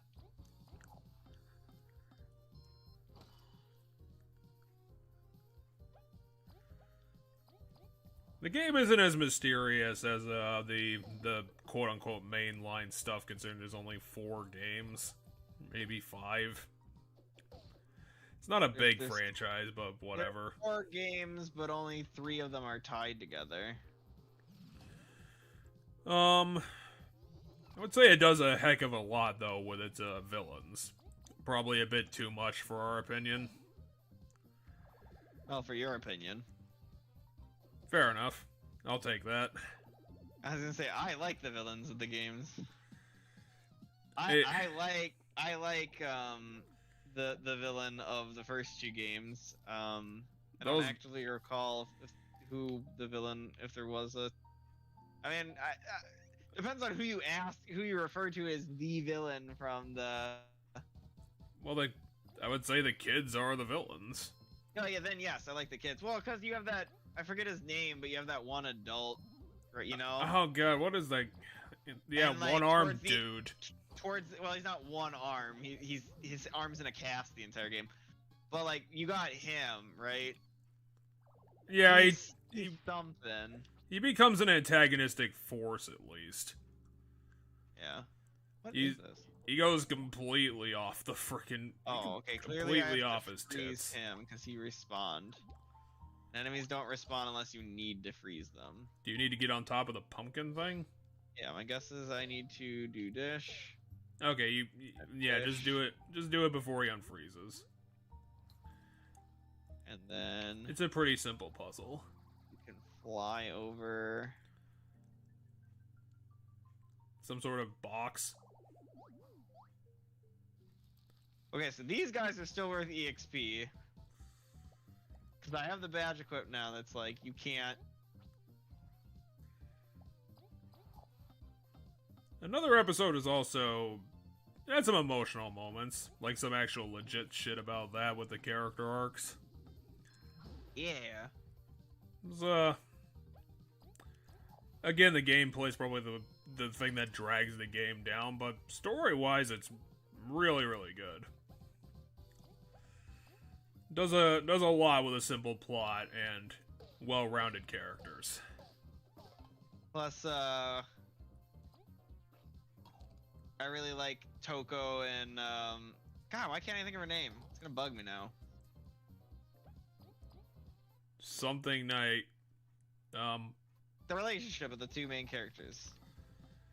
Well, yeah, they definitely needed that to put some sort of redemption into Toko because Toko was super deficient in that coming from 1. And And I fucked it up again. she drags a lot of it with her into the beginning of the game, and eventually it ends up getting mostly fixed. Not 2. Toko's not really into. Toko brings it into another episode, which is the spin-off. Right. She brings it into Ultra Despair Girls. Because she is very creepy. All the time. Which is definitely great when every, chapter transition includes probably Actually, naked Byakuya. That's true. That is pretty funny. Okay, so get into the sky. Definitely tell us where to go. You need to climb into the sky. Which means you Right? need to freeze that pumpkin and get on top of that bigger pumpkin. Yeah, I think you're right, actually. It's platforming 201.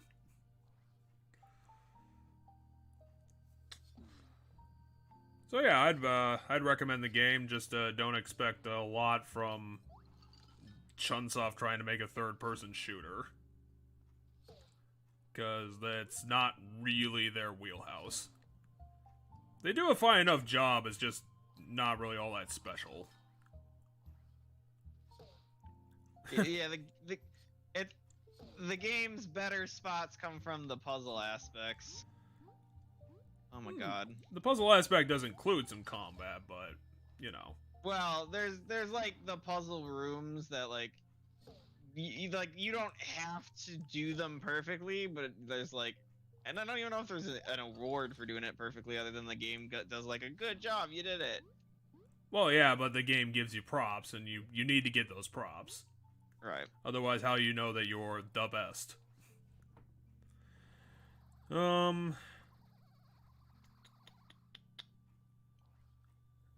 forgot, was it? Yeah, I guess it wasn't important then.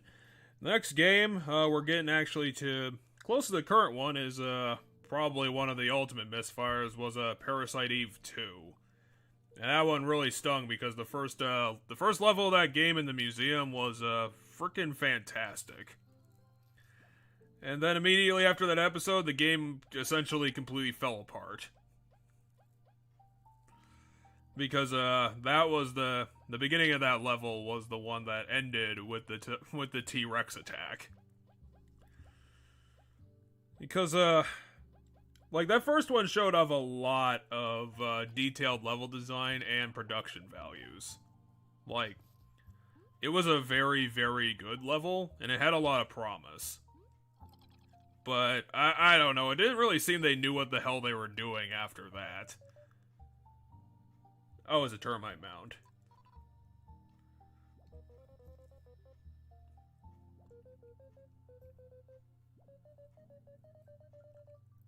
Yeah, but if we go north, how we're gonna end up going south. Nah, because the marker's right there. See that bolt? That's the thing that I'm guessing hints at where I need to go. I guess There's it's not. Nothing else is really pointing at these two. Well, I mean, she said go to the north, and unless the game's gonna be pulling a dick move, I guess we can go with that. We get a yellow save point, too. Parasite Eve 2 was just bad. It was boring. It was dull. They really didn't even have a plot going on. The enemy design was freaking garbage. It was just like, I was just amazed how badly it went downhill. Because, like, everything in, like, the redneck town was really annoying. And then it just dragged the whole frickin' time.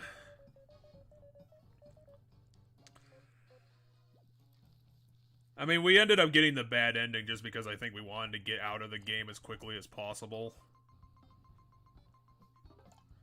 Yeah. And, oh, 65! This is an enemy that came out of fucking nowhere. We fought something with 90 before today, Jack. Yeah, but we knew that was coming. How did we see this guy? This is the boss of this area. Oh, yeah, but he's like the half-boss. Because we haven't gotten to Termite Land yet. Yeah, but I don't know if Termite Land's gonna have like a boss. That'd be kind of a shame if this guy was like the boss. Because, like, they didn't build it up any. He just appears. That's fair. That's kind of annoying. Like, you know, do the Bowser thing from Paper Mario. Get us to know our villains. Oh, that sucks. Also, he's got electric powers. Did his book, like, tell us about that? I don't know, might have. I didn't read it. I just wanted his hit points. Well, I mean, we're down to 50, so... After that misfire was, probably the ultimate frickin' letdown, which was the third birthday. Because that was a third-person shooter that was really struggling for anything. Like, to the point where I think I also pre-recorded the ending of the game and cheated. Like, we had no patience for that game, because I think at one point during episode 2, we ended up in a situation where there was a really long shooter section across, like, I don't know, it was like 8 enemy squads that you had to shoot, and if you got killed at any point, you had to redo the whole thing. And I think we were there in that section for like an hour. Yeah, it was rough. And the other problem was, I don't know how you'd want to say it. They quote unquote revamped Eve as a character, and it was a pretty bad job. Where they removed a lot of what made her interesting. They gave her amnesia for the entire game. Yeah, and then it's all in media res, and we don't really know what's going on, and she's kind of the bottom of the totem pole and has no agency of her own, which is annoying. I mean, it looks like you're gonna do this boss really quickly. You might need to heal Leaf, but you know you're on your way. So yeah, it ended up just being a really dull slog of a third-person shooter. And the game was, really sexualized for no good reason. Which, you know, would be fine if they had any good characters or a decent plot to go with it. You know, something to justify what the hell they were doing. I hit the wrong button. And the game punished you accordingly for that. Because that's how magic works. There's no halfsies about it. I would say the only worthwhile thing about the game was, ironically, the ending was kind of interesting. Because, trying to remember what actually happened. We went, like, back in time to try and reset the timeline to the thing that caused all of the monsters to reappear, and then we, like, I think, like, our younger self had to shoot our older self to reset the timeline properly. Yeah, because it was revealed in that one that, like, I think there was, like, the young... We eventually bumped into another young Eve or something. Or no, it was eventually revealed that we were Eve, right? Like, wasn't that the ending? Like, we're not... Like, so the start of the game, or, like, she died. Like, the character we played as throughout this series, Ava, died. And we're, like, the adult version of the Eve girl from the second game, right? Yeah, I think it turned out... I think it swapped bodies, or they swapped bodies or something. I don't fucking remember. It was weird. All I know is we were the Eve girl the entire time, which kind of made up for the fact that, like, our character was super dull and, like, had amnesia and was... Yeah, it was because they had the opportunity to do something really creepy at the end and they chose not to do it. Cause yeah, you were right. I think they swapped consciousnesses so that Eve could live on and shoot Ava in the face, which I think she did. And it was also during Ava's wedding, so she was in Ava's body, and I think they kind of toyed with the idea for 5 seconds that they were gonna end up getting married anyway, and then the husband called it off and decided to, like, go be Dora the Explorer and to continue to track down the bad guys. Yeah, something like that, I don't know. But yeah, if I remember right, the entire story, because the wedding thing happened, and then we time loop our way back to the wedding at the end, and then, like, it plays out differently than it did the first time. But I think no matter... So I think the first time, Ava and Eve swapped bodies, but then Ava dies, but I don't know how or why.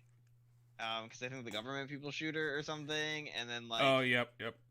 And then I think that carries over, and then so then the person we've been playing as in this entire game, who is supposed to, has been stated to be Eva, has actually been Eve this entire time. It was legitimately kind of an interesting ending, but it was also the only good thing about that game. And then it was kind of still weird, so... It was very, very odd, which for a game like that could have worked if any other part of it was even remotely interesting. It's just like, it wasn't built up to, like, at all and just came out of nowhere. And then I think, the thing we decided to do before this, or around this, was we decided to shortly revisit, not revisit, but we shortly did an exploration of the game Heroes of Ruin to celebrate the anniversary of End Space ceasing to be a company. And what I thought was... Yeah, that was your thing. And what I thought was gonna happen was that it was going to be another one of their really badly made games, but it turned out to just be really boring Diablo. So, we decided to stop that very early because the game, like, very quickly turned incredibly repetitive. And it was a very, very long... It wasn't even like a long slog, it was just very boring. Because it was like a single-player Memorpager on the 3DS. And obviously no one was going to be playing this game, so that was a completely... that was a pointless idea. So we quit early, and I think we did a half episode of Spiritfarer or Bug Fables instead.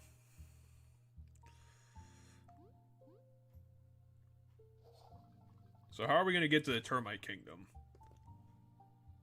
Oh, we already got there, and then I turned back because I wanted to see if I could find that hidden boss somewhere. My guess is the hidden boss is somewhere this way, because this is the only way that, like, starts us on a different path.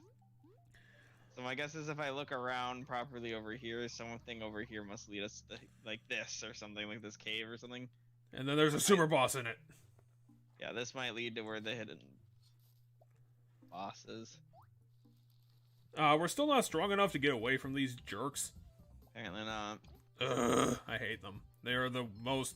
They're the most annoying type of turn-based enemy, where it's like high defense, temporary invincibility, all that stupid shit.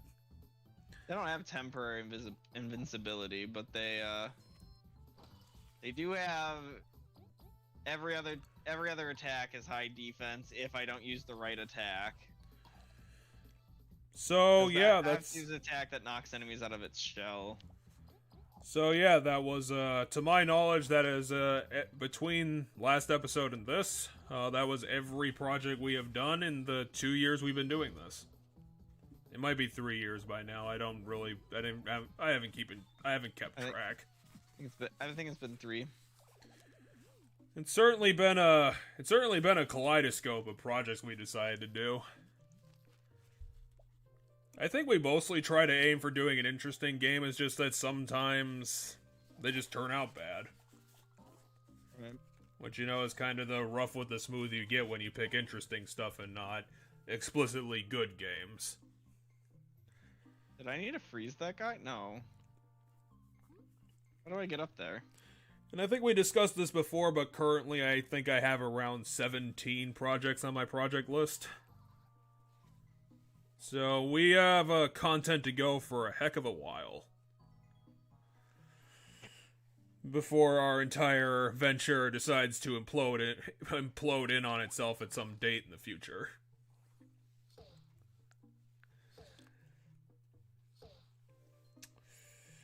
Cheddar will get bored and just one day decide to jump out of his apartment window for no reason. Rather dark. I don't know. Could be kind of a joke. I mean, isn't it funny to have people just randomly defenestrate themselves? Okay, figured out how to get up here. You almost figured it out. What? Hold on. I'm dumb. You're gonna need to solve the extra puzzle. That's so fucking annoying. You got drowned in the tiniest pond ever. How did you even do that?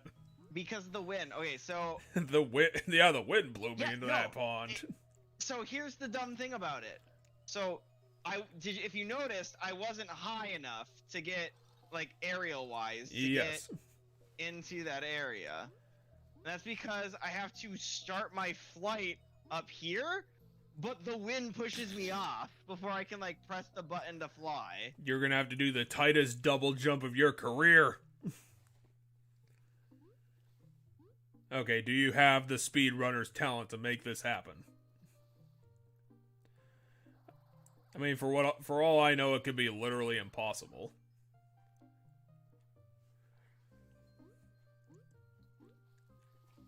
And it's like, no, you just have to jump better. I figured it out. No, there's an area that's not covered by the wind. How dare you move my lever? That's my job! I'm the lever pusher. For this, you'll have to defeat my best friend, Mr. Spider. The most insane person I ever know. He can crush you using his power of his psychic abilities.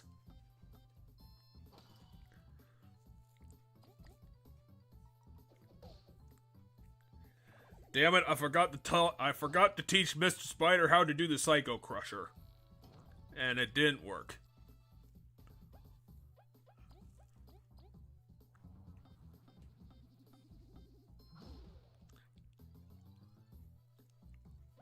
Why didn't you teach yourself to do the Psycho Crusher? Because I didn't have the right hat. You need to have the special hat to do the Psycho Crusher.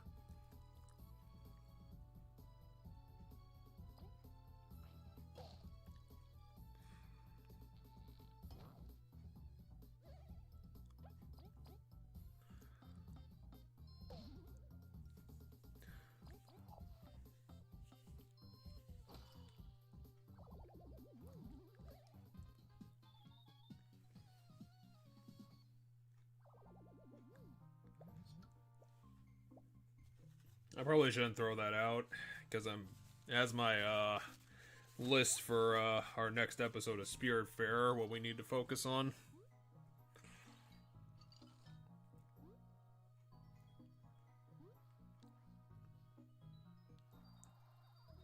Is the Is the super boss supposed to be in the sky? I don't know, but my guess is this is where the super boss is. Is it a spider? Yes. Is it Spider-Man? I believe it's supposed to be a spider. At least one of the secret bosses. Skills cost HP instead of TP. Interesting. I mean, it's interesting, but it sounds like it's gonna be expensive either way. Aw, damn it. This doesn't... It's just a badge, isn't it? It was just a badge. You have to go even deeper into the fog forest.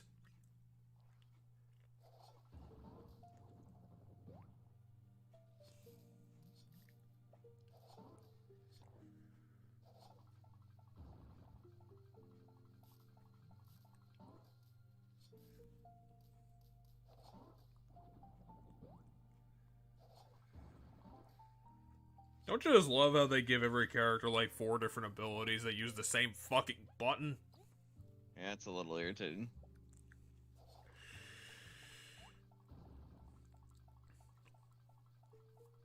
Can we return this game and get a refund for being annoyed?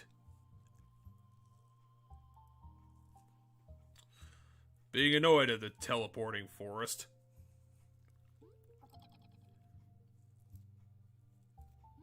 Well, once we got to the termite place, I unlocked a shortcut, which is why I went backwards.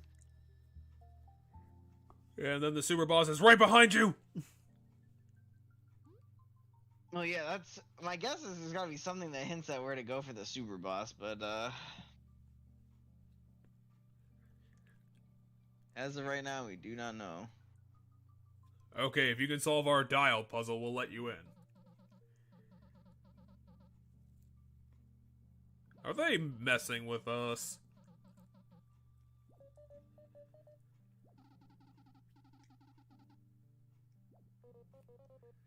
Oh yeah, if they've had peace forever, are there going to be any enemies unless they decide to kill us for some reason? It's a fun theme. It's got some techno beat behind it. Nice chill. Well, yeah, now it's got some chill, too.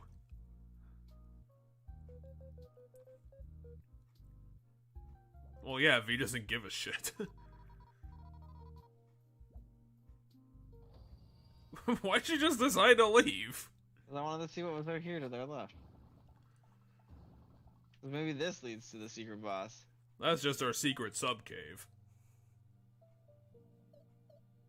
35 berries. 35 berries as I'm carrying 500 and I have like 900 in the bank right now. Money stopped being an issue a long time ago. Well, I'm sorry you Well, broke it the stopped being Pokemon an- economy. It stopped being an issue when I could win at card games super easily. And then the game started to be like, after that, once we got to like this zone, the game started to give a lot more money too for killing enemies.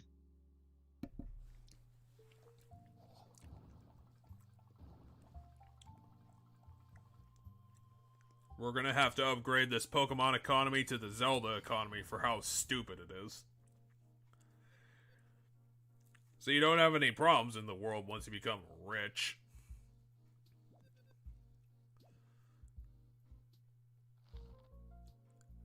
There's a bunch of weird ant people here. Give status immunity and defensive for 1 turn. Removes extra turns. What do you mean removes extra turns? You mean like the double thing that we do? Probably. The super nutritious savory shake raises allies' attack and defense by 1 turn. Boosts attack for 3 turns and grants charge up. That's actually pretty good.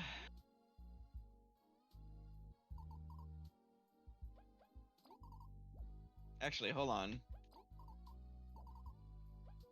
Do I have anything worth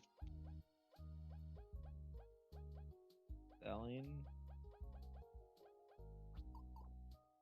Not really. Well, you do if you can find the mailman. No, I'm pretty sure I emptied it out. Or did you already sell your cherries? I think I did sell the cherries.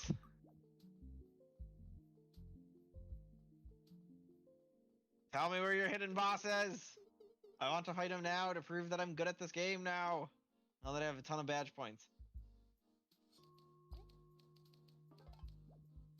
Which something I think I started to talk about but never finished when talking about this game is there's like a cheat code thing you can do on the opening screen that like does some interesting stuff. So like one of the things is you can one example of one is that you can there's a cheat code that makes it so you start a new game, everything's harder, but also you don't level up the same way anymore, and it's like just every so much experience or like you get more badge points, and that's it. Like it just gives you badge points. But it's not like oh, you hit a level up, here's 3 badge points. No, it paces it. So you get like 1 badge point at different intervals, and so it's like really interesting like change to how the game works in that regard. And there's like a couple different things you can do. And then there's stuff in the main story that helps hint at ooh, spicy fries. We'll come back. Dance party. Also, you might be muted again. You haven't said anything in a while, and I thought you might have something to say about that cheat code thing. Yeah, but it wasn't all that long. Well, we visited the beep store at least. You can buy cheeseburgers there. Those spicy fries sound like a good deal. Let's go back and enjoy the beeping. I will get the spicy fries, but I need to... There was a girl who was a robot. First. Oh yeah, you're right. We're gonna need to melt her down for scrap. Why is the Like how I'm termite mound full of so much neon? Oh, hey, okay, secret boss. That's not the secret boss, that's a couple No. of weirdos. But it's the weirdos who help hint at where the secret bosses are. How do we know they know anything? They could And just be a another bunch explosion of free dummies. day. So is this a bomb shop? It is a bomb shop. It's got bombs. It's also got a... Oh, it is all bombs. Poison bomb, burly bomb. You know your store Spicy is highly illegal, right? This guy needs to be taken... Why the fuck is there an elevator? Is this the fucking department store, but different? Yeah, I don't know. This is a gigantic city so far. There's a lot of stuff to see. Hello. Oh, now you're just house invading. Creatures called seedlings. They exist all over. Not really. I've encountered them in like 2 zones, but yeah, sure. There's only like 6 of them, though. What do you mean you can't leave? We'll get a side quest to help her. That was very important dialogue. We couldn't have progressed through the game without talking to Exercise Lady.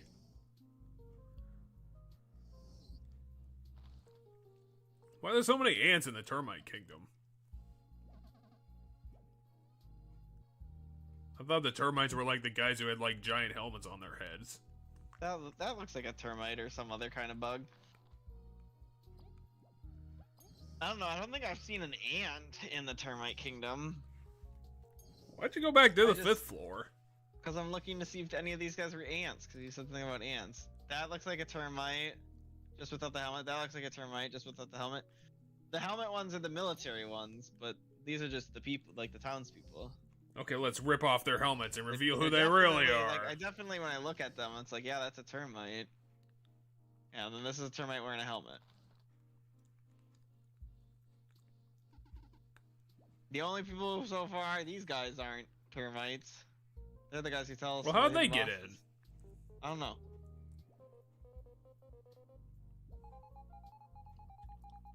So you just broke in?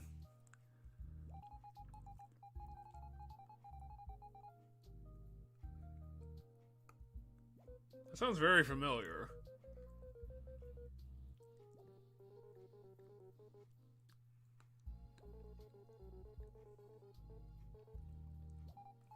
I mean, is it a tribe of bugs, or did you find, like, a bunch of zombies?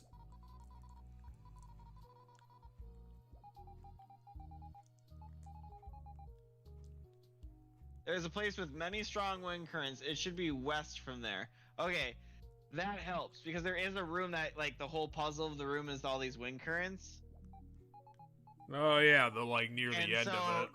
Yeah, so my guess is you go into that room, but then you head west instead of, like, the way you're supposed to. Reach the Colosseum. Alright. So that's a Coliseum down there. What is this way, though? Why didn't they build the conveyor belts, like, into the ground? Why do you have to step on them?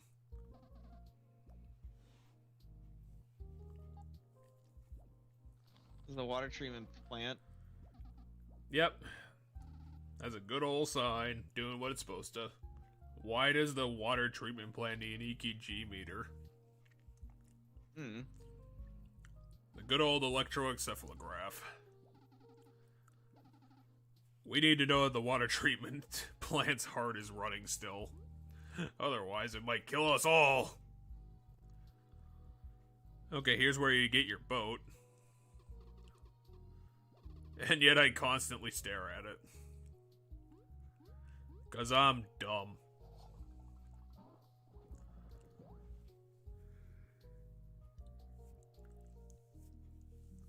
Okay, so that place was completely pointless. My guess is there'll be something at that dock later. That's the slowest goddamn conveyor belt I've ever seen. Don't you need to be don't you need to have pincers to be termite?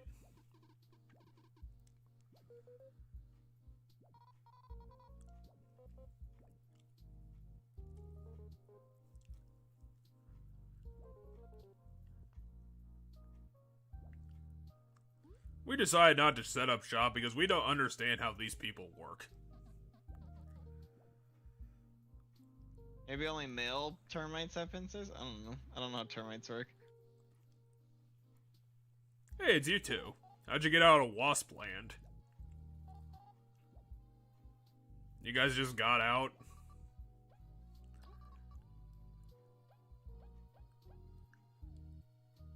The Resistol looks like one of the new one for the fighting that one monster. I mean, it's definitely new. I just don't know if it's any good. In the long haul, I don't think it's necessarily good. It might also cost like 5 points, and that's way too many.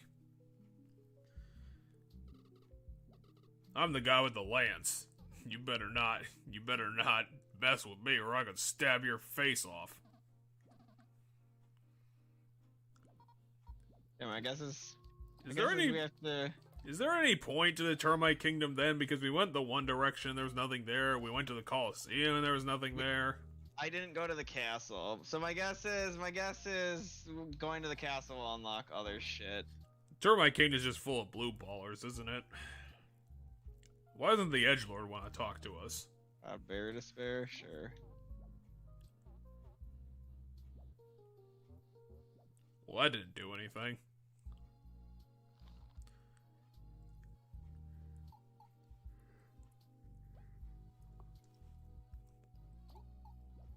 I mean, I know you're running in, but why the hell are you sleeping on the job?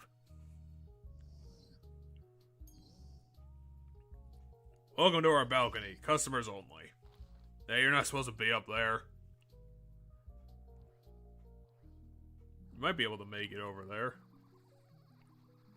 Oh, come on, don't steal someone's library book. They should have returned it. You know they're gonna be pissed off about that. They've been reading that for 3 years. They should have returned it. Well, now you're just... Not my job, I got hired to hunt down all the lost library books. That's literally how jobs work. What are you talking about? I said it's not my fault that I got hired to do that. What, are you getting shanghaied into bullshit? It's the person who hired me's fault. Yeah, you still did it. You're stealing people's stolen things. Is this a cooker Matron? Some sort of, like, magic microwave? Yeah, so it works like the chefs do. Hello, we have developed the Cookamatron. So anything that the chefs can make that isn't specific to them, because they each have that one thing that's specific to them, I'm assuming I can make in that microwave. I didn't mean to go to the roof, I meant to go down to the ground floor. Yeah, just jump off the hotel, no one cares. I mean, I guess I could have done that too. Oh yeah, Robot Girl. Nero, why have you wandered so far from me? Ah. I wonder if that'll become important at some point.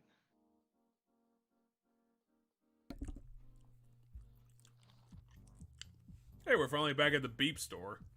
Yeah, but I still am too full on items right now. I mean, you got plenty. You should be fine.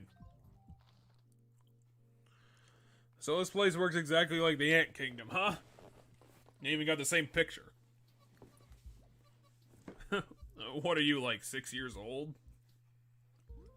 How does that work? How are you so tiny, lady? And also, you're a copy of the other lady. Hello, Quine.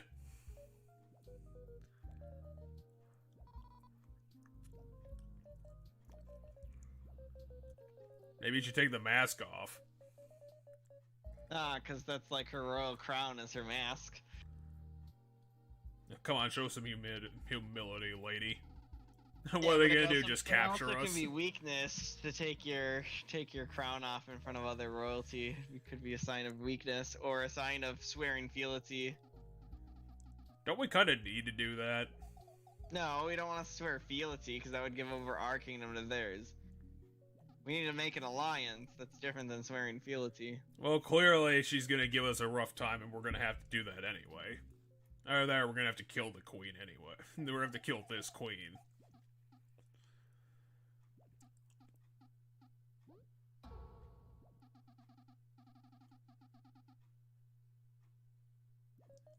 Oh, wait, we were, like, officially separated? Yeah, I mean, they're an isolationist kingdom, so yes. Well, yeah, but, like, officially? Yes. They, like, put it on a treaty? I mean, I think they officially stated they don't want anything to do with outsiders, so... I don't know if it's really on a treaty so much it would be on, like, some other kind of formal thing. Well, it's clearly in their constitution or whatever. Yeah, the constitution that allows that kingdom. Some sort of formal declaration that says they don't want to fucking. Oh, she did take off her thing.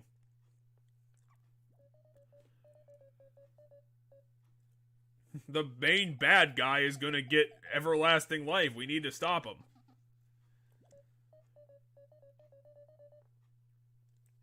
I've never seen magic before, just like this magic guy behind me. I don't know what I'm doing. He's just like, sup. Well, yeah, they don't care. He still has a broken leg, even though it's been 2 whole days.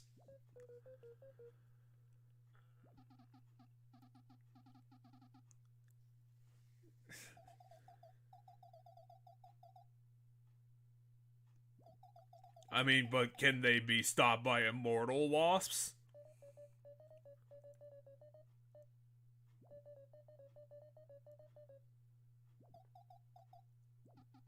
I'm gonna burn down your dirt pile.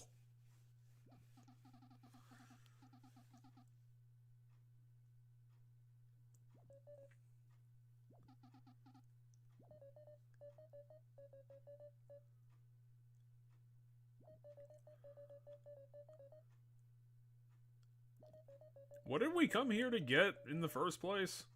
Their assistance on getting to... Oh yeah, we need to go through their tunnel to get the Giants thing.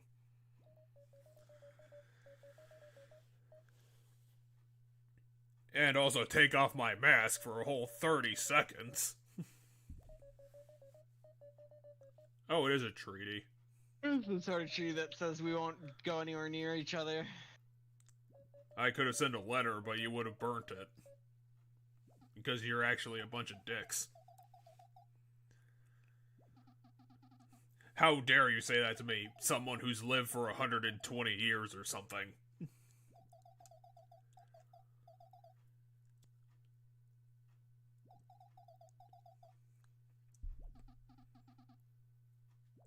Unlike me, who's incredibly pissed off all the time. I've executed 13 people just this morning.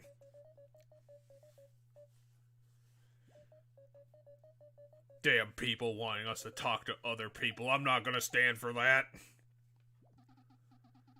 What do you mean, scientists? I executed all the scientists. Apparently the scientists were working on something. And it's that, and yeah, we are... Oh my god, they're gonna let us on the balloon ride, just like I predicted. come on. Either that or we get an Ultra Boat. I want an Ultra Boat.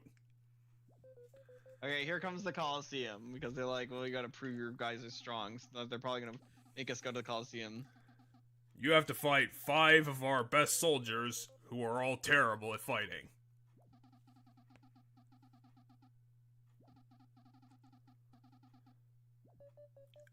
And by that I mean you will have killed our best knights and we're not gonna have any more military after that, because we're intelligent. Can't we just, like, kill him instead? And then Lyra will be queen and also be reasonable? Or maybe not after we kill her husband.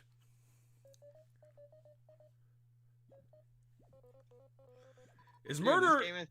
Ever since I rebuilt that one strategy to try to figure out how Oh, to there's a keep the thing! team You have to get that thing! Yeah, I saw the there's thing the already. thing! I saw the thing, but ever since I retooled my stuff to include the Berserker badge combo, like, this game has become super trivial. Well, yeah, but not Right. everything. Give me the thing. Give me the thing. Yeah, but I haven't really struggled much. The Devourer was tough because it literally removed a guy from the board. A very important person, which is Kabu, who needs to take all the hits. And it removed them from the board, which then made the people who aren't supposed to take any hits take all the hits. Yeah, which is kind of ironic when Kabu still has less than 20 HP. It's not a lot of a difference. I mean... You do have 3 points, you probably should use them. Also, we obviously need to go into hard mode. I have all these HP pluses that'll eventually go on people, but I chose to save the badge points for elsewhere. Let's be honest, the poison thing's not coming up all that often, so, like, I might be able to squeeze by taking the poison stuff off for now. Like, leaving, like, reverse toxin on in the event that I do get poisoned. That way poison's not, like, a bad thing. But then I can do, like... I can do...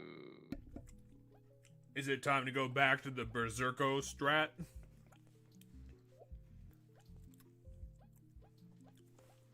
Potentially. You do only have 5 points, though, so... And now you have no points. Yeah, but now... So, look, 5 attack, 4 attack, 1 attack. So, like, these guys are gonna be pumping out damage. They're also gonna die really fast.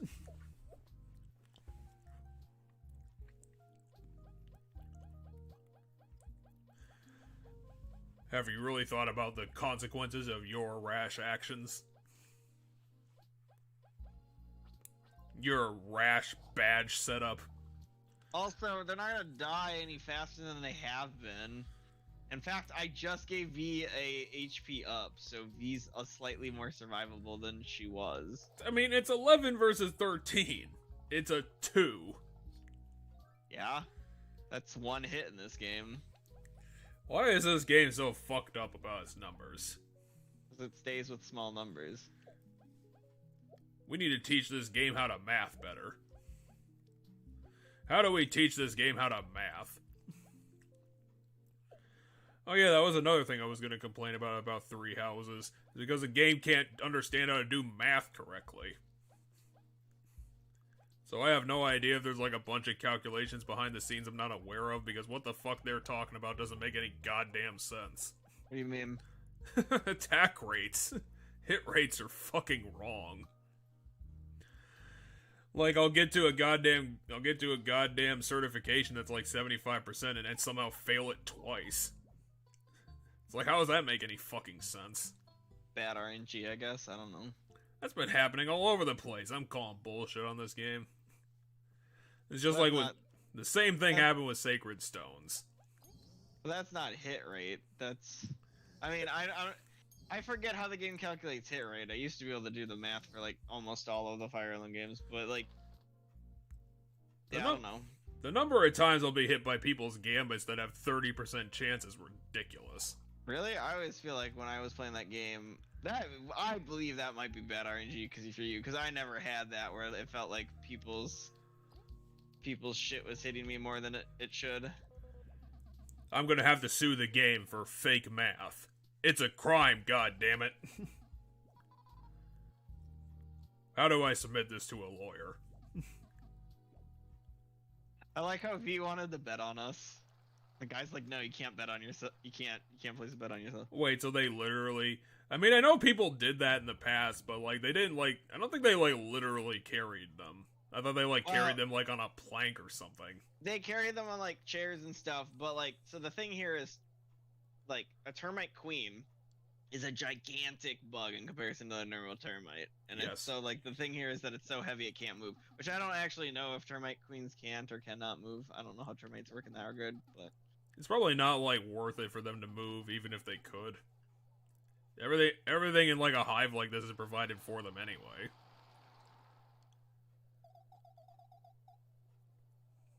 All they do is poo out eggs. That's the whole point. Go to public fisticuffs. I mean, we use, like, weapons. There's no punching. What, do we have to fight literally everybody? I mean, Is that the Kabu thing? fights with just his body parts, because he fights with his horn. Well, I mean, what else He's are a you gonna big do when fucking you're dude. born with a knife on your face? Hey, they forgot to introduce our pet. They forgot to introduce Chompy. Yeah. Oh, did I tell you that I thought it was very funny when when Castillo went Super Saiyan in the middle of the game? Which game? This game? No, this. Wait. Yeah, I'm Castillo spacey. is my protagonist from Three Houses. Oh, gotcha. Three houses. Gotcha. Yeah. Hey, those aren't people. Those are monsters that I've already beaten. Can't we just, like, poke them and they die immediately? Yeah. Or are they not weak enough? No, this one dies to just Leaf's attacks. I don't know if I'll have enough strength to kill the spider in one go. Well, Probably not. I don't know might if- if I use the right. Well, yeah, if you use, like, a special move, you might be able to make it.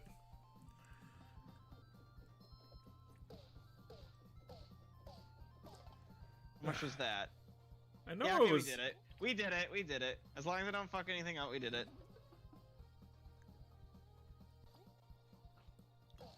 See, we did it. One round. Hey, 10 XP for one round. That's pretty good. No, Oh, that's XP 1 for point. round. Fuck. I thought that was a big thing.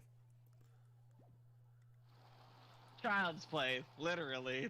I did it all in one turn, and it cost me nothing. Cause my badge at the end gave me all the mana I used back. Cross and Poi. Boy, our bravest border soldiers. Oh, they're literally just the guys from the... They got a crossbow. That's fucking unfair. And the other one's got a sword. Yeah, why do their swords always look like knives? Why is the one with the crossbow in front?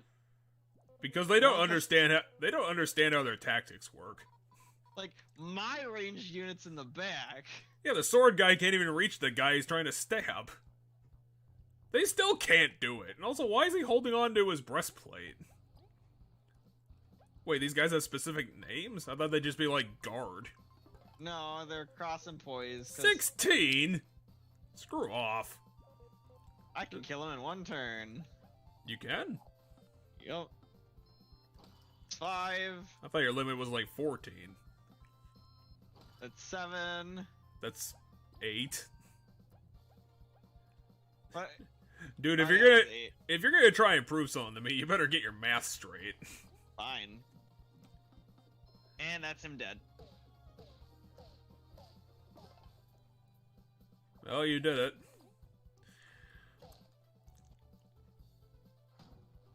That is...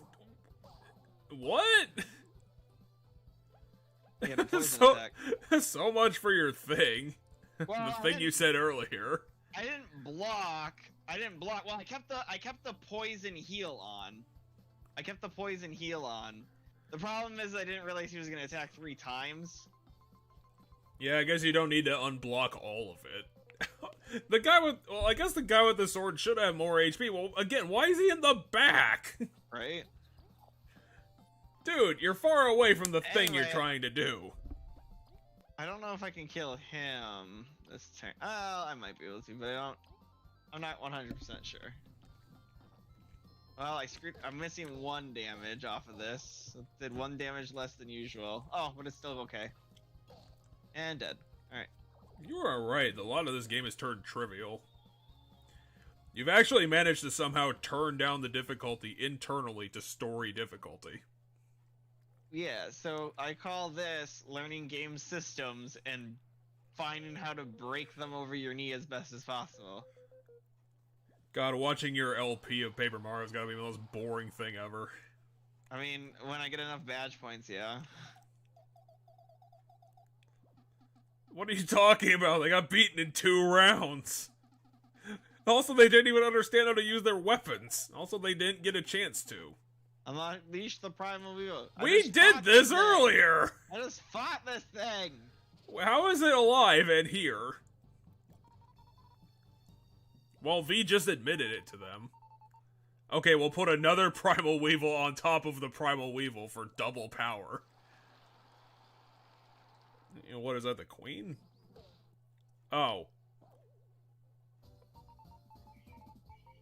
But why? This theme is awesome. Why has she got a piano following her?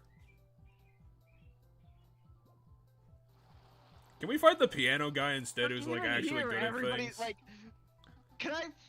The isolationist kingdom. Yes. That still loves Mathiva.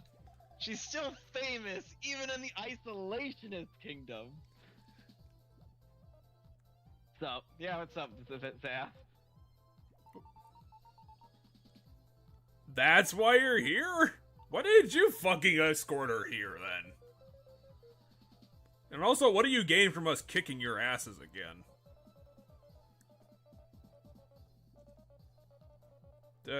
I mean, I guess? What did she order the other adventurers that weren't us to do anyway? I don't know. I thought, yeah, maybe make preparations for when we do go towards the human place. I mean, how are you gonna beat us? It's 4-on-2. Also, we already beat you. Right? The whole thing with this fight last time was that Zast does fuck tons of damage, and if you attack Mathiva, Zast gets even more dangerous. But so is that your strat? Mathiva can res Zast. It was Mathiva can res Zast when he dies, and so you have to kill Zast and then use the time you have before she reses him to get as much damage on Mathiva as possible. It was like the safer way to do it. But now my guess is I can probably like one-turn Zast. I mean, if they don't level up, which I'm pretty sure they are stronger, yeah, they probably are. It's like the Pokemon rival thing, except the Primal Weevil back. It's like the Pokemon rival thing, except even more stupid. One guy cheered for us. Why do they?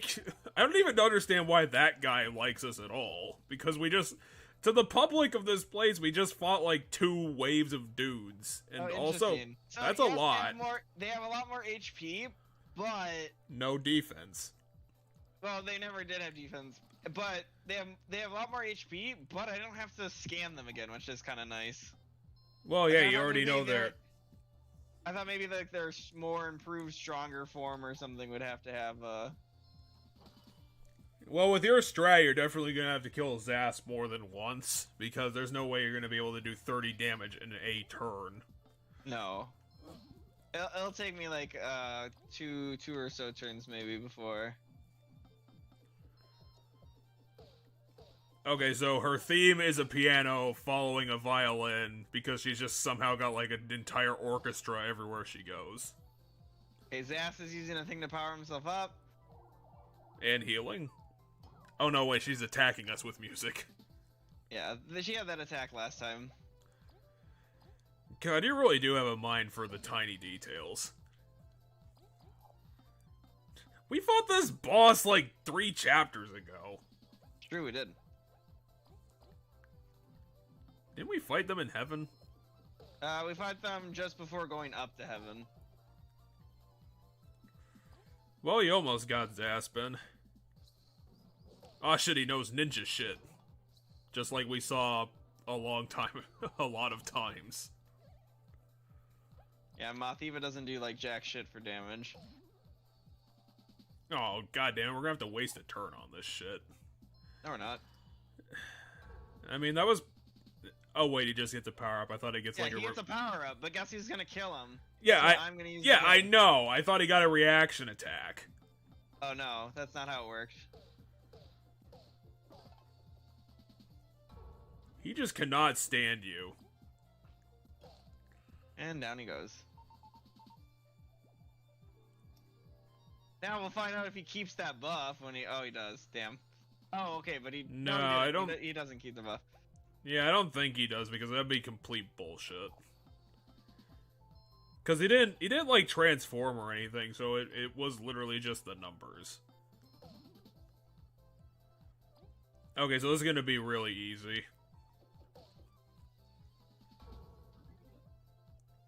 Zaz has to constantly prove his strength by dying and having to be rezzed multiple times. Oh, she kicked him in the crotch! And also pounded his face in. So much for Moth-Eva not being able to defend herself, Jesus. Right? That was brutal. Well, I guess you'll be able to prove your stuff, considering she had 17 HP at the beginning of this.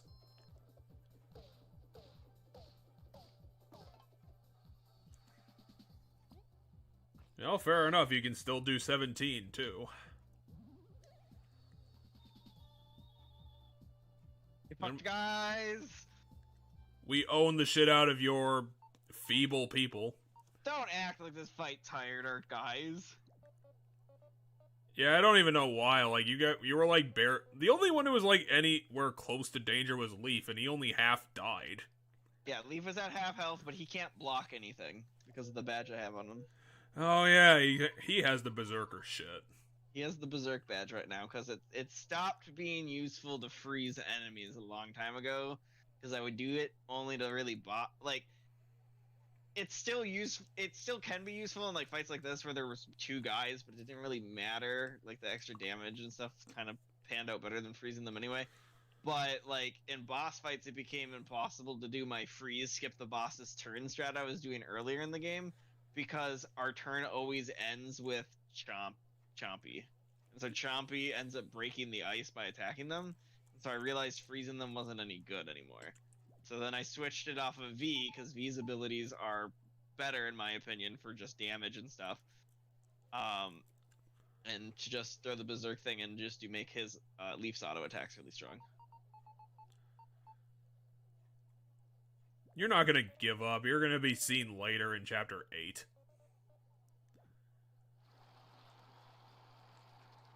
I love how he still cheered for Moth-Eva.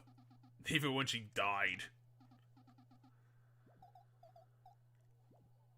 Do you think this was a test of skill or just like a cheap ploy for the termites to get some like new entertainment? Because I'm thinking we were like tricked into like working for free. I mean, there was one guy who still likes you. Oh, Zasp, you are a pathetic sort. Yep.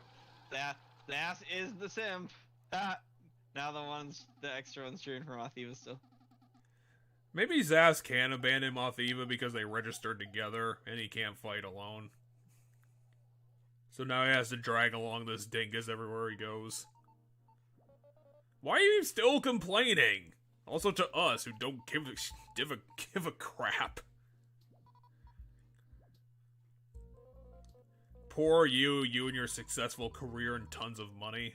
Why do you even go adventuring? I want to see if fighting them again gave us a different medal, and I don't think so. Random Start sounds like a really bad badge. Right? God, that sounds like garbage. What the fuck? Sounds like the dumbest badge ever conceived. Hey, half the time you'll start with a random status ailment, but you might get buffed a little bit. Does that sound good? I mean, if we start with poison on Kabu, that could be pretty cool. That guy looks really spaced out right now. He does. We're gonna have to kick him in the head or something. I don't know how late we're gonna go today. Well, considering we have plans tomorrow, that's gonna kind of be up to you. Yeah, well, I was gonna let you decide, because you're the one who, you know, I just have to get up and drive. You said you wanted to clean and stuff, so. Well, I mean, I can get up around 8. That should be enough time for me if you're gonna be here by, like, minimum of 10. So that's not a big deal. Yeah, I'm gonna probably shoot for, like, 10:30, like, split the middle. I got a little bit of stamina left to go. I got words in my brain. Sure.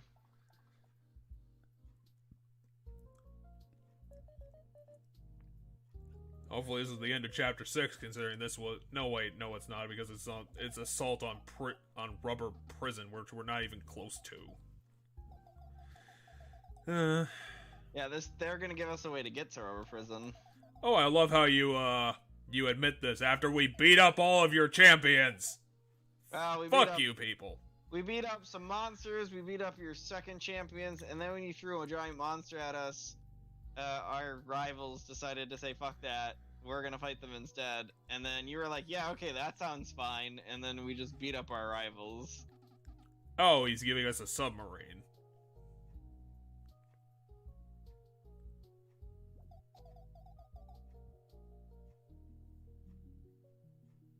Yep, why not?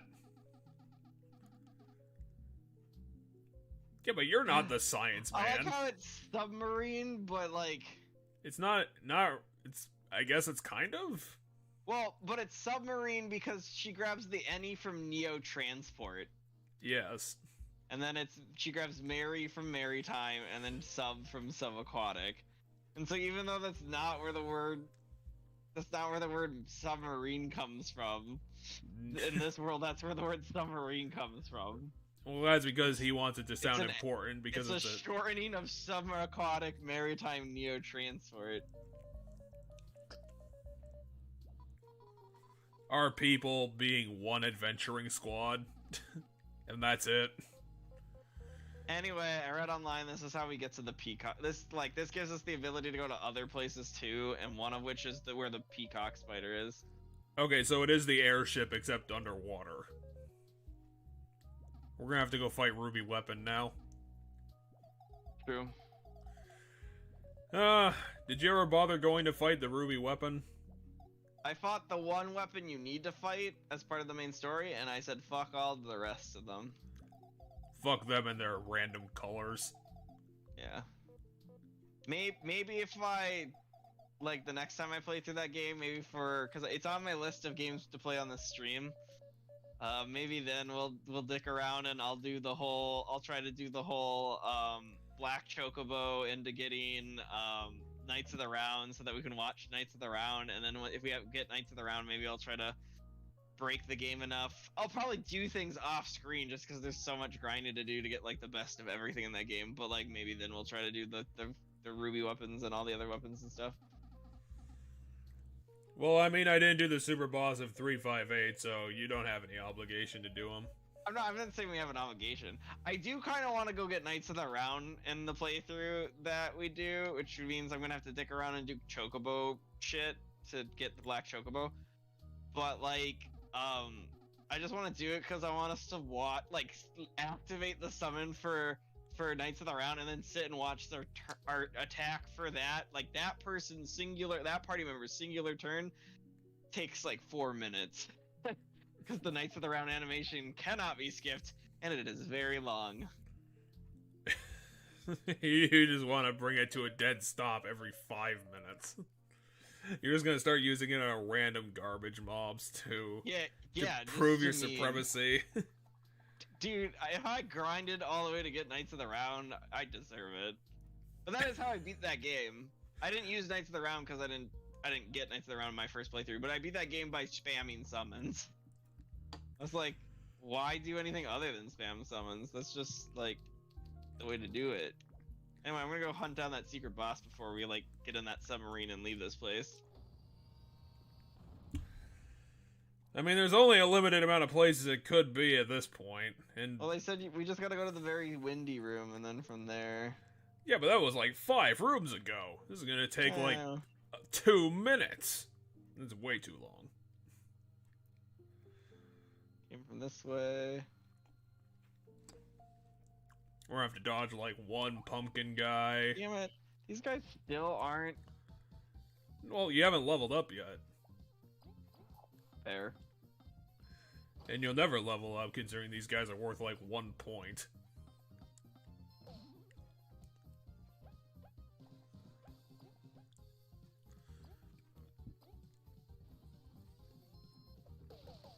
You're just so annoyed at those things, you're just fucking done with them.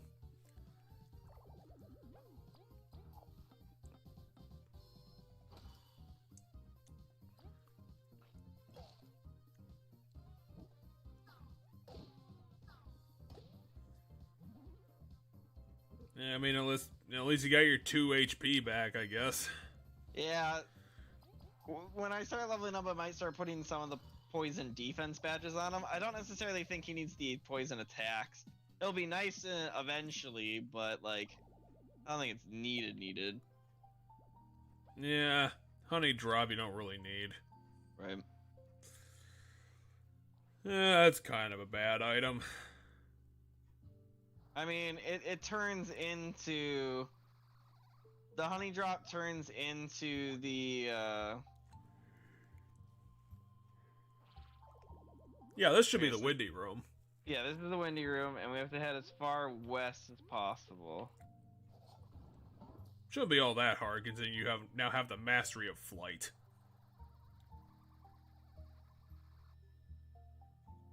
So this is the start. You just die. Right? Do it again. Okay, so you have to come down this way. That's weird. Okay, so this is the room you start in, because this is how this is the room you start in. So I have to keep heading west. They said. Well, unless we can get around this wall. They're honey drop. Another honey drop. I'll keep it because the thing with the part of the thing with the honey drops is they're one of the ingredients to get the queen's thing. Okay, here's a west. Here's a west one. So if I just go here, Here's our sign for evil present. Please stop going this way. We're not liable if you die like this, you ding-dongs. We don't have moron insurance. Really? Even those guys? yeah, I'm pretty sure the only thing in this area that doesn't just automatically fell to us is the are the snails with the stupid amount of defense. The stupid amount being 2. Right. Well, it's 2 and then 6. Oh, we found a wizard. What the fuck is this place? Well, they said there's weird people living out in the middle of nowhere, is what the people said. This is probably a berry if I did take. Oh no, it's a lord. No, Oh, someone no. just... Rather than return it, someone just buried a library book. Well, we can't do anything here. It's all 4 and E's. Well, so but the boss here is called the False Monarch, so maybe these guys have a. My guess is perhaps these guys have a king, and that's the False Monarch. Oh, it's that guy.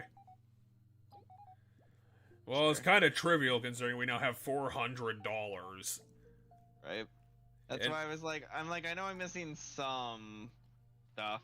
And My also, guess is the False Monarch's here. Like, this is where he's gonna be. and also a 1 grand trust fund.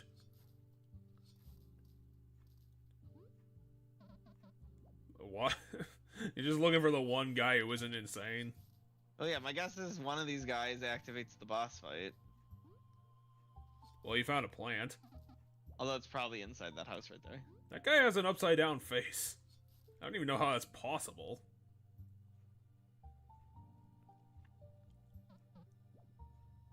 I hope we don't have to find, like, this stupid translation book to attack this guy. Because that's fucking dumb. Hey, I'm a Happy King.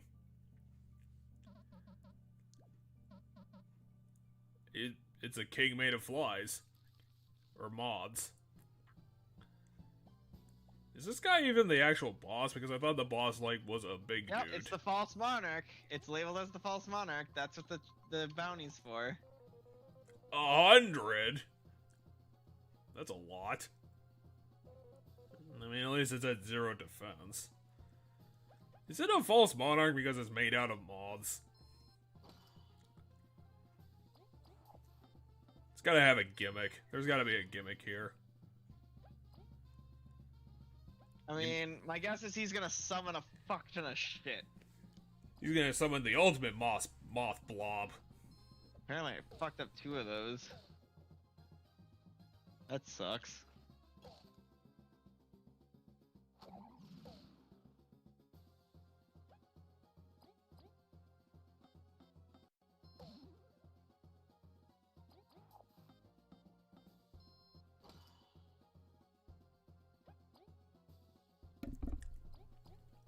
I do love how this boss is essentially the kids in a trench coat gag. It's a pretty good one.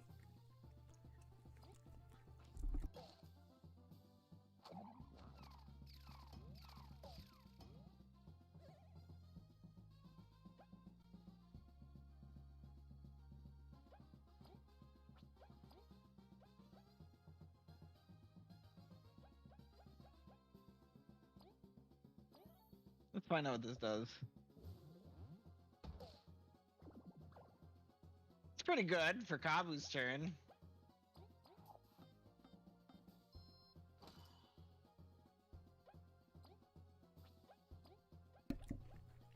Trying to think what other... You got the queen's dinner still, so you should be fine for anything.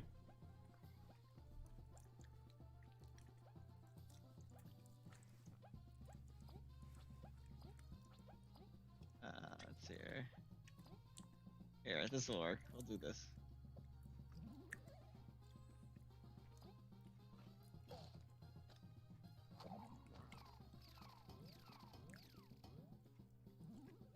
There's gotta be something more to this boss, because right now he's a pretty pathetic guy. I mean, he's not even a man. He's a man in a man costume.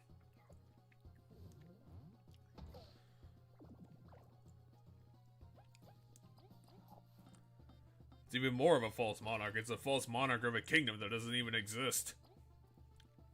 There's not even like a town here. It's just like 3 boxes.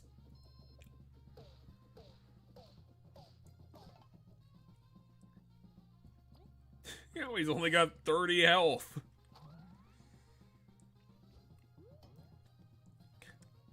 Dude, you need a better weapon than mods. Like, come on. Is this all you've got? It can't be, right? There's gotta be something else here.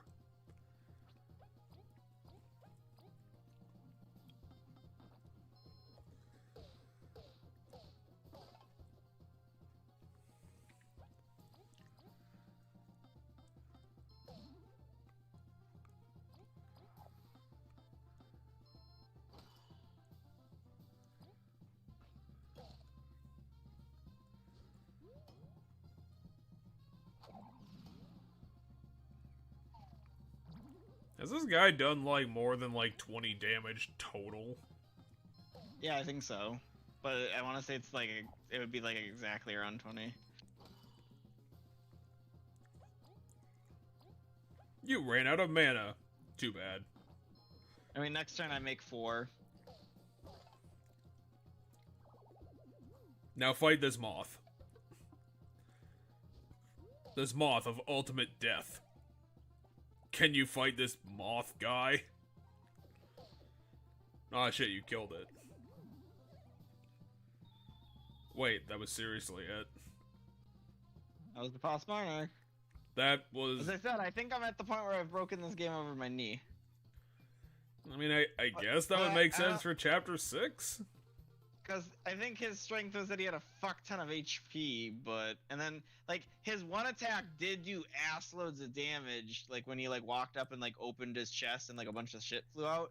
Well, that did like 6 damage, like base. That was its base damage. I But thought like, it did like I thought that attack did 3 damage. no, it did 6. When I blocked it on Kabu, Kabu took 4. Well, we won, so that leaves one super boss. And apparently it's underwater. Not underwater. It's just on an island that we can't get to. It's on the island of doom.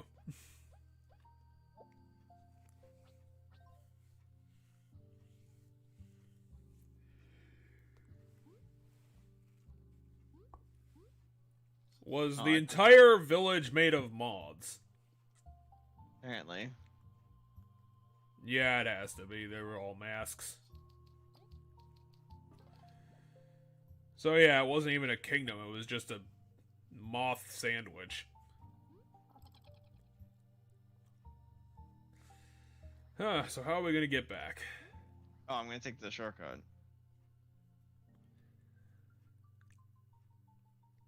No, apparently it was... My brain told me doing this is faster than going the way we came, which was reverse of all those puzzles. but don't you like repeating puzzles? Then I would have to do those puzzles to like progress, rather than just, you know... I mean, we could have fighting the iron nail things again. Wouldn't that have been great?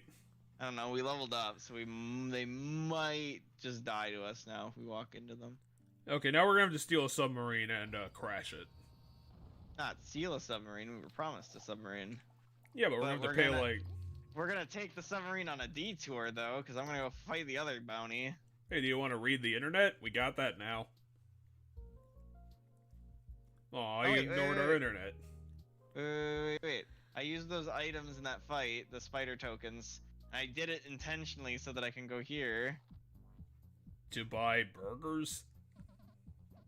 To buy french fries. That's not great. I mean, at least it's an attack boost.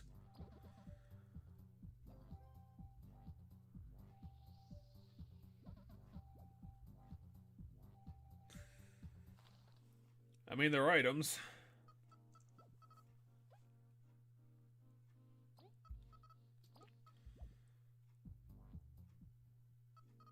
No, I don't want to hear it. Who the hell was Spooter? Was that the boss? That's the very first boss, the spider. Oh no, wasp! Ah!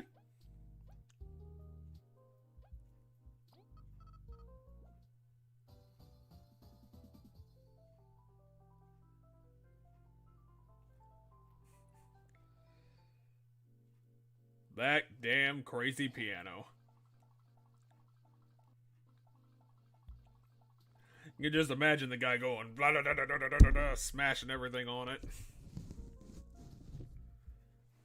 Hey, you want to bomb a trench coat?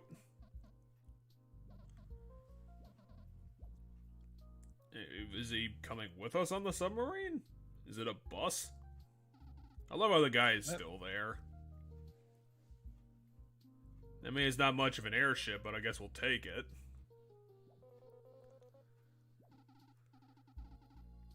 Are you a scientist or a ninja? What are you?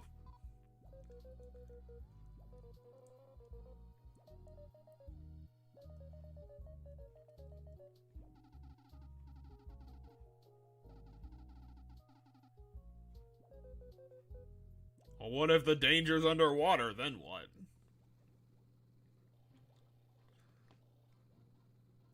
That's a giant water strider. That's kind of fucked up. It's as big as the submarine.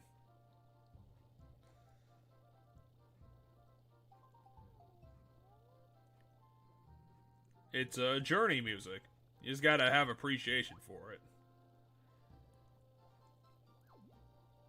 I hope you know which island I hope you know which island you're looking for. Well, I think the guys said it was to the east.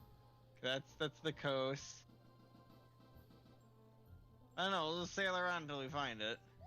Here's a giant soda. Come on, eat the soda. We put it here specifically for you. Well, now it's getting heroic. And now it's not. Here's an island. Do you want to visit this cave? Oh, the game's not gonna let us. Also, the enemies are dead, so I guess we don't have to worry about jack shit. Is the Outskirts Pier that thing on the west? Well, not this one. That's because you got spiders. Obviously, we need to consider the spiders. You know, the spiders we couldn't see.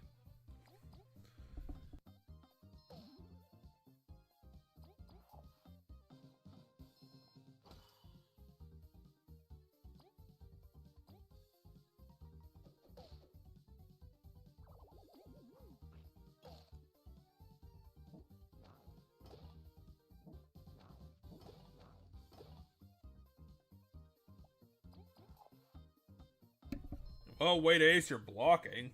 Damn, that was a... Apparently these goddamn spiders, I'm really good at blocking them specifically.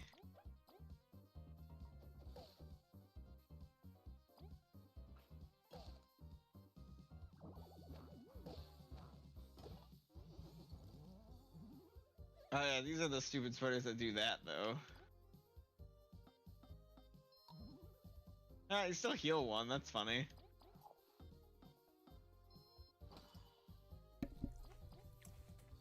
It's all the power of RPG math. You have to respect the mechanics, otherwise you're not going to get the points.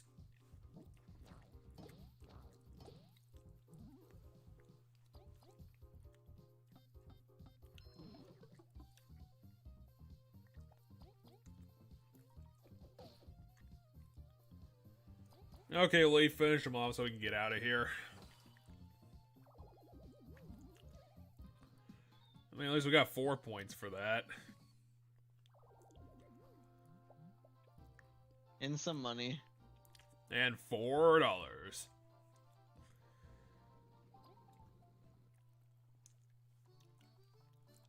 Well, good job diplomatizing, Queenio.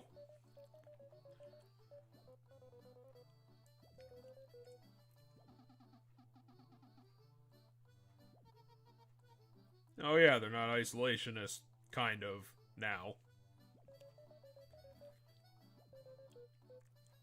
Just don't burn down my house, okay?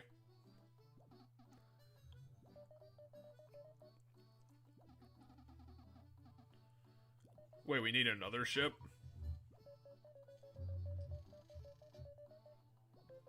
I mean, to assume to get other people there. How dangerous is this, like, Wasp Navy?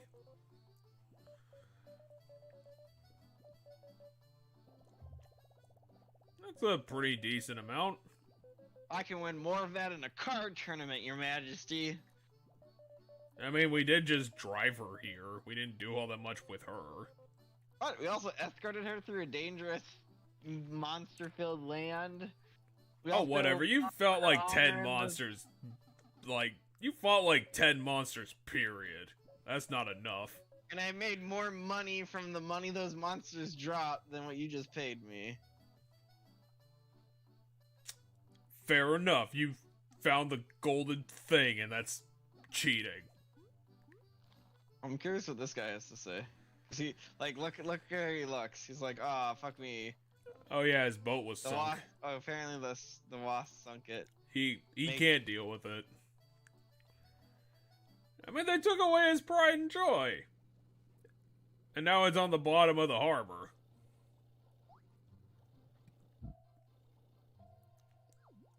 Okay, so look for a rubber thing. No, first we're going to the island I found over here that I'm hoping is where the secret boss is. Will we be able to solve the intricate puzzle on this mountain? Or is it just, like, over there? I don't know, we're looking for... I mean, what are you gonna do if it's, like, 200 HP? Hidden somewhere in Metal Lake. I'm guessing this is Metal Lake. It's kind of a lake. If it's 200 HP, I'll beat it.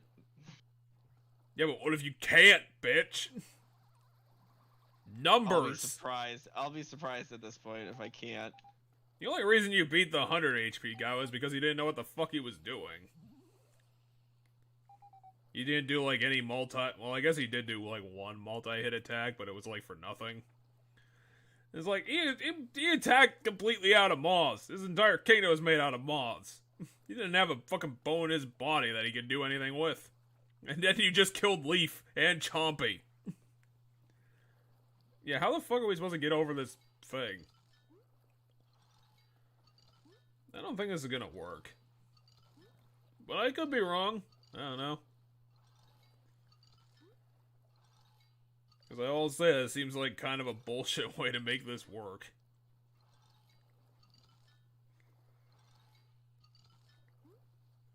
Stop killing Chompy! He's a member of the family. What the hell is that thing? It's like a tree. But it's got leaves that are as big as it. Was this supposed to be a store?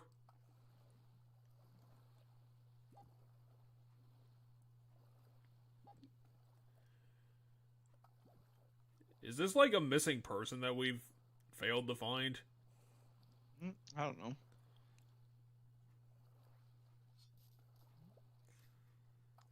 We found $1. Quest over.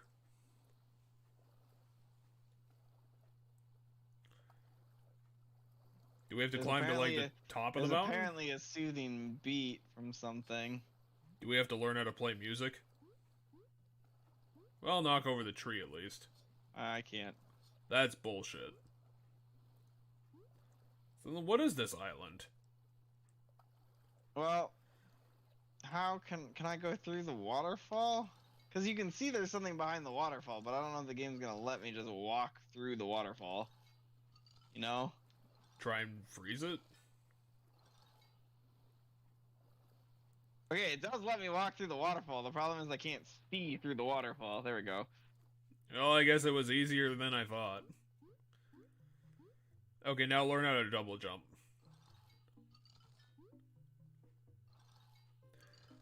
This water platforming is getting confusing. What just happened? That was annoying. I tried jumping onto the land here. And then what? An invisible wall? Oh yeah, it is a visible wall there. Okay. God damn it, game. And then Leaf died. Well, I guess you're gonna have to perfect your water platforming.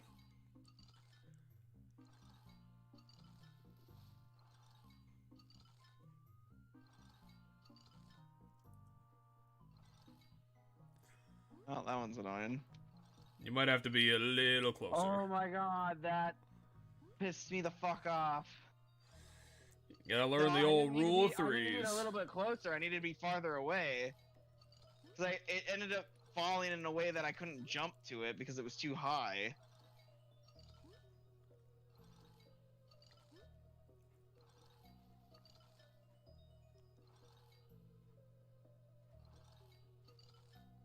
See? We'll need to try some diagonalism. Apparently. It doesn't break when it casts, it breaks when it falls down, which is annoying.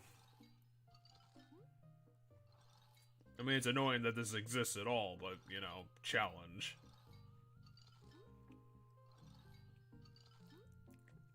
You said it's the peacock spider, right? Yeah, and I'm mad that that was an invisible wall again, because it didn't look like that one should have been an invisible wall. I mean, there was also a log there. Yeah, but it's in, like, the middle of the room.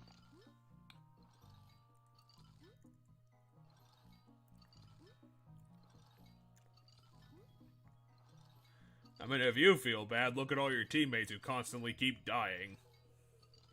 Because of your magical recklessness.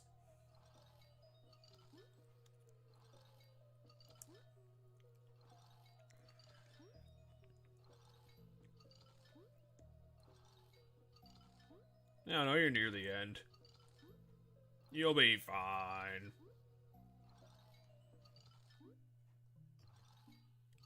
And then Leaf falls in the water and drowns.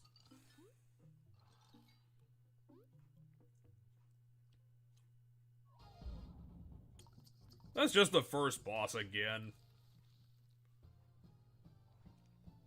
got spear feet. I think they're like maracas. Well, apparently he doesn't have a lot of defense. Oh, I forgot to scan it. We don't need to know what its health point pattern is. We're good with everything.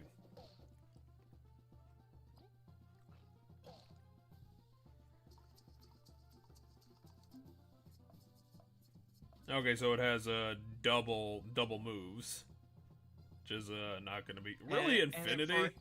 It forever buffed the other spider.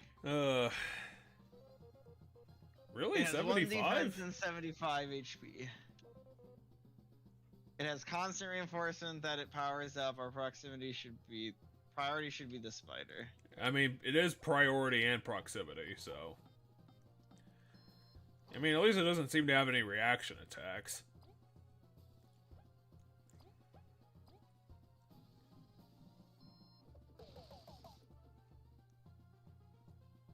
I mean, considering your damage output, it's probably going to be dead in 4 turns.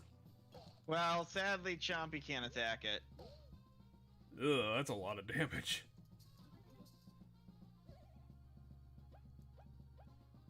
So, 1 defense forever.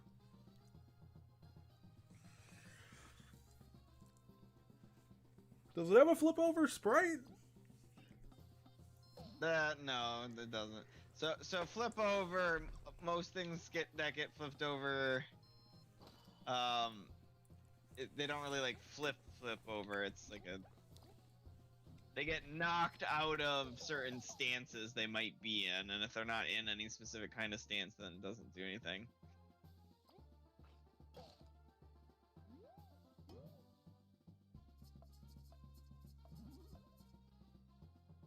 Yeah, so it summons a spider, but ooh man, that's all it's doing is buffing this one spider.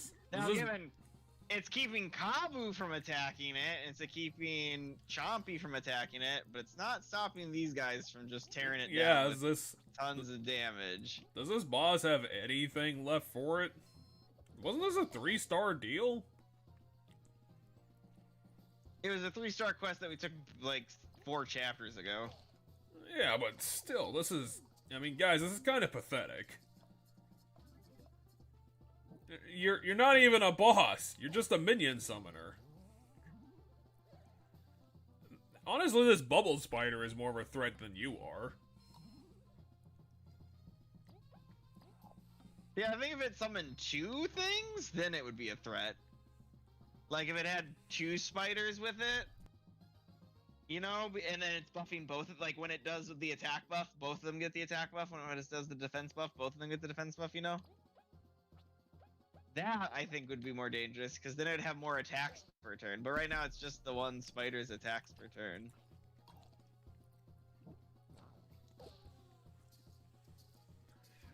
I think someone on the design team forgot what danger means. Because this isn't it. So, I do want to point out that, you know, at one point in time, like, everything we fought has always been this hard. It's not like things suddenly got easier. It's that I suddenly grew too strong. Yeah, but if they stayed in the same place this whole time, that's not advancing either. It's like if they didn't ever bother, like, putting the...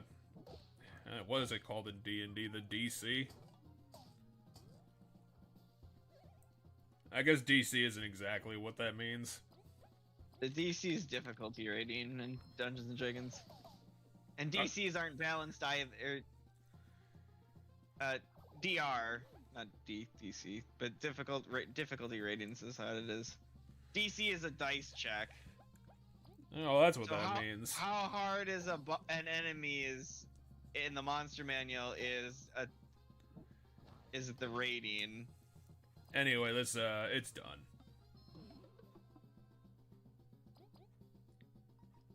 You don't even have to try. You'd hit it with anything. Leaf's just sleeping. He'll be fine. That's what magic's for, right? Here's a leaf sword.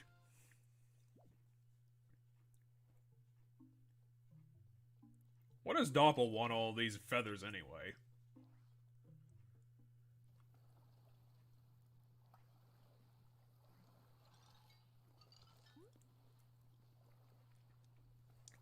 Don't worry, you get infinite tries, Leaf. It's because you're such a special wizard.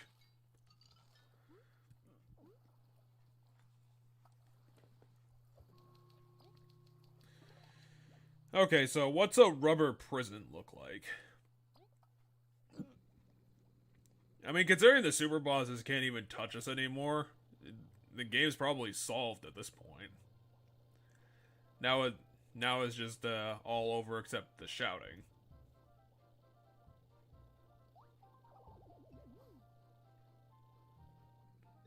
Have you seen a rubber prison?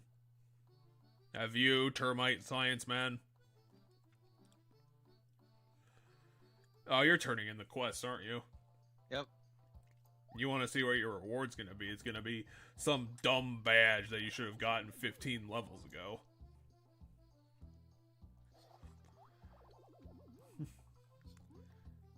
It'll be like, hey, this badge will increase your attack by 2 if you're frozen. Which makes no sense. I'm sorry, I just... for killing the boss, there's a new badge here. Hopefully, at least. And TP it's plus. TP plus, it looks like. And that's it. Congratulations. Yeah, but TP plus is worth. Is it worth $55?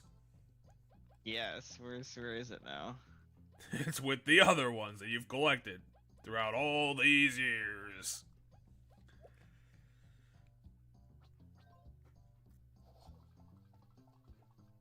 So who the hell is Doppel?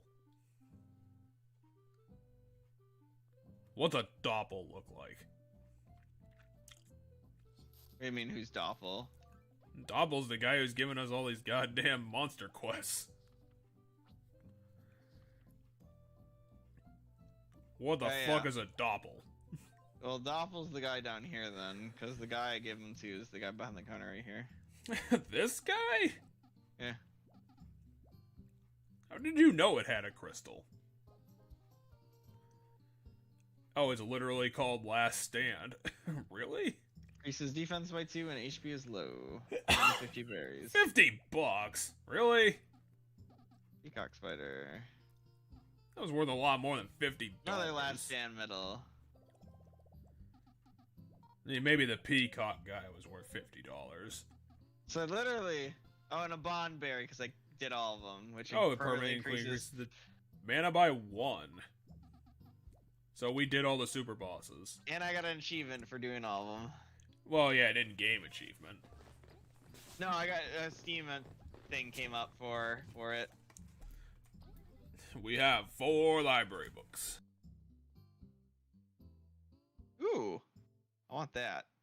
Front support. That one I already looked at. That one's electric needles. The HP plus one would be useful, but I already have HP pluses. I don't have the points to use. So oh, what's this one? Oh no, that's just the meme one. Yeah, okay, so front support's the one I want, which is 5 berries.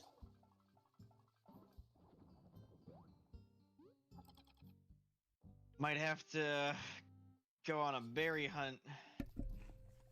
Now, given there might be more like hidden bosses that My guy's got quests. Oh, He's got 6 quests.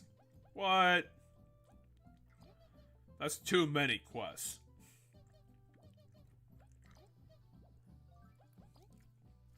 Rather than individually select all of them. I mean, they're not that difficult, apparently. This one's 2-star. I am close to finishing my greatest creation. I just need a rare item, the blackest of paints, to finish my masterpiece. Oh, that's a reference. All right. The blackest of paint. There's a guy who, like an artist guy who's a prick. Like he's just a massive douchebag. And he made a paint that's like darker than any like shade of black ever. And then he like refuses to let anybody else use it other than him. And then so someone did the science and figured out how to make a paint even darker, and did it. And then made up a thing saying they will sell it to anybody as long as the person who buys it doesn't give it to the guy who made the original Darkest Black, or isn't the guy who made the Darkest Black. So then someone got pettier and went, all right, you said no artist can use that paint. Fine, I'm gonna make a better black paint than your black paint, and then I'm gonna refuse to sell it to you or anybody who's gonna give it to you, and then I'm just gonna sell it to whoever wants it super cheap. And that's what they did. And it's this like feud thing that's been going on with like the one guy's a massive prick and the other guy's just doing everything he can in his power to like annoy the one guy. Yatanta. My dumb brother left without his lunch before leaving to the Forsaken Lands once again. The nerve. Is this really important enough to put on the fucking quest board? I've never had the opportunity to leave the dome. I learned a weird thing called seedlings. Hey, it's a seedling prison. Hey, it's that guy we talked to, like, half an hour ago. So yeah, interestingly enough, these random people that talked about things, when we talked about them, have quests. Because I remember her mentioning Nero's missing. The robot Yeah, it's girl. almost like they could have given us them when we were there in the first place. I've been working too much. Poor guy. We had to beat 10 Striders.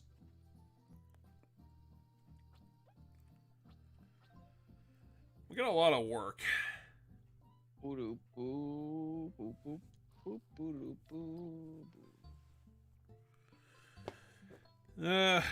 Free interest. I'm thinking I'm good for finding the rubber prison, and then probably just calling it. Just finding the river prison. See, I'm worried we're getting close to the end of the game, and I want to make sure we do all the side quests. Well, yeah, but I don't think that... I doubt that the game's actually going to end on Assault on Rubber Prison. Yeah, fair enough. I think we're going to at least get a Chapter 7. I would actually be, like, surprised if we were, like, on the doorstep of the ending, because it seems like there's a little bit more to do. Probably need to get through this prison, and then it's like, hey, the wasp guy's over there, go punch him in the dicks. I thought you said we had $900. I thought we did too. You lied to me about my trust fund. I'm gonna have to sue you.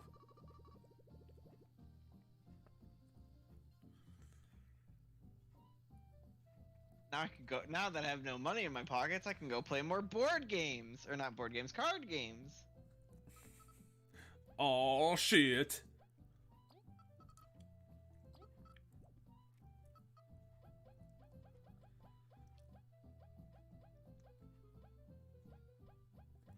We could bug her and just make her play the song that's currently playing. You really love that Moth Eva, don't you?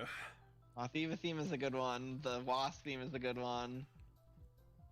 You gotta stop trying to transcend dimensions. You're gonna get stuck that way. Dancing. If you get stuck in the second dimension, I don't think Leaf's gonna be able to help you out. Well, now you're just forcing him to do something dangerous.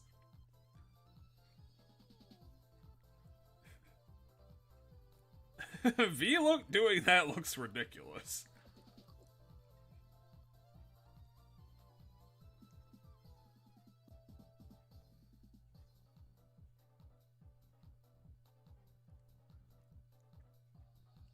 I'm pretty sure the composer working on this was the one who had the most fun. Right? There's a lot of fun tracks in this game. I think he was just like a creative monster making all these like 7-minute long soundtracks. It's like, God damn it, I know how to do my job and I'm gonna make the music 3.5 times longer than I need to. Eat this! You want 4 instruments? I'll give you 13 instruments. How about that?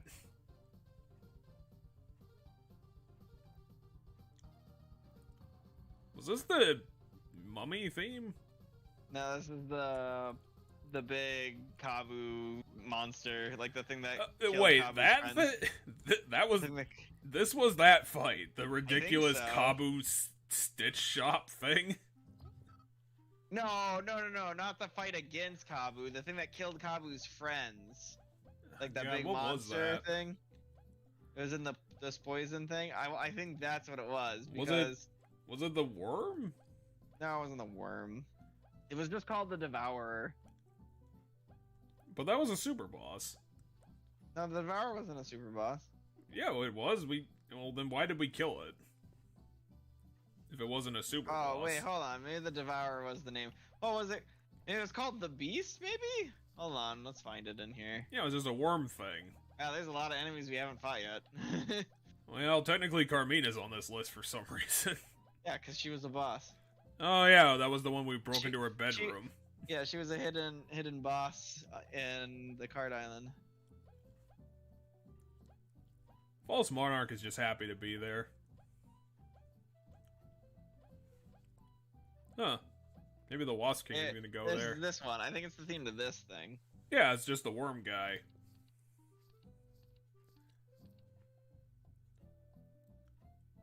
Yeah, it was that dumb boss that had like the forced failure part at the end of it. Yeah. God, that was a dumb idea. The Watcher was still the coolest.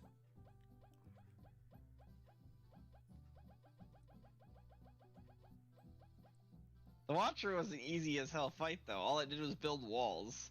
Well, yeah, but like amazing design. It's cool. It ties into the freaking desert theme. It's like, I think it had a cool track, didn't it? I don't know. Here's the Spider's theme. The very first boss. It's got drums. Oh yeah, I do remember this.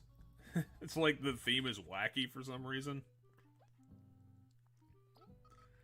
Let's see here. What else? One left behind. Getting stronger. Bustling Ant King Zone. The card of the Ant King. Let's fry with fry. That's the cookie theme. Oh no, Wasp Caves. God. Blessed Golden Lands. Cut's theme? Yeah, Cut, because all the cooks have their own theme. This is Cut's theme. When we walk up to Cut, this is the music that plays when we're near him. Let's Fry with Fry plays when we're by Fry.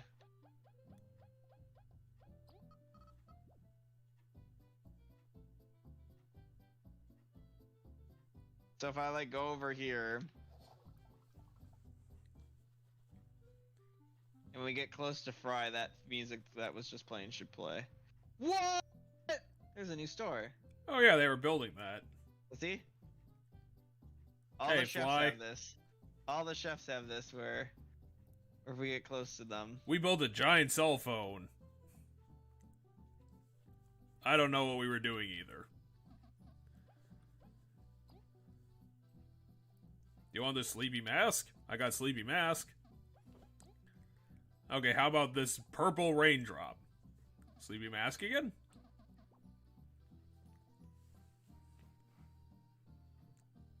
Oh, gotcha. Eh.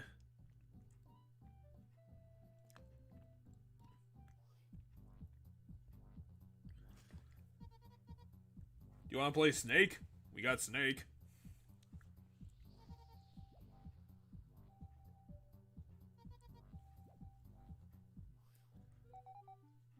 They're the Termicade. This was one of their ideas. Game tokens. It's the game corner from Pokemon. Termicade is proud, but in Ant City, come play fun games to earn tokens that you can use to trade for unique prizes. Only here at Termicade. Need the prize counter? Exchange tokens.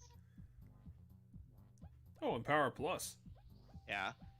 And this is what I want right here. You want to give yourself problems?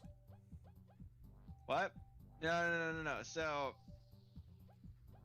these badges here are these are really good badges because you know how there's those badges that are like defense down, attack down, defense up, attack up for Leaf that I have never used because it's like one person for 2 turns. This is everybody, so he can do it for everybody. However, I want these ribbons because these ribbons go on Chompy here. Oh. And they give Chompy they give Chompy extra powers. So this one makes it so Chompy puts enemies to sleep. This one makes it so Chompy paralyzes. This one makes it so Chompy poisons enemies. So this is what we gotta get. Probably the shocking one. The paralysis one would be probably the best. But I have to win these games. I don't know how hard these games are.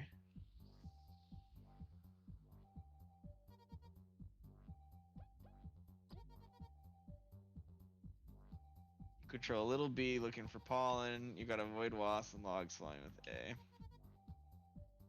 You'll slowly earn score as you play, or you can collect flowers. Or you're gonna roll the better your score gets. It's just a high scoreboard.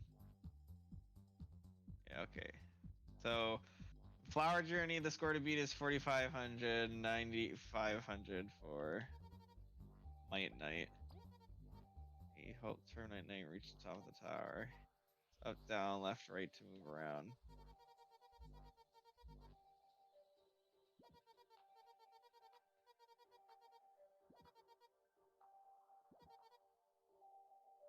Holy what? This one's getting complex for like me just trying to win tokens.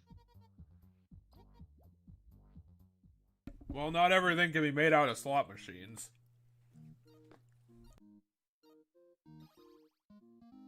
Oh, this is Flappy Bird. Yeah, I thought you would have noticed. I noticed right away. I'm really bad at Flappy Bird, so this. Oh, okay. Oh, but it cost me a lot. I had 15. It cost me 8. It cost me like 10 to play. Oh dear lord. Buy tokens. Each token costs 3 berries. So if I need 90, how much money am I? Oh, okay, cool. Playing games? What's playing games when I can just go grab my bank account, grab like 500 berries, and I can buy 2 of those ribbons. Probably the poison one and the paralysis one. I don't really want to do the sleep one, because while sleep makes it cost them their turns, it also heals them. So I don't know if I wanna.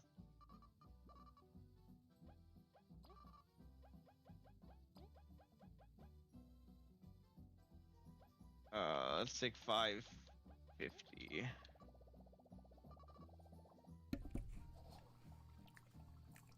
You realize you're blowing half of your savings on this, right? Yeah, but like, you know how powerful Chompy would be if I can make it so he skips enemy turns? Yeah, but $500! That's so much money. That's me playing like 2.5 card tournaments. Yeah, but how are we gonna find the time? I don't know, maybe I'll come play it off stream.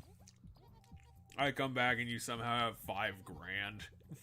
It's like, dude, what the fuck were you doing? Were you just constantly dunking on Gu-Gi-Oh the whole time?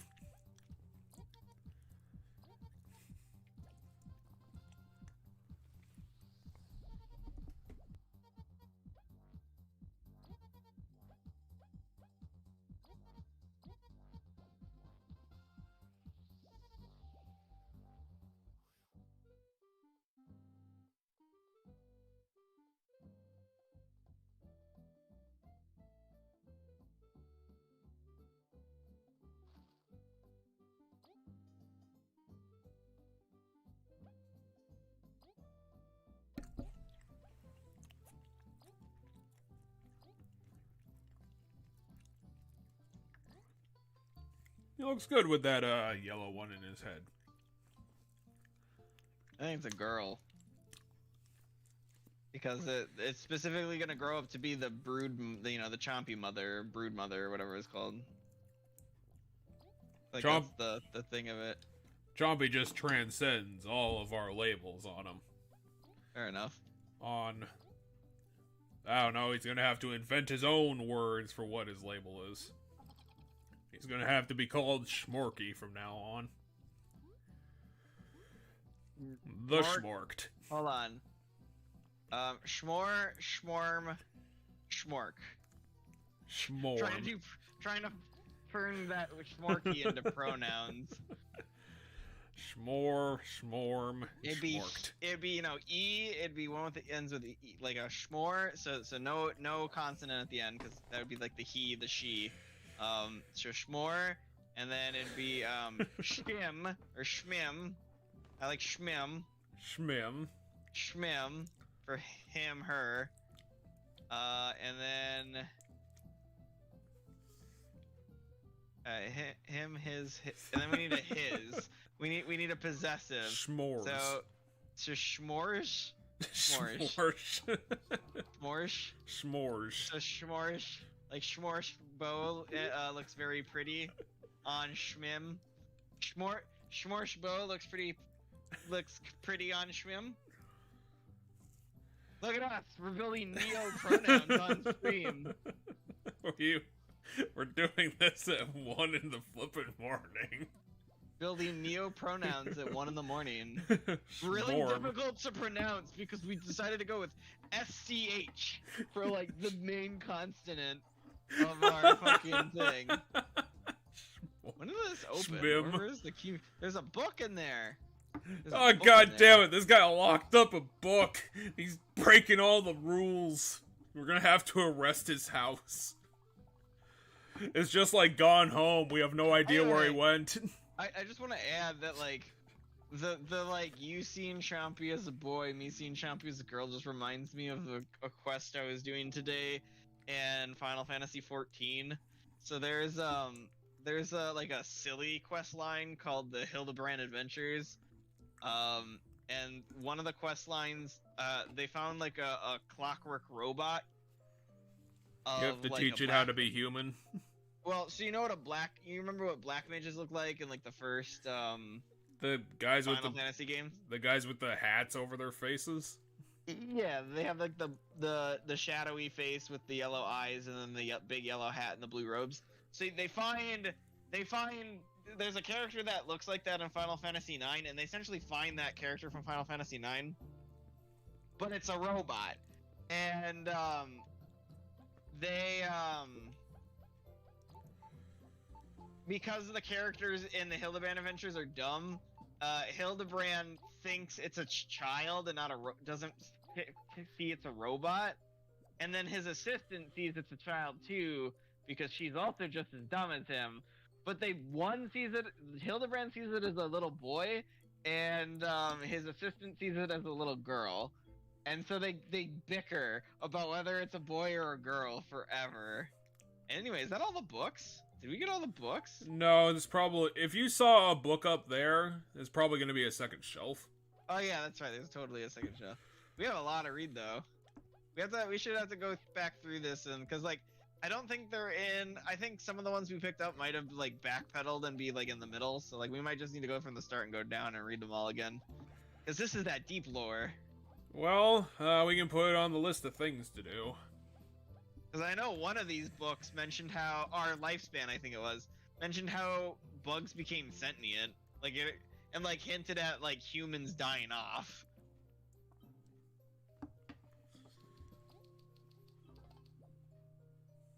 I wonder if these doors will ever open.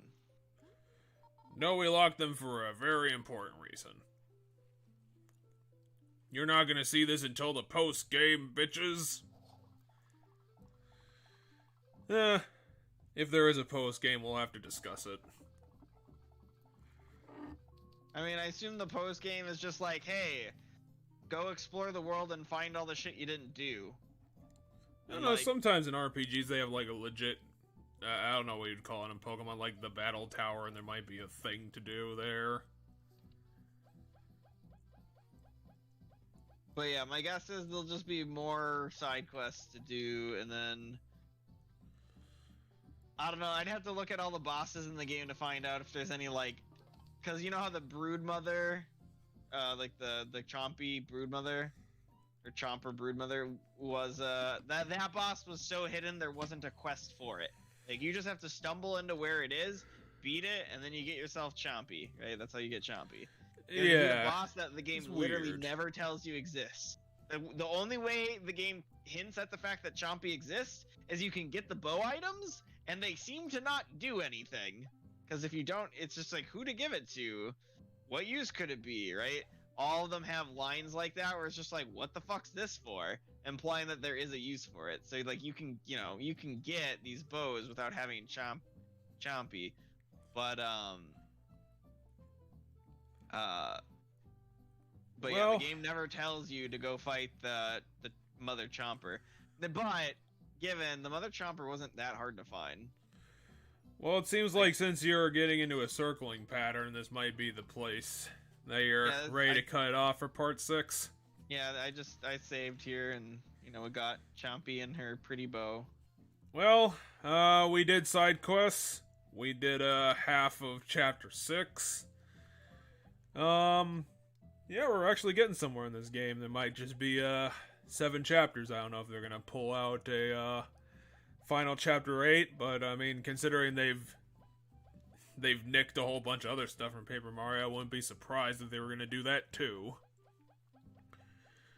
So, I guess since we completed our big topic that we've took forever for us to get to, we'll have to come up with something new next week when I have no idea. I think Friday might be taken, so we'll have to discuss our schedule for next week's Spirit Fair update. We're gonna have plans tomorrow that you're not gonna be privy to, so I hope you guys had a good time with this at least. We're watching the Danganronpa anime. So there, now you're privy to it. So if you wanna pretend to be along with us tomorrow, I guess just watch on your own time and pretend we're behind you. Ooh, these are our comments. I don't know if we're gonna riff on it. It might be so good we can't riff on it. Who knows? It's all right. Anyway, we'll see you guys next week at some time. We'll figure it out. Well, it'll be Friday, probably, right? Oh, I guess the paintball thing is gonna be the week after, isn't it? Yeah, paintball's not that week. Well, we'll schedule for Friday, but you never know. That's fair. Have a good night, looking at our, delightful s'more. Kabu's got a bow tie. It's crooked, but he's got a bow tie. Through the power of clipping, Kabu is now fancy.